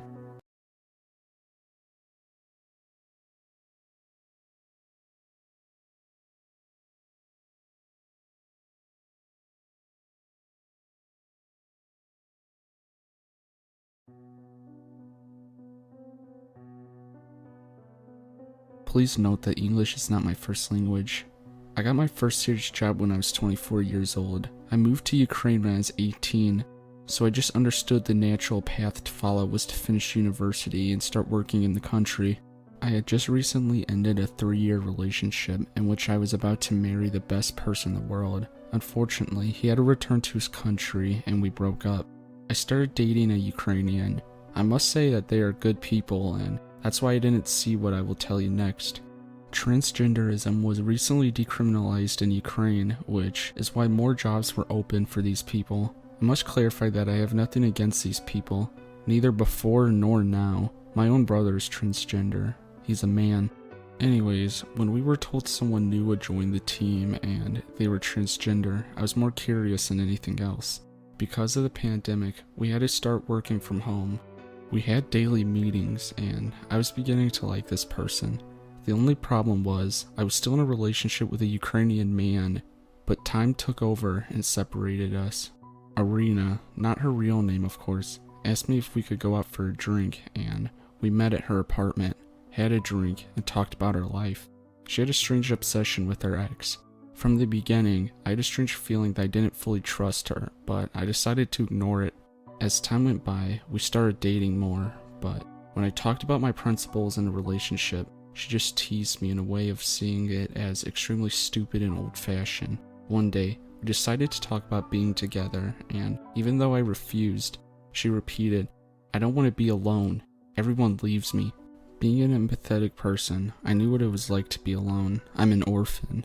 We decided to start a relationship, and it was not good at all. It brought out the worst in me. Things that I had never done, such as checking her messages, mainly because She never stopped being in contact with her ex, with whom she was obsessed with, and she began to distort my reality, making me see how crazy I was, saying everything that I would do was gaslighting. She used to call her friends and tell them how bad I was and I was destroying her life. My first thought in the morning was, I wish I was dead so she could just forget about me. I was diagnosed with anxiety and arrhythmia. I thought this was a guideline to leave her, so when she asked me to end the relationship, it was like a relief for me, but my problems just started at that moment. She started looking for me absolutely everywhere. When she couldn't communicate with me or know where I was, she wrote to my friends asking about me. She was checking at what time I arrived and would leave from work, and this led to several anxiety attacks. I decided to take vacations and go to Turkey for a week. She went crazy and also threatened my friend, who was working with us at the moment, saying if she doesn't know where I am, she will find out. Eventually, she got fired and I was feeling way more better. Bad thing is, she used to live near me and started to visit me without notifying me. I wouldn't even notice when she would come by. The person in charge of the building is a lovely old lady. One day, she approached me to tell me that my weird friend was coming over too often and she was tired of telling her that me and my roommate weren't home and she wasn't allowed to let her in. I thought she was confused. I have a lot of weird friends that come over, until I saw her one day walking around my building and talking on the phone. I had to go to the hospital after that. I had another huge anxiety attack and I understood it was enough. My best friend, who was also my roommate, reported the incident to the police, but we never heard about it again, until we were informed that someone had reported illegal activities and asked for my deportation. Fortunately, lawyers are solving the problem and I'm trying to recover from the whole situation with therapy for PTSD. I know it's not as strong as the other stories, and maybe that woman is reading this right now. All I want is that the people who have been through something like this to know that they're not alone, and I hope I never meet this weirdo again, and I hope their fake story doesn't get me in any trouble.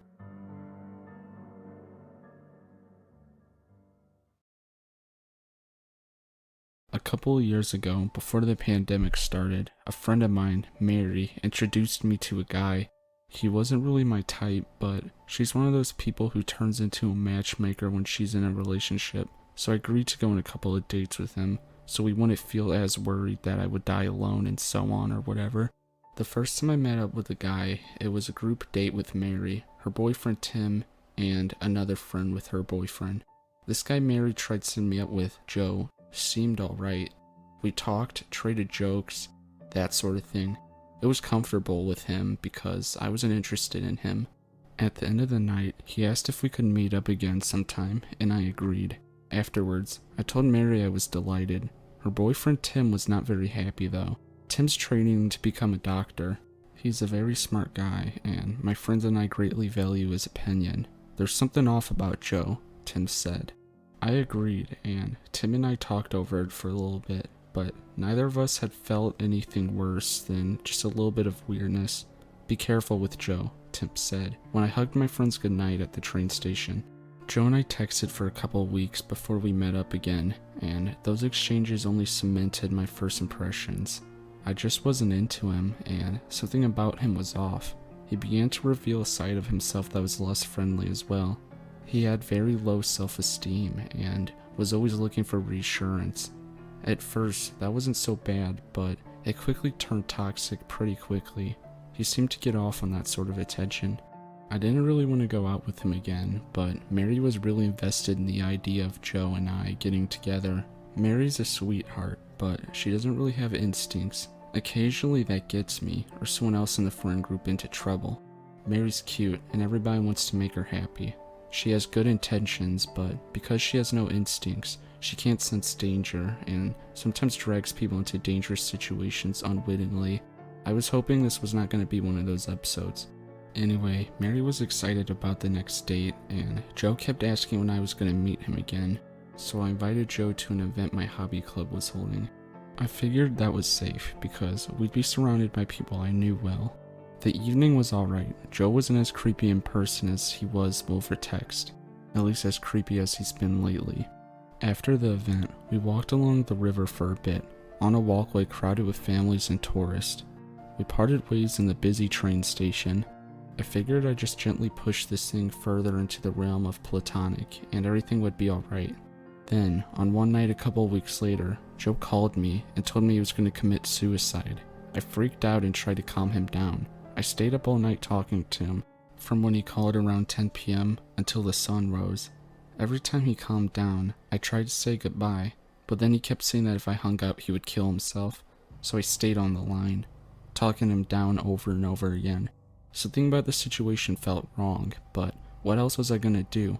I wouldn't leave anyone to commit suicide. As I sat on my patio, watching the sun rise over the forest behind my house, he finally let me off the hook. He said thank you, and for a moment I felt that I'd done the right thing. Maybe I had just saved a life. But then Joe said, with a voice full of glee, that was the best night of my life, and hung up. What the hell? Had this psycho really kept me up all night knowing full well that the next day was going to be busy for me, just to get off on the tension? I decided that there was no way in hell I was ever going to see this guy again. I told Mary what had happened, and she was apologetic. She agreed that Joe was a complete psycho, said she was sorry she set me up with him, and told me to call the cops if he ever came to my home. I didn't think he would. Joe didn't have my address, but neither did the person Mary had met him through. I didn't give out my address to anyone but trustworthy family members, because I don't want my abusive ex-step-parent to find me. That precaution probably saved me from a much worse experience. As it was, when I broke it off with Joe, he took it pretty badly. He threatened to kill himself again, so I just messaged Mary, and she contacted her and Joe's mutual friend, who kept an eye on Joe for the next few days. Not long after that, I started getting creepy phone calls after midnight. They were often at 2 or 3 in the morning. The caller never said anything, just breathed heavily down the line. It was so unnerving. I blocked the number every time. Joe must have been going through 4 or 5 numbers before he switched his phone to private number to get around caller ID. I couldn't block him anymore. I didn't know what to do. For more than a year and a half after Joe got a private number, I was forced to answer every single one of his calls. A whole branch of my family had private numbers, because one of them was scammed a while back.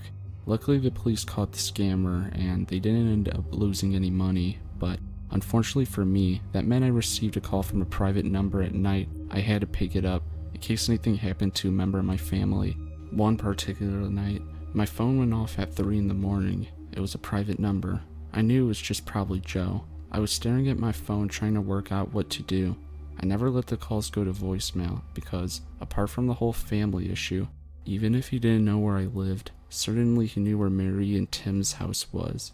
I was afraid that if I didn't play along, he might go after my friends. The phone was still ringing, and I reached out to swipe up and answer the call, then paused. I had an idea. Back when I was in high school, my dad would sometimes call early in the morning if no one else was in the house. I'd be woken up, stumble over to the phone half awake, and answer it with a slightly croaky voice. I have a low voice for a woman, so every time I answered the phone like that, my dad would mistake me for my brother, John. I realized I could use that to my advantage. I cleared my throat, dropped my voice as low as I could, then said, "Hello?" I was delighted with the result. I sounded exactly like John. It was uncanny. It made me a little sad, really, because John died a year before I met Joe. It was a bit of a jolt, hearing something so close to his voice again, after almost 3 years. I quickly grabbed my phone before it could ring out, tapping the answer button, then said that deep hello again. This time, there was no creepy heavy breathing, only silence. I said another deep hello. After a moment's pause, Joe hung up on me. I was overjoyed. Every other time, I'd had to hang up on him. No matter what I said before, he had always wanted as much of my time as he could get. I let myself feel a flicker of hope. Maybe I was free. It's been over a year now, and it looks like I'm free of Joe. I haven't gotten any creepy calls since I pulled out my John impersonation, and I can only guess that Joe thinks I changed my number, or given it to someone else. Joe never met John, so when I said hello, he probably just heard a young man's voice. If John were still here, I know he'd approve. If I could tell him now, he'd be very happy to know that a part of him could still protect me, even after many years after he was gone. I would probably spend my life looking over my shoulder, Every time someone attacks the bins on my street, I worry it might be Joe. Every time a beat up car passes me as I walk to the bus stop or the train station, I worry it might be him. I've heard from mutual friends that Joe has said some awful things about me. He told some people he slept with me, which he didn't, of course. Who'd sleep with someone that creepy? Worse than that, Joe and Mary's mutual friends has said that Joe told her he wants to kill me. Mary and I were both horrified by that. The friend has since told him that I've moved to another city, so that might be enough. She's very close to him, distantly related actually, so he believes what she tells him. When I'm done with my studies, I'm gonna move across the country. Until then, I'm keeping my head down. My campus and Joe's campus are a 30-minute train ride apart. That's nowhere near far enough away, but it will have to do for now. There's one positive thing that came out of this. Mary's now completely cured of any desire to play matchmaker. Oh, and Joe, let's just never meet again.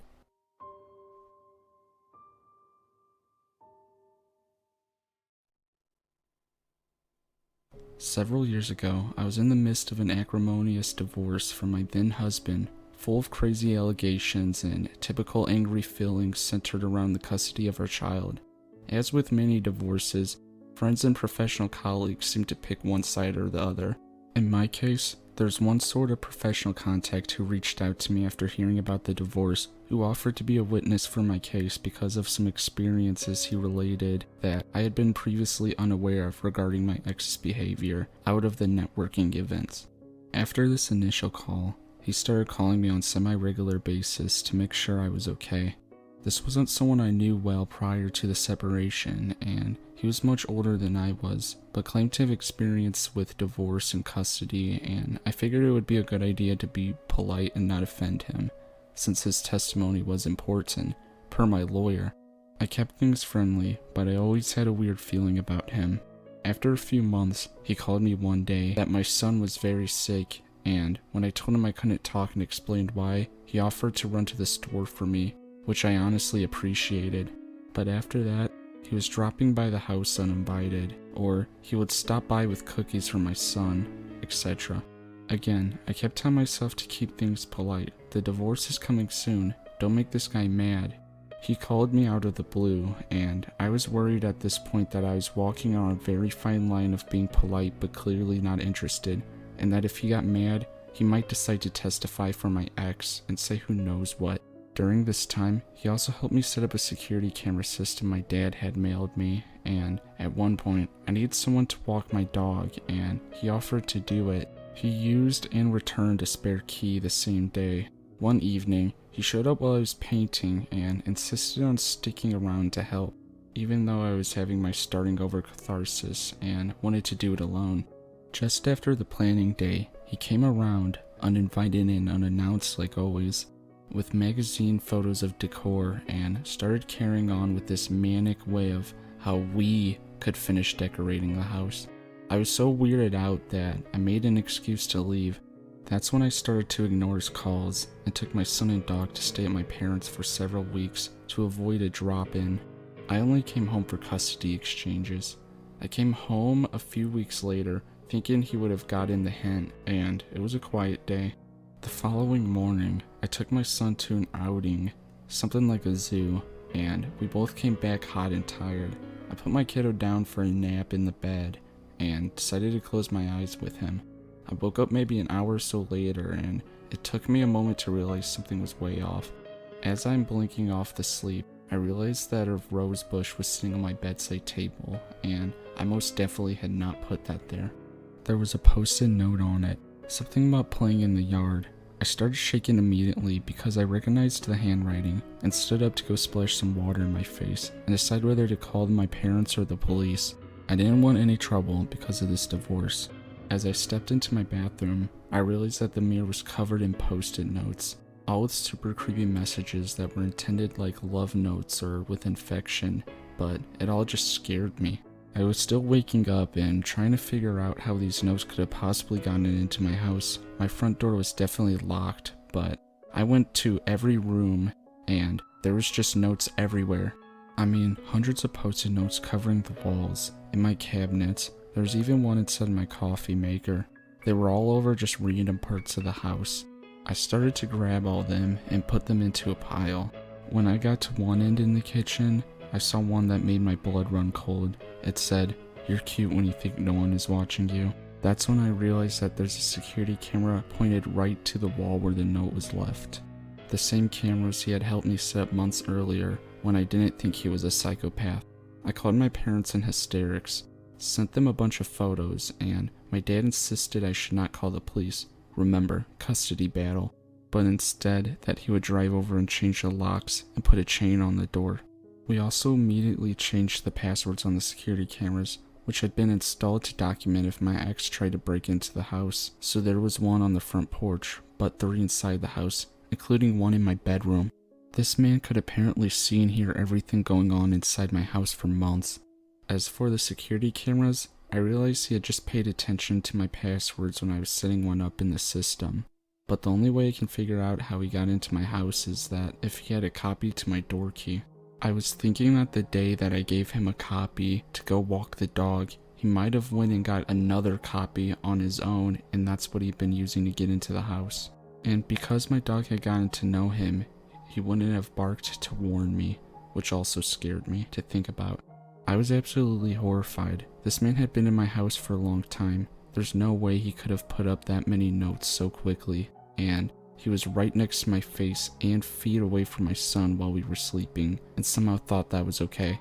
I left and stayed with my parents again for a few days, afraid of what he was going to do when he realized that he was now both physically and digitally locked out of my life and my house.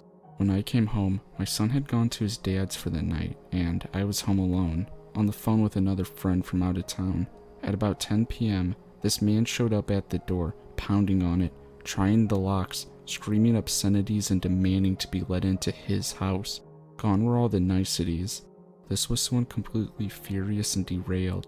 All I could do was hide in my bedroom until he left, which felt like an hour later. This was St. Patrick's Day, so I'm sure he had been drinking. After that, there were several other times someone would start knocking on the door in the middle of the night, always when my son wasn't home. I think he was crazy, but not that crazy, and I figured if I called the police he would get in more trouble if my son was there. But he knew the schedule, so I knew it was him. He tried reaching out using fake social media accounts several times, always just getting blocked. Years later, I discovered that he'd friended my mom on Facebook and was therefore still able to see all the photos of us that she posted or shared, and there was a huge argument when I saw she had left her computer logged in, a conversation they were having about me and about how he could get back into my life. I eventually sold that house 2 years later, still finding new notes even as I was packing, and I'm more than relieved that he no longer knows where I live. I don't post photos of my new house online. Not the front anyway, and I changed the privacy settings on all my social media accounts. I avoid all the places he used to go, the networking events he attends, and I stay as under the radar as possible. I could never bring myself to play back the security camera videos because I was traumatized enough and didn't want to see how much danger we could have been in. Hopefully he never sees this post, but you know who you are. I hope our paths don't cross again.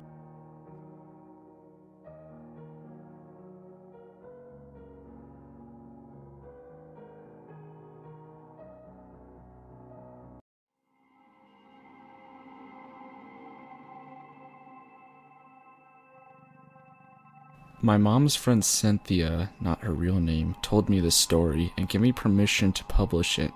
This happened a long time ago. She doesn't remember what exact date, but it was in the late 70s. Cynthia lived in a rural area right outside of Tallahassee, Florida. She lived in a poor working class neighborhood with several types of homes. Examples: mobile homes, small houses, vacant mobile home lots, etc. Her house was at the very back of the neighborhood, so when you turned off the paved road, it was about half a mile down a curvy dirt road to where she lived. So it was Friday night, and she and her 2 friends were driving to the city to go partying at the discos that were very popular back then. Just for relevance, Cynthia was a slender, petite, very pretty woman with long hair, in a Farrah style that was popular back then. After visiting the clubs and leaving the city that time of night, it was probably 2:30 or 3 in the morning, they were driving home. Not many cars were out, but a car got behind them, but not driving really closely. They didn't really pay much attention to it. They just got to talking and having fun. When they came near the area where they would head down the road to Cynthia's house, the small white car went on, and Cynthia's friend that was driving happened to notice her gas gauge registered empty, to the point that she was afraid she would not have enough fuel to make it 2 or 3 miles to where she lived herself. If you're wondering why Cynthia just didn't go home with her friends, she worked an early AM shift at Mickey D's in the city and would have to get up in a couple of hours to work. She told her friends that she could walk the dirt road. After being interrogated by her friends, she assured them that she would be fine. She had done this before and never had a problem. The neighborhood was very safe, and it was in a safe area. So, she was slowly walking home. Slowly because she had a dress on and stilettos, which is what you wore back in those days when you went out dancing. While walking, she heard a vehicle slowing down to turn off the dark road, and she looked back. She was pretty sure it was the car that had been following them from the city and passed as she was climbing out of her friend's car a few minutes ago. She would have hidden away because of the time of the night, but she said this very weird and awful feeling of impending doom came over her, and she ran to a vacant lot and hid under a big azalea bush. The white car pulled in and started maneuvering the car so he could shine his lights everywhere. Then he got out with a flashlight. Since it was dark, she couldn't really tell what he looked like, just kind of a silhouette. He never said a word, but kept walking around and shining that flashlight in bushes. Cynthia was wearing a black dress, and she was glad because sometimes disco clothes can be very bright colors. In retrospect, she believes that the dark outfit kept her somewhat hidden that night. This guy walked around searching for about an hour, and she quietly prayed that he would not see her and that he would finally just give up and leave. He never said a word. Then he finally got in his car, proceeded to shine the lights again, and then drove away. Cynthia took off the heels, even though it was cold and the road wasn't a great place to go barefoot because sharp pieces of gravel, and she proceeded to run as fast as she could home and hoped and prayed that the guy would not come back before she could get home. Now, whether this was Ted Bundy or not, who knows? But even though she had some creepy encounters over the years, she had never felt that kind of fear of being stalked like an animal again since that night.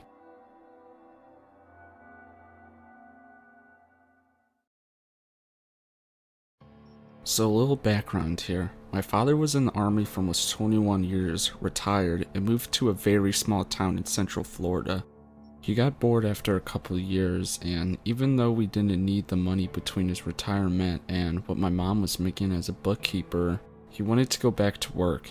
He started working at various gas stations, and it being a small town, the owners of them wouldn't really care if I came and helped out with stocking coolers, or even running the register, as long as I didn't sell any beer or smokes. This all took place in the late 80s and early 90s. The actual story I'm going to tell took place in 1990, and I remember the date as well because it was shortly after my birthday, and being 15 in Florida, I just got my learner's permit, and my dad would let me drive him to and from work, just so I could get some experience on the road. I was driving both day and night. I was sitting in my usual spot at a table that was set up along the windows, book in hand, feet propped up, and Mountain Dew on the table along with some snacks. I would generally spend most of the evening that way, reading books and getting up to run the register or stock the cooler at different times. I remember glancing up because something caught my attention that was unusual, and I realized that a lady was walking past our parking lot. She seemed to be coming from the direction of the interstate, because the gas station is right on I-75. This in itself was really strange because where we were located, you don't really get many people walking, and definitely not walking from the direction of the interstate. I figured she had broken down somewhere and was coming to use the phone to call for a tow truck or something. I was completely wrong. She came into the store, looked around for a few minutes, and I remember just getting a creepy and strange feeling about her. She walked up to the counter and started telling my dad a story about how she had gotten stranded and needed a ride up to the next big town north from us. Ocala was the town. This is important. My dad lets her know that he's working and there's no way he can take her. She turns and looks at me, and while she is looking away from him, my dad catches my eye and subtly shakes his head no. I was confused for a second, but then she turns back to my dad and points at me, asking if I can take her. My dad responded that I only had my learner's permit and wouldn't be able to drive her anywhere and then drive back. Normally, I would have done it, even though it was illegal, because I've done it a few times already before. I didn't argue with my dad since this was completely out of character for him. He was normally chatty with the customers, but for whatever reason, he was almost curt and dismissive of her. Turns out, he had a bad vibe about her from the minute he had seen her walking up the drive. Well, she cusses him out for a minute, and he basically tells her to get out of the store. She slammed the door open. I thought the glass was going to break from how hard she slammed it. And then she stalks out of the store and down the driveway. I keep an eye on her and continue to watch as she makes her way back to the interstate and then starts up the northbound on-ramp. Almost a year passes, and I'm in my bedroom less than a week before my 16th birthday, and I hear my dad yelling from the living room, "Son, get your ass down here and look at this." I quickly run to the living room, my dad pointing at the TV, and I see the mugshot of the lady on the screen, and immediately remember who the lady was and when she was in the store. Turns out, I almost gave a car ride to Aileen Warnose, who was later convicted of being a serial murderer and then later put to death. I still have nightmares about what could have happened.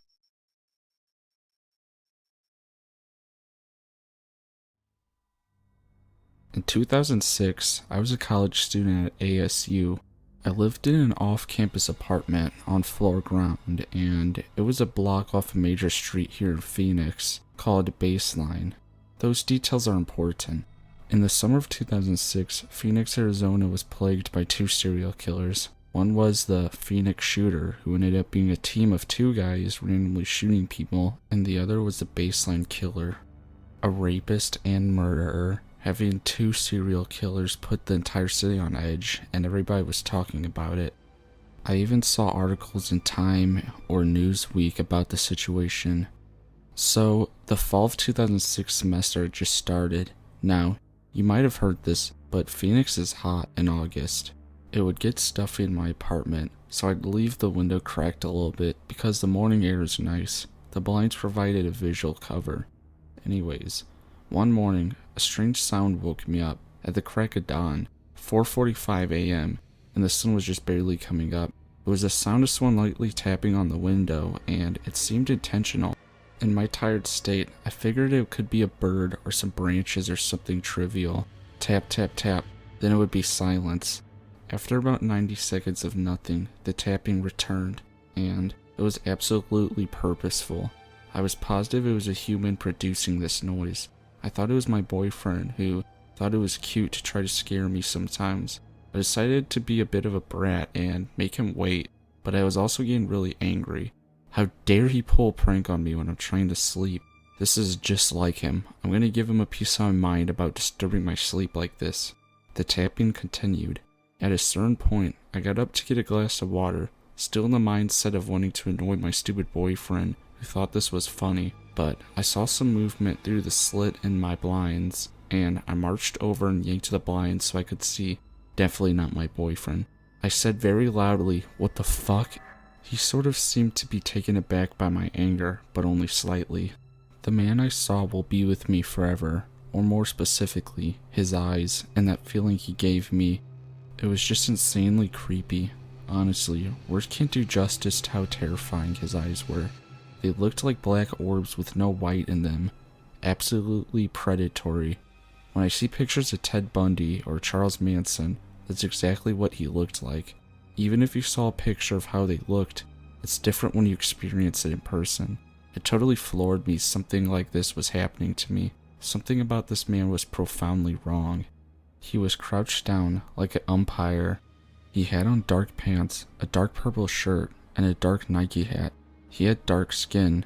I thought he was Hispanic, but later on, I found out he was a light-skinned black guy. You'll find out how I learned his name later. Anyways, after I yelled "what the fuck" at him, he whispers to me, "Can I talk to you?"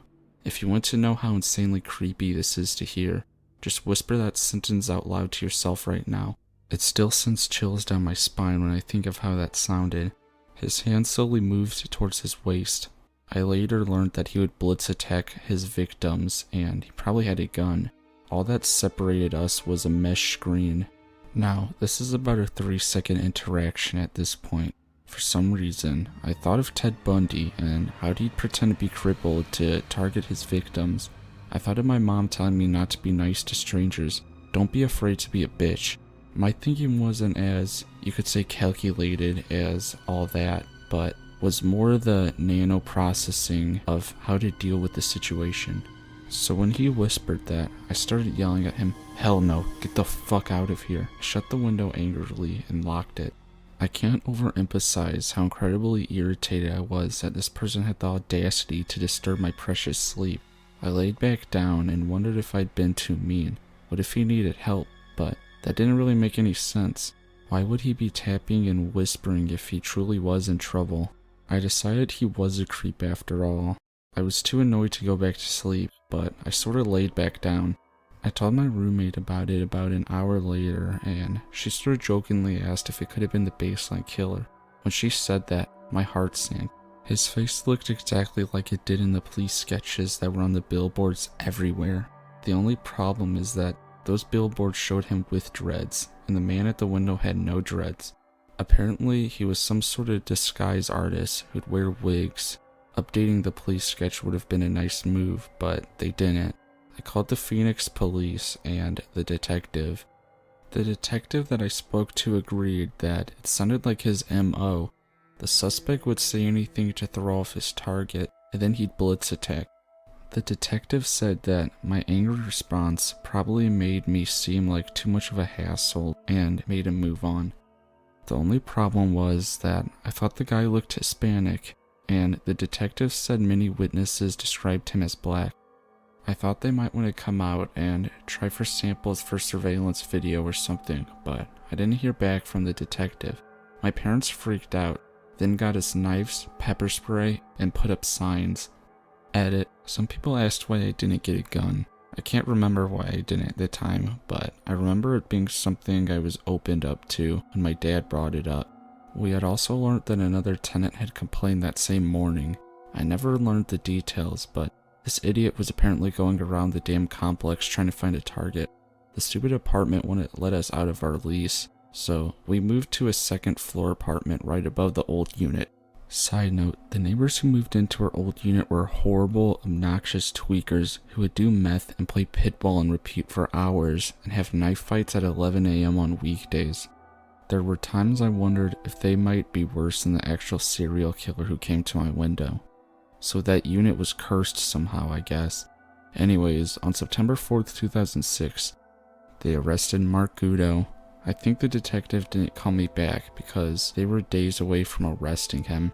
When I saw his mugshot, I was sick, but also relieved. He was absolutely the guy outside my window. To me, he looked like he could be Hispanic. You can judge for yourself if you Google it. He's on death row in Arizona now. His wife tried to mount some campaign to show the police that he was being framed or something. On a personal level, it certainly would make for an interesting coincidence if this poor innocent man who they framed was also a whispering creep and the guy tapping on my window. I can't think of something more scary than a serial killer tapping on your window. That actually happened to me, and if it happens to you, just scare them right back. Don't be afraid to be downright rude to someone who's interjecting themselves into your space. It could save your life. If you're not afraid to throw your weight around and tell someone off, just trust yourself. You can be a kind and generous person, but still tell someone to fuck off.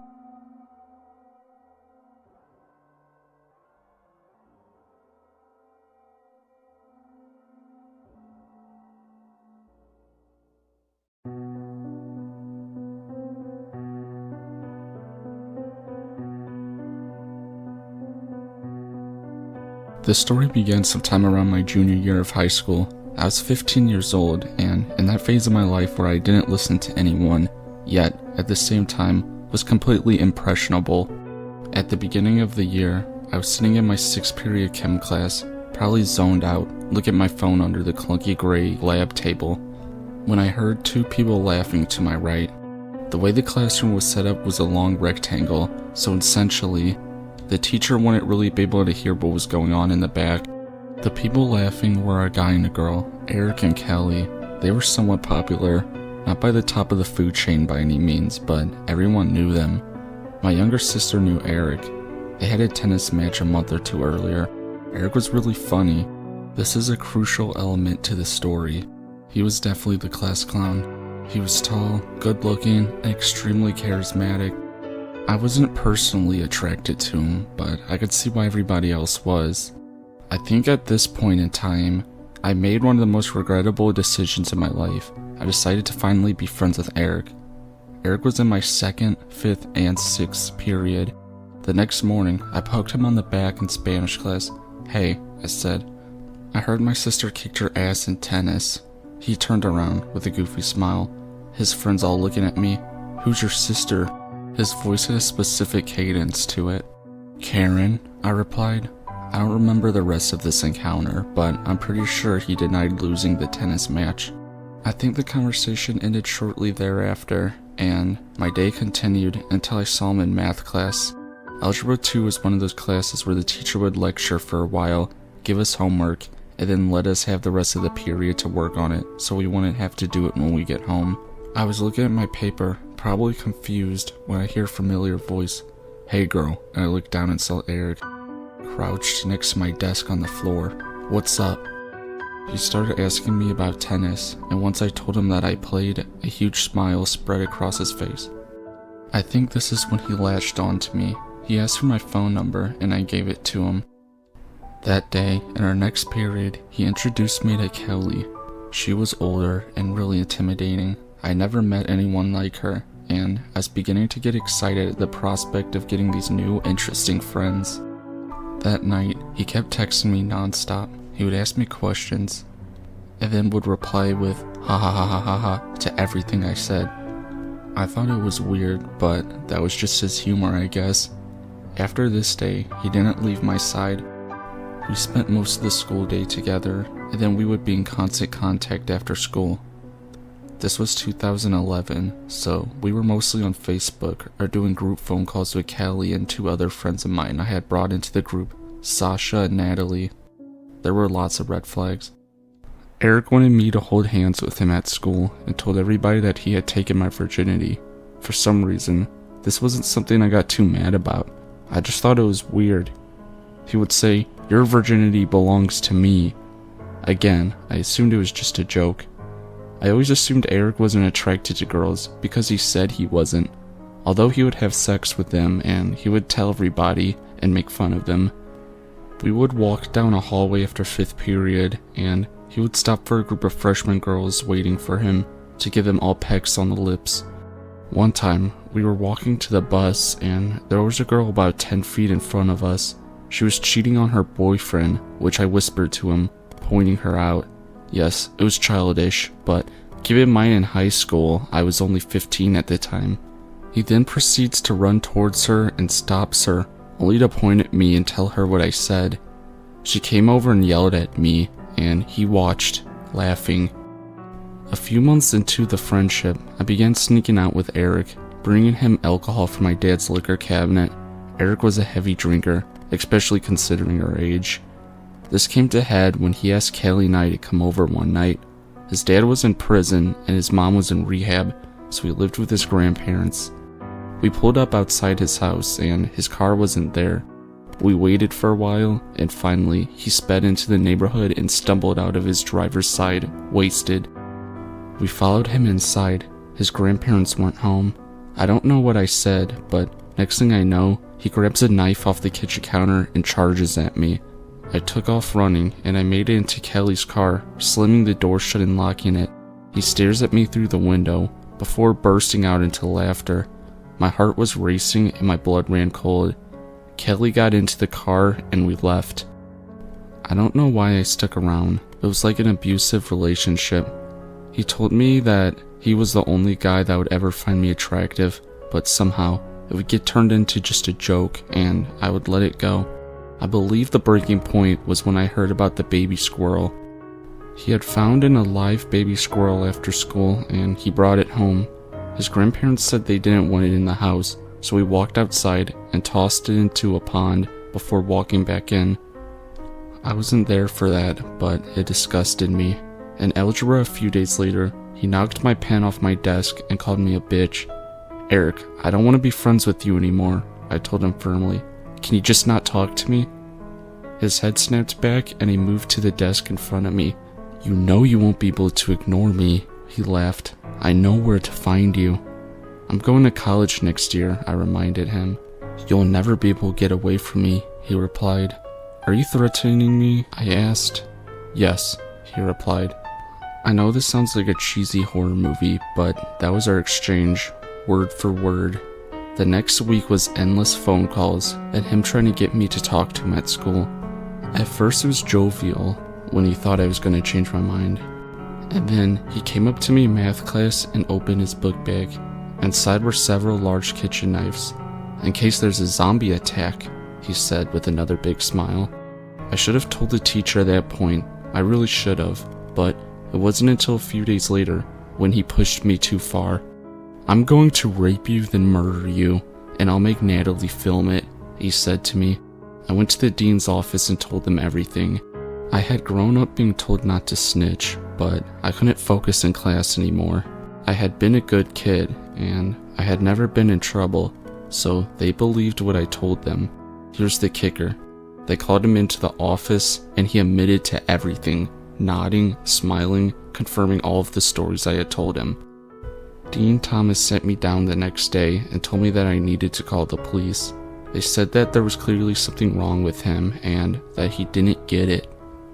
They put a school version of a restraining order on him. He wasn't to talk to me, and during tests, he had to be taken to a separate classroom. He would do everything that he could to get around those rules. He would talk about me right in front of my face, but that wasn't technically talking to me. He said out loud to the class, "Some girl put a restraining order on me because she thinks I'm dangerous." The teacher laughed and said, "Doesn't she know you're joking? That's just you being Eric." The backlash that I faced was enormous. All of his groupies shunned me and laughed at me. Even my own friends said I was overreacting, except for Natalie. She was always intuitive. She said he made her feel uncomfortable and started following her around from class to class. When his birthday came, he approached me with Callie, and Callie said, "He wants you to wish him a happy birthday." Eventually, a mutual friend called me and told me Eric threatened to kill himself if I wouldn't talk to him again. I went back to the dean's office, and this time, every dean, vice principal, and even the principal got involved.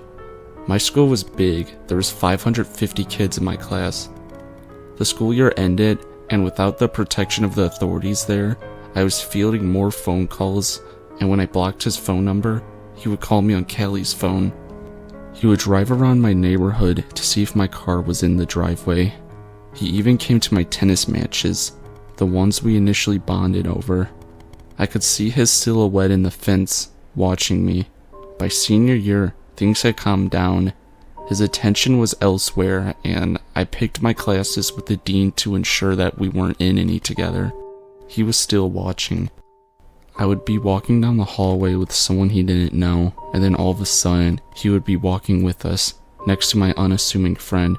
"Hi, I'm Eric. Nice to meet you." He told my friends that he decided to wait for me, because we were soulmates, and I'd come around eventually. I graduated high school and moved out of town. I told my new college friends that if something ever happened to me, he was the one who did it. And that's all. There really is no conclusion. Really, except that he always knows when I come into town. I don't know how, because I've been blocked on everything. I suspect he just still checks my house.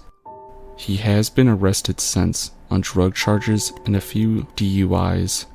I'm looking at his mugshots as I write this, to remember those dead eyes. Sometimes I think maybe I overreacted. Maybe it all really was just a joke.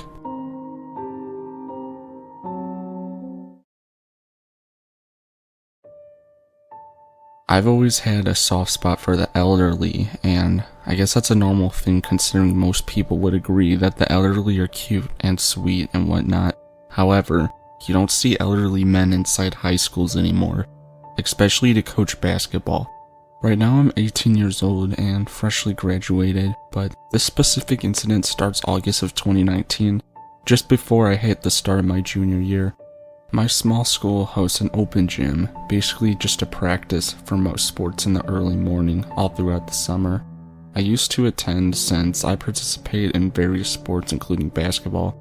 Our school never had any luck with our basketball program and often ran into roadblocks for every season, such as getting new coaches just about every year, which didn't help the fact that we went almost 3 years without winning a single game. Each year was the same.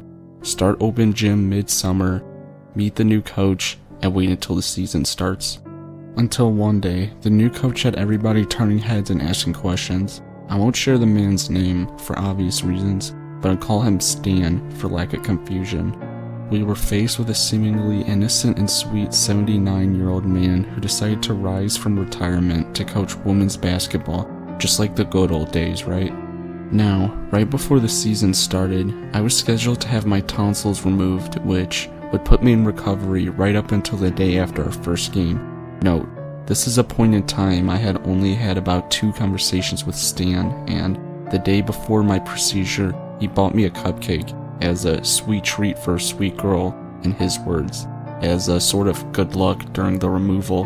10 days after my surgery, I was sent back to an emergency procedure because the cauterizing in my throat had opened. Once I had returned back to school, Stan had met me with a letter saying that they missed me, and he came to visit me in the hospital only to find that I had already been sent home.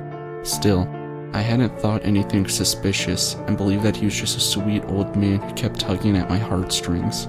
Fast forward through the season, he began to get closer and closer with the team, and he even gave us a speech at our Christmas party, stating that we made him feel young again and that he loves us.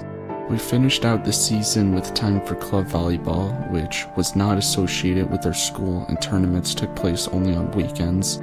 A few friends and I started noticing that Stan would show up to my volleyball games on the weekends, wishing us good luck and giving us hugs when we left. We thought this was sweet and again thought nothing of it though. COVID now hits and we're forced to close down school and have absolutely no in-person contact with coaches or teachers, considering it was the beginning of the peak and they were still hoping to open back up if things died down. This was when Stan asked for my phone number. He claimed he wanted to keep in touch and send me baseball boot camp workouts to stay in shape and ready for the next year's season.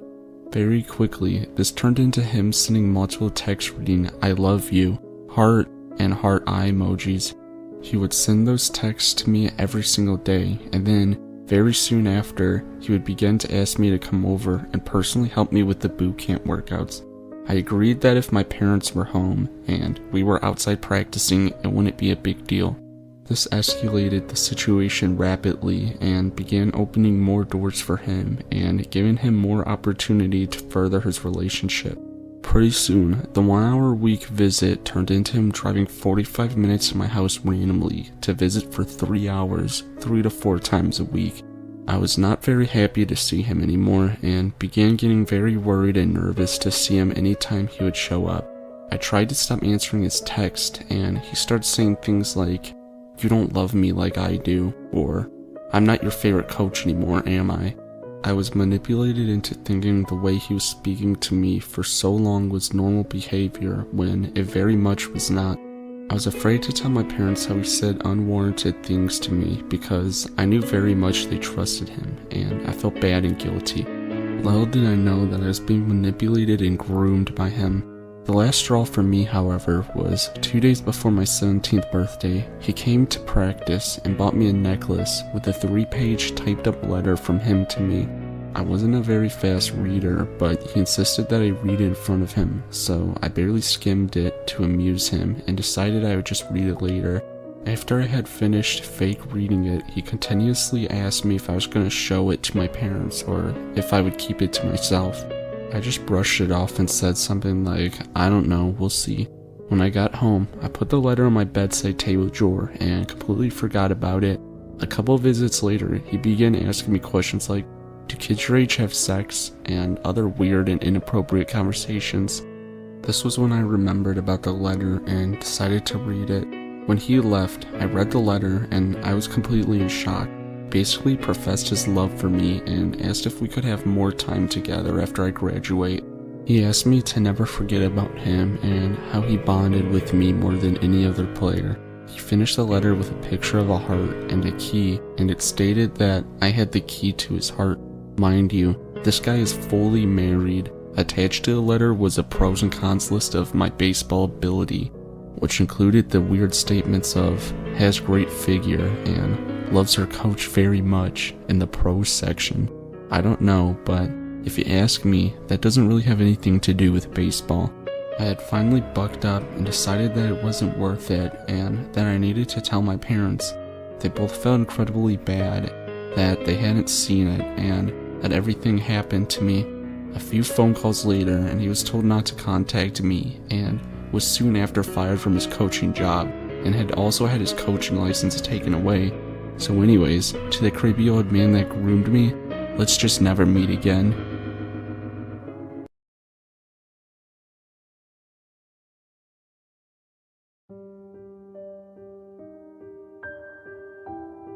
If you're looking for something better than a "you looked at me and it was creepy" story, well, here you are. This is a throwaway account. This was an incredibly stressful time in my life, and I'd like to stay anonymous as possible. I do admit, this story has a very fine line between bizarre and abusive, but overall, it's the creepiest thing that's ever happened to me. In all honesty, I've had lots of experiences that could go on r/creepy encounters. Known a lot of normal people that ended up doing bad things. Sometimes I feel like I'm cursed to make friends with rough edges. This whole situation started when I was a sophomore in high school.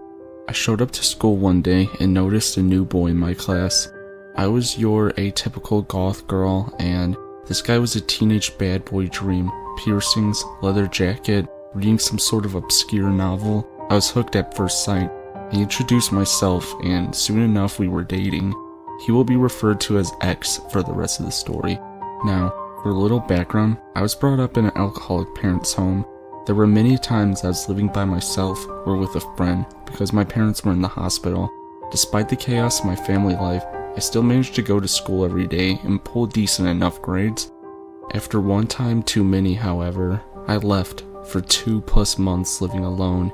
Instead of coming home to an empty house, I asked X if I could live with him since he was closer to school. He and his parents happily welcomed me into their home.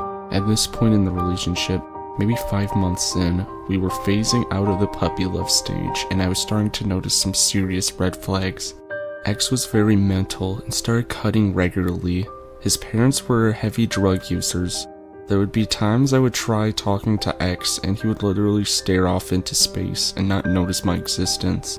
He was never mean or abusive towards me, but I could tell something was unhooking in him. When we started living together, it started to become very evident that something was very, very wrong. He started to tell me that he was possessed by a demon and couldn't control himself. We both spiraled into moderate drug use. I started skipping school. He started seeing these demons.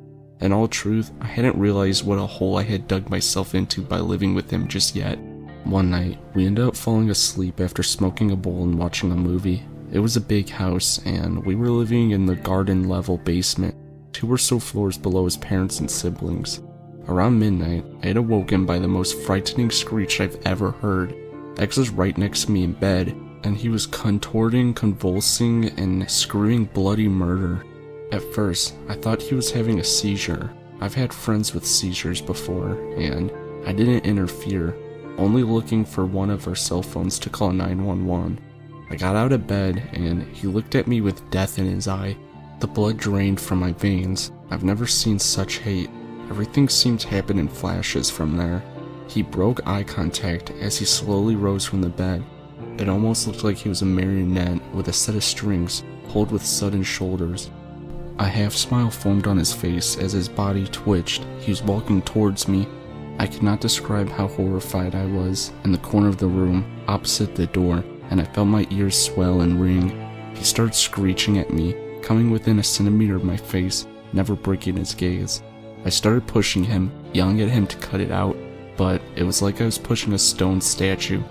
He would not move. He finally started talking, ranting about the demon and not making a single word of sense. As bizarre as it was, I knew he was having some sort of mental episode. I truly did fear for my life, and I needed to escape. Suddenly, I felt as if I was sucked back into the moment and my senses were incredibly acute. I noticed the window we had cracked open earlier. I pushed it back, punched through the screen, and climbed out, and he stood silently, staring at me. I'm pretty sure I stayed outside for like an hour, hyperventilating before I decided to ring the doorbell.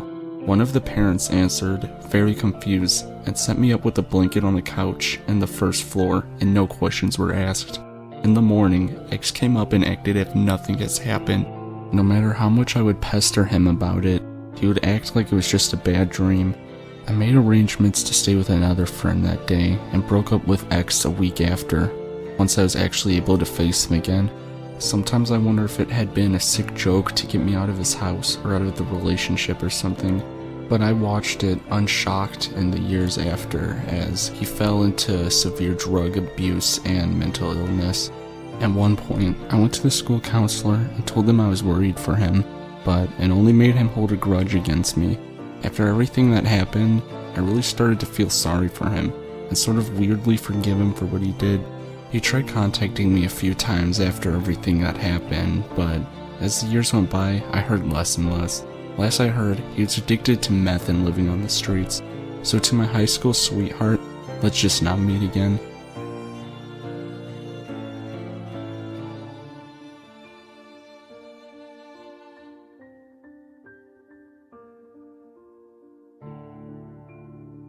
Hey guys, before the video starts, I just want to say real quick that these stories are going to cover some heavy topics, and if you don't think you can handle it, I advise you don't watch this one. Also, I would just like to explain the format to the video. I'm getting these stories from a forum on Reddit, so that's why it might kind of sound like they're all just like uploaded onto something. And if you like these kind of stories, I have links to part 1 and 2 in the description. Thanks for watching and enjoy the video.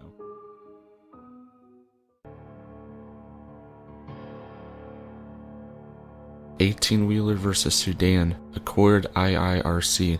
There was a family of 4 in the car, mom driving, teenage daughter in front seat, grandma and 5-year-old son in the back. Mom was texting and driving and didn't notice a huge sweeping curve in the road. Went head on, driver to driver, with a gravel hauler 18-wheeler without either of them having enough time to even touch the brakes. My partner arrived a minute before me, and the first thing I saw upon arriving was him crying and carrying a lifeless 5-year-old boy away from the car, covered with all kinds of fluids. I approached what remained of the vehicle's passenger side, and there was blood and brain matter all over. Mom, the driver, was just pieces, completely severed arm, still trapped between the steering wheel and dash, and hood and engine. Grandmother was pinned behind her, broken back and neck, internally decapitated. Only the teenage daughter in the front seat survived. That's how we determined that the mom was texting and driving. I've responded to a lot of gross/gruesome things, but this was easily the most disturbing. My daughter was the same age as the little boy, and I'll never shake the image of his sad, lifeless body, my partner crying while carrying him away. Like the others on this forum said, generally things involving kids are harder to deal with, and for fuck's sake, don't text and drive.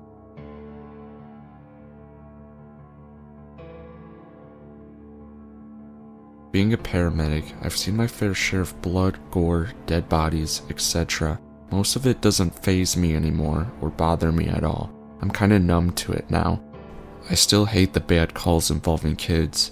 The parent screams are probably the worst, but another big thing I hate is the bad smells and shit.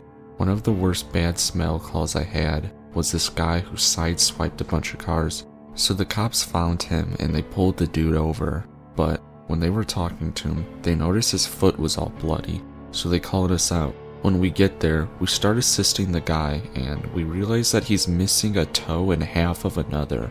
He had an infection that went untreated, and he was losing parts of his toes. The smell was absolutely horrible. This other gross call I had, involving a homeless guy covered in his own, or what at least I hope to be his own feces. He had been laying there in a pool of his own urine and shit for such a long time that it was already dry and caked onto him and his clothes. As you can guess, the smell was terrible also.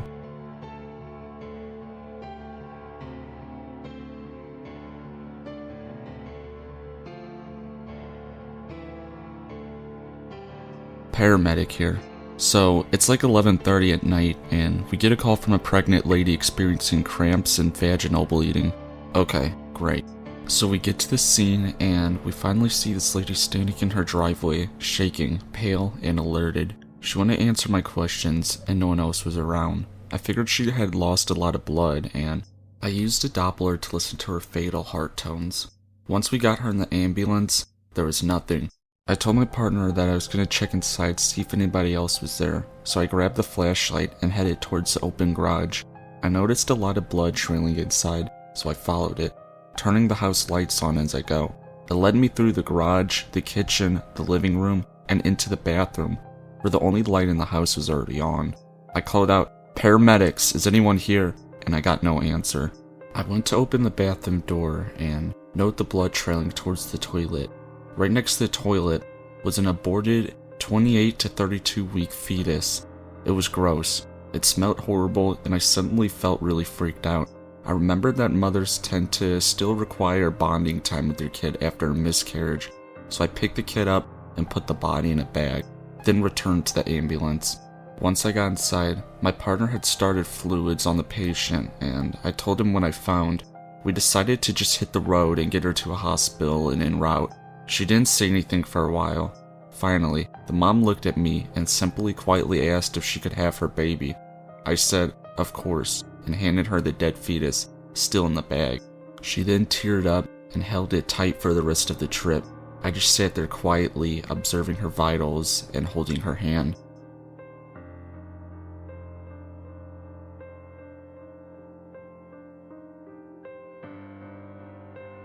When I was a paramedic, I ran into a middle-aged mentally challenged woman living with other mentally challenged roommates. She had hurt her knee a few months prior to this call.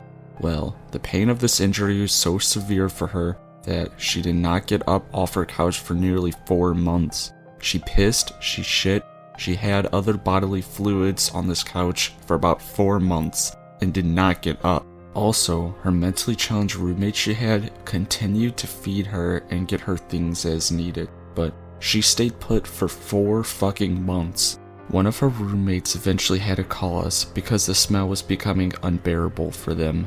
When we had finally peeled her off of that couch, some of the more senior firefighters rushed outside to throw up. She ended up having necrotizing fasciitis from the midpoint of her ass to the back of her knee, where she had been pissing and shitting on herself 4 months. When she eventually stood up, with our help of course, she smelled of shit, piss, and death. It was so overwhelming that I'm surprised we didn't all pass out.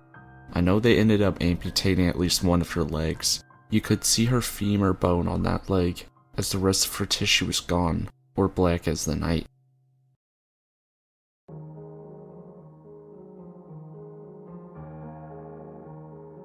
Sorry this post is a little late, but I want to tell this story because there's a lesson to be heard from it.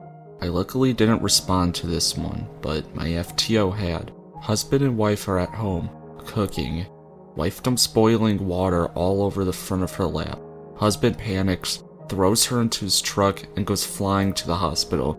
He's going approximately 80 in a 50, late at night. He crests a small hill. His truck leaves the pavement ever so slightly, so he swerved, can't brake, slams into the back of a dump truck, attempting to make a turn. Wife dies instantly. Her head is caved in by the corner of the dump truck's bumper. I had the unfortunate pleasure of seeing the wreckage of the truck every day in our impound yard as we investigated the incident. Husband got charged with manslaughter. I don't know whatever happened with that, but on top of dealing with killing his wife, he was a wreck. Anyways, moral of the story, never attempt to drive someone like that to the hospital. Unless it's imminent life or death, call an ambulance. First responders are trained to drive at a high rate of speed and can stabilize a patient way better than you can.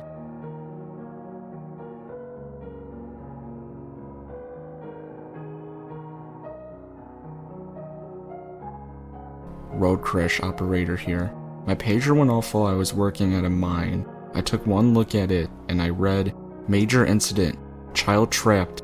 130 kilometers west. Name of highway." The guy I was working with could probably read my face because he didn't say a word when I sprinted off. When traveling such large distances to incidents, your heart is in your throat. You always receive so little information about what you're about to witness. But when you see the word child in the initial call out, that only increases your emotional distress.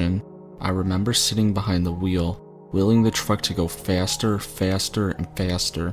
It's likely that the child had been trapped for hours by the time we arrive, because it's such a remote area, and B, the police are notoriously slow at activating us anyway, resulting in an entrapment of 5 or 6 hours in some situations. When we arrive at the scene, it is complete chaos. The mother was catatonic and had to be sedated and taken away in an ambulance. The child's other siblings were terrified. Paramedics were in tears. We approached the vehicle and found the child pinned beneath the rear left wheel. His skull had been split open by the impact, and brain matter was thrown up 45 meters from the scene. It was interesting that as soon as I witnessed that, I was relaxed. I knew that he was gone long before we arrived, and there had been no suffering there for him. It's kind of fucked up, I know. It took close to 18 hours before the road crash investigation team arrived. The poor kid was not smelling very nice by that point. Human insides have a very distinctive smell. Anyone that knows the smell will understand. Compounded by the Australian heat, and mixing with the smell of groceries that had split open on the highway. The car was chocked full with groceries from a shopping trip. It's not really unusual for remote properties to only shop a few times a year, return home with huge loads of food. It was determined that the child was in a booster seat in the back and was playing up and taking his arms out of the straps. The mother, who was behind the wheel, turned around and rose on him, lost control of the vehicle, which tumbled down the highway and flung the child out. And then the car landed back on top of him. The father lived on a remote property, approximately 150 kilometers away from the accident scene. He left his house with a full tank of fuel in his XR6, and it was empty upon his arrival to the scene. One could only imagine what sort of speed he was traveling at to get here. It didn't hit me until the following morning when we were sweeping up the remains on the road to clear the highway after we were all given the clear. I recall there being a large volume of toddlers' clothes sterned up on the road. I picked them all up and threw them on the side, thinking, well, the family won't be needing these anymore. I've attended many grisly road crash incidents, but this one sticks out to me. It was my first fatality, and I learned a lot about the resilience of human skin. At the same time, learning about how fragile us humans can be as a whole. Oh yeah, and the smell really still sticks with me. Edit. Typing this out has brought up some memories of this, so I did some Googling and turned up a few articles, including this one.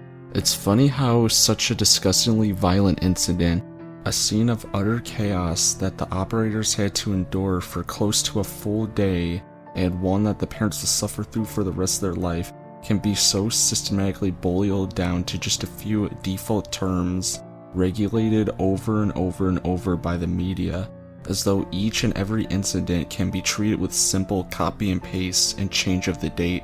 There's not a single word in the article that can even remotely convey the horror of that scene, nor frighten the average driver to keep two hands on the wheel and concentrate on the road.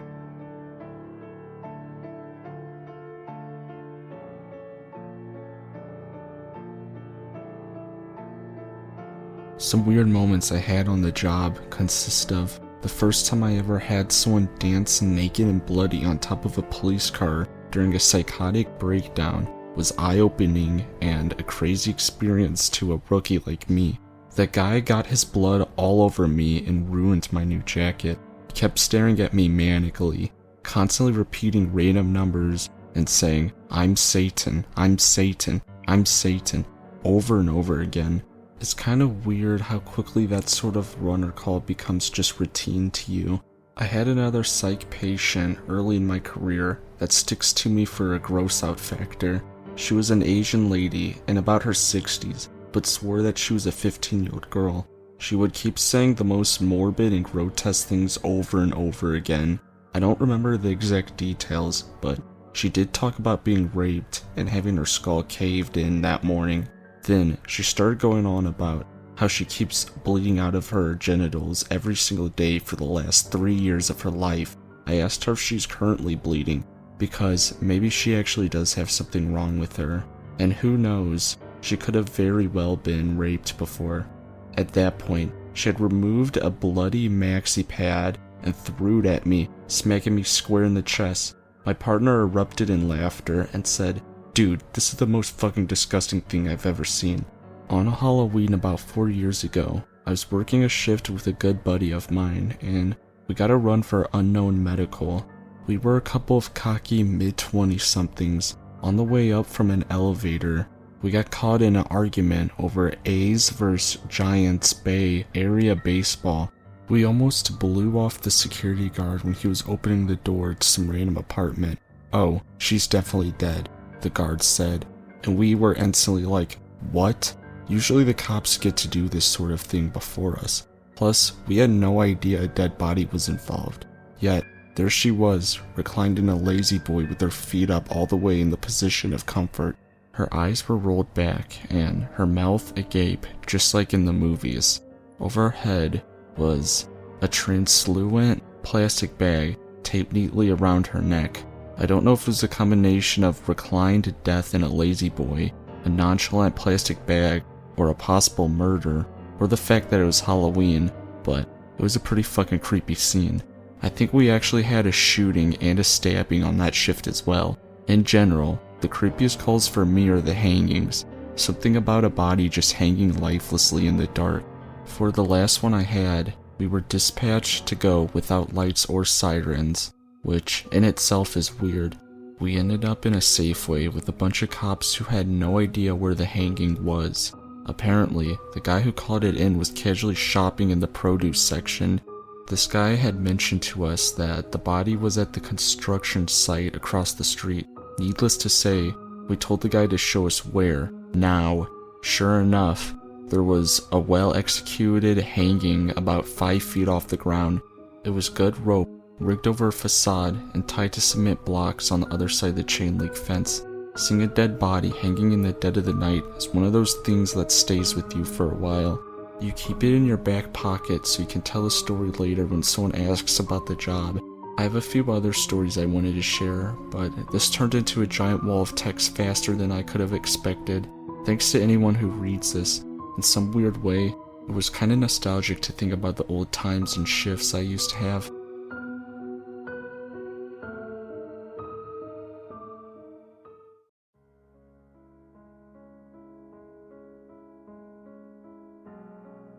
Hi guys, I've never made a post anywhere on Reddit, but I'm always reading and lurking. I've been reading so much LetsNotMeet stories that it made me want to share mine. I'm sure that the format of this won't be great, but I will try to do my best. So when I was 13, my friend who I'll call Mary had a grandma who ran a nail salon downtown. I grew up in a really small town in Alaska. When I was younger, it seemed like a really safe place. As I got older, I began to realize how corrupt and horrible it actually was. But at 13, I still wasn't totally aware of that. After school, Mary and I would always walk to her grandma's nail salon. It was in a building with a few other shops, and we would kinda just hang out and browse. There was a Thai restaurant that was our favorite ever, and we'd eat there a lot too, and we're pretty good friends with the restaurant owners. After some months of the same routine, just hanging out every day, caused me and Mary's family to become like family.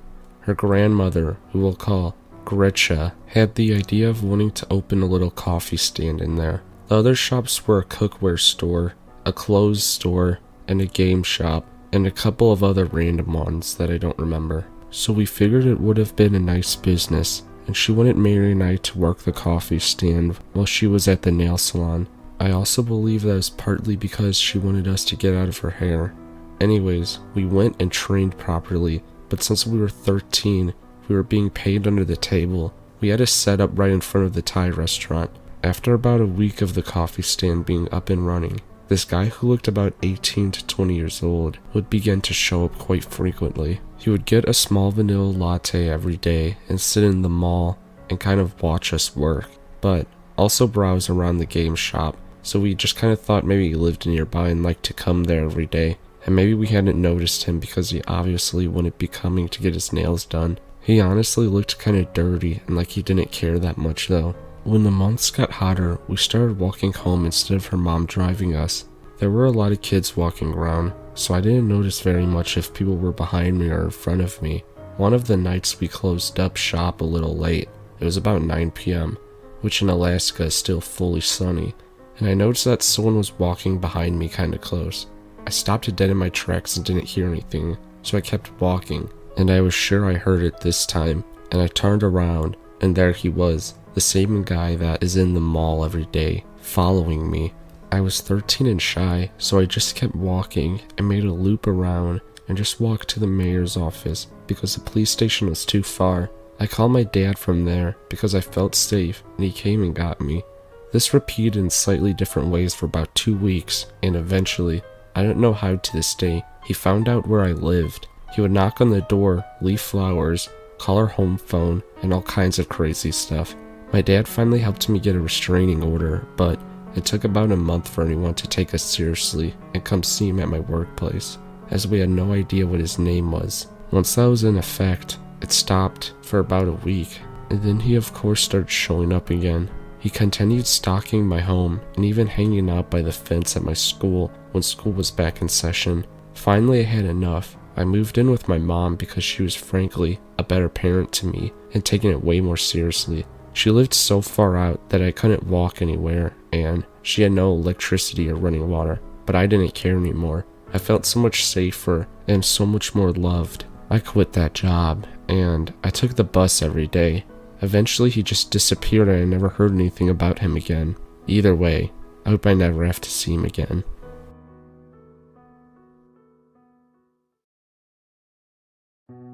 Trigger warning, mentions of infant death.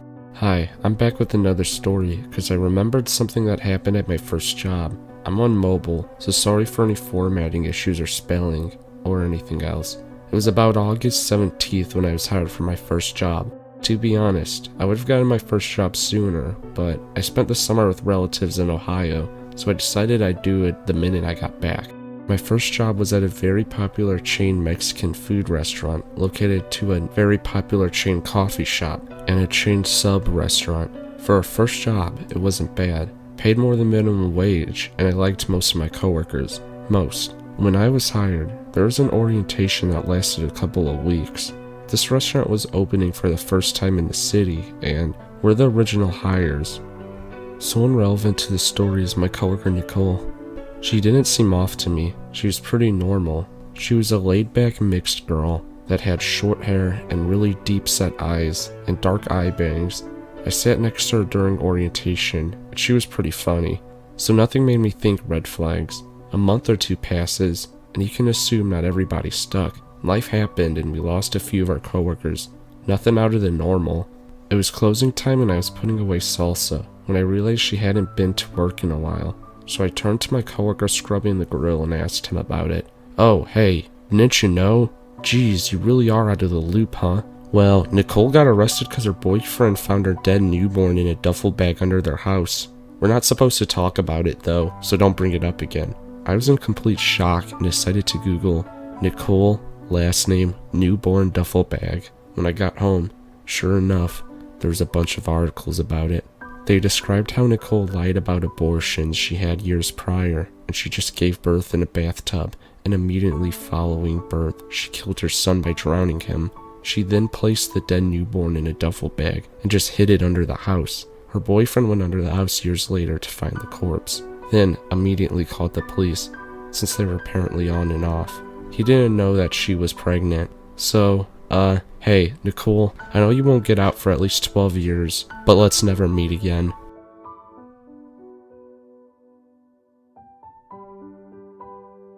I've been on Reddit for a while now, and I figured I'd go ahead and post this story. To get this straight, I haven't thought about this in a long time. I pushed it out of my mind, but there are nights like these where I just have to get it out.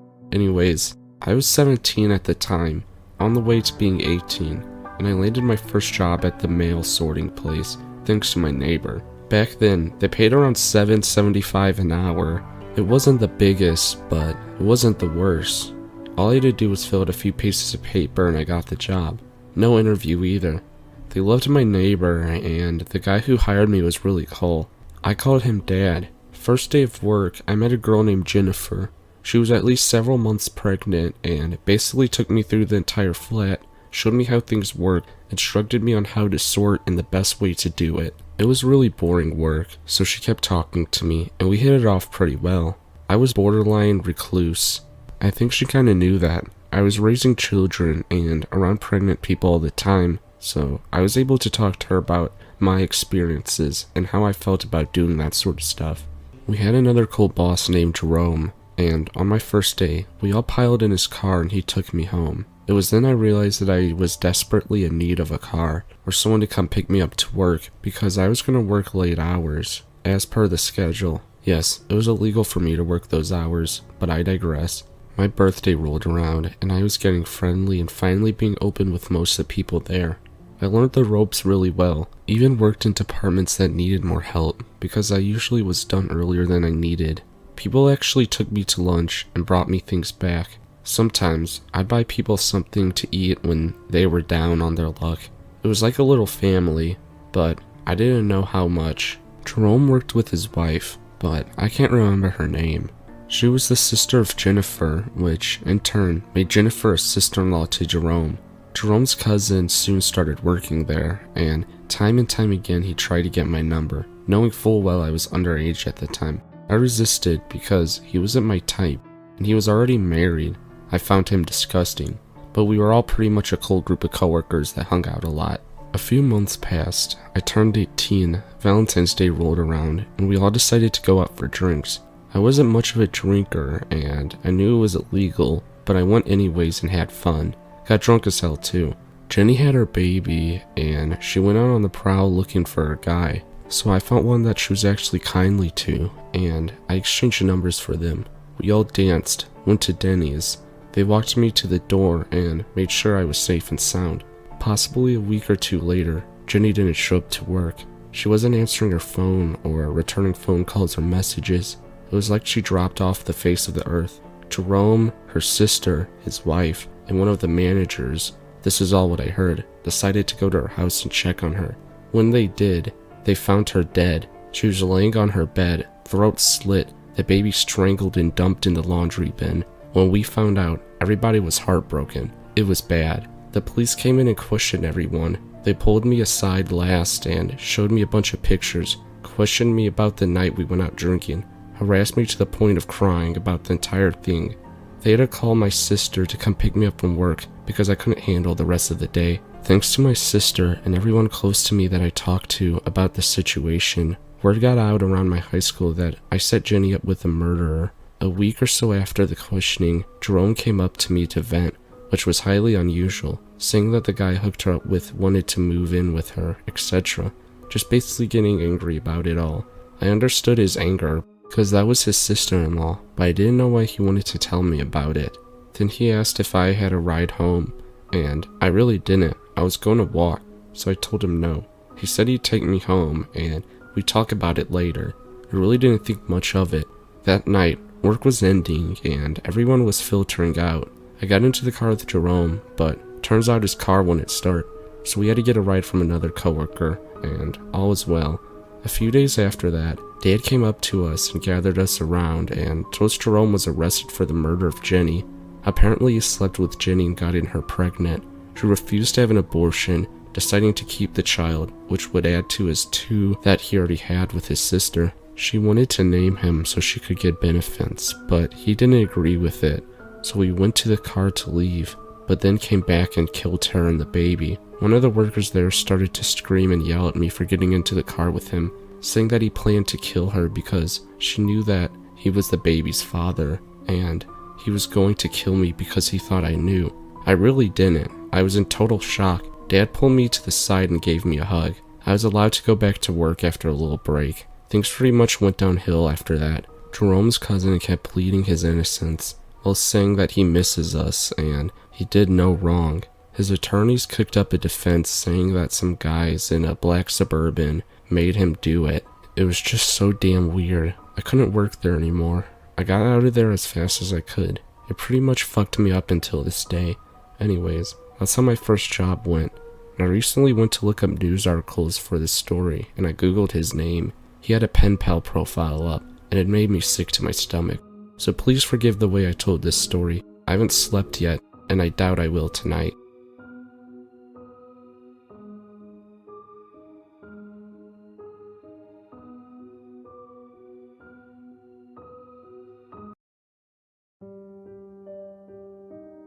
Tonight's kind of the catalyst for this post. I just received another message, and it's worse than any of the others. My girlfriend died on the 7th of August, 2012. She was involved in a 3-car collision driving home from work when someone ran a red light. She passed away within 2 minutes on the scene. We had been dating for 5 years at that point. She wasn't big on the idea of marriage. It felt too archaic, she said. Gave her a weird vibe. But if she would have been down to do it, I would have married her within 3 months of a relationship. She was vibrant, the kind of girl that would choose dare every time. She was happiest when camping, but a total technophile too. She always smelled like cinnamon. That being said, she wasn't perfect. She always said something along the lines of, "If I pass away first, don't say good things about me." I've never liked that. If you don't pay me out, you're doing me a disservice. I've got so many flaws, and that's just part of me. So, this is for M. The music she said she liked, and the music she actually liked were very different. Her idea of affection was a side hug, and she had really long toes, like a chimpanzee. I know that's tangential, but I don't feel right discussing her without you having an idea of what she was like. On to the meat. M has been dead for approaching 13 months when she first messaged me. Emily, hello? Me, who is this? It's really weird receiving messages from Emily's account. Me 10 minutes later. Question mark. Well, okay. Well, in the future, please send me messages from your account, even if you want to discuss her page. Emily, hello? Me, Susan? Question mark. You're on Emily's account. The date was September 4th, 2013. This is when it began. I had left Emily's Facebook account activated so I could send her the occasional message, post on our wall, and go through her albums.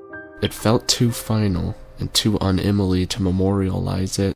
I share access with her mother, Susan, meaning her mother has her login and password and has spent a total of approximately 3 minutes on the website, or on the computer in total. After a little confusion, I assumed it was just her. November 16th, 2013. I had received confirmation from Susan that she didn't log into M's Facebook since the week of her death. M knew a lot of people, so I instantly assumed that this was one of her more tech-savvy friends fucking with us in the worst way possible. I noticed pretty much almost immediately that whoever was chatting with me was recycling old messages from M and I's shared chat history. The wheels on the bus comment was from when we were discussing songs to play on the road trip that never ended up happening. The word hello happened about 1,000,000 times in our chat history. Emily, hello? Let's hit up undisclosed location this Sunday. Me, who the fuck is this?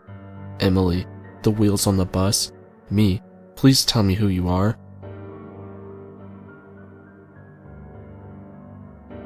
Around February 2014, Emily started tagging herself in my photos. I would get notifications for them, but the tag would generally always be removed by the time I got to.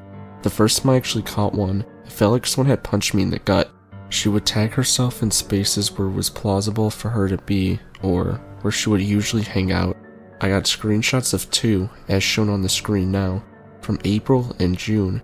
These are the only ones I've caught, so they're a little out of the timeline I was trying to write out.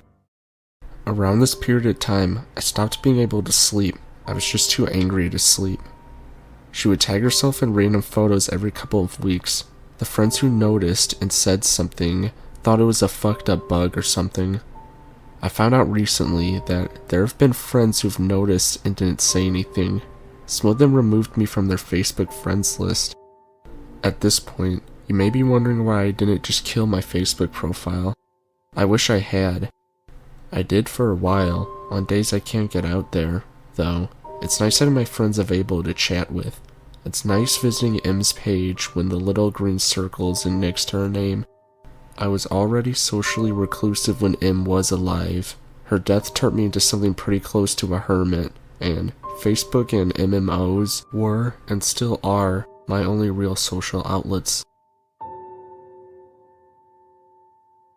On March 25th, I received an answer. It wasn't until I was going over these logs a few months later that I noticed she was recycling my own words as well. My response seems kinda lackluster here. I was intentionally providing him or her with emotional bait by sending them a text reading, "This is actually devastating," to keep them interested in their game. I was working off the assumption that the kind of person do this would be the kind of person that would thrive on the distress of others. I was posting in tech forums, looking for ways to track this person. Contacting Facebook, I needed to keep them around so I could gather evidence. Before anyone asks, yes, I changed the password and all the security information countless times on the account. Emily at 1:52. Hello? Emily at 2:27. Hello? Hello? Emily at 2:38. Hello? Me at 2:46. This is actually devastating. I don't know why you enjoy doing this. Emily at 2:50. OMG. Cinnamon scented candles. Me at 2:50. Go to hell. Emily at 2:54. Why are you doing this? 16th of April. I received this. This seems like a word salad, like all our conversations so far. It's just recycled from previous messages she sent. All messages from Emily. We should make our own jam. JFC Samantha, frowning emoji. Nah, different. No chance of passing. No chance of passing. How many? Garage side door, side, I. No chance of passing. 29th of April. I haven't discovered any leads. Facebook had told me locations her page had been accessed from, but since her death, they're all places I can account for. My home, my work, her mom's house, etc. My response here wasn't bait. Yo, ask Nathan was an inside joke, too lame worth explaining, but seeing her say it just absolutely fucking crippled me. My reaction in real life was much less prettier. I'm not expecting my bond back. Her last few messages had started to scare me, but I wouldn't admit it at this point.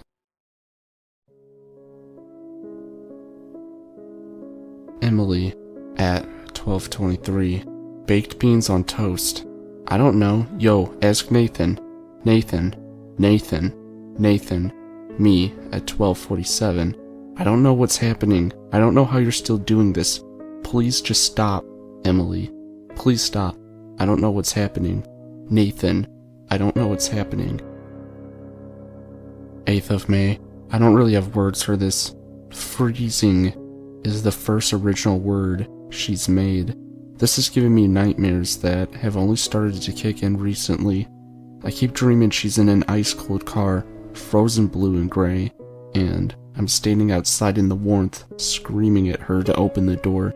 She doesn't even realize I'm there. Sometimes her legs are outside with me. Emily at 1:07. I. -12, -15. My jumper's in the dryer and it's really cold out. Really cold out. Cold. Cold. Nathan. Please stop. Cold. Freezing. I don't know what's happening. Those were the text messages. 24th of May. I wasn't actually drunk when I sent these messages. She wasn't an affectionate girl, and I always embarrassed her to exchange I love yous, cuddle, talk about how much we meant to each other, and stuff like that. She was more comfortable with it when I was boozed up. I got fake drunk a lot. Her reply is what prompted me to finally memorialize her page, thinking it might help curb this behavior. It might seem innocuous compared to her previous message. It's pasted from an old conversation where I was trying to convince her to let me drive her home from her friends. In the collision, the dashboard had crushed her. She was severed in a diagonal line from her hip to her midway down, all the way to her left thigh. One of her legs were found tucked under the back seat.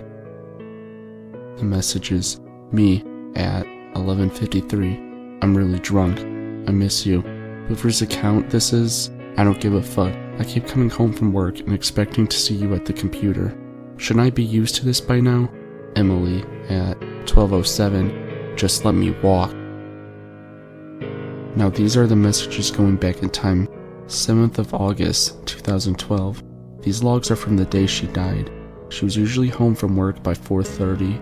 This, alongside a couple voicemail messages, is the last time I talked to her under the assumption that she was alive. You'll see why I'm showing you these soon. All of these messages are from me. 5:36. Hey, you on your way home? Emily? 5:54. When you see this message, please ring me straight away. I rang blank and they said you left at 4. I'm starting to panic. I feel sick in my stomach. Please ring me. Me at 8 p.m. Emily. Emily, answer your phone.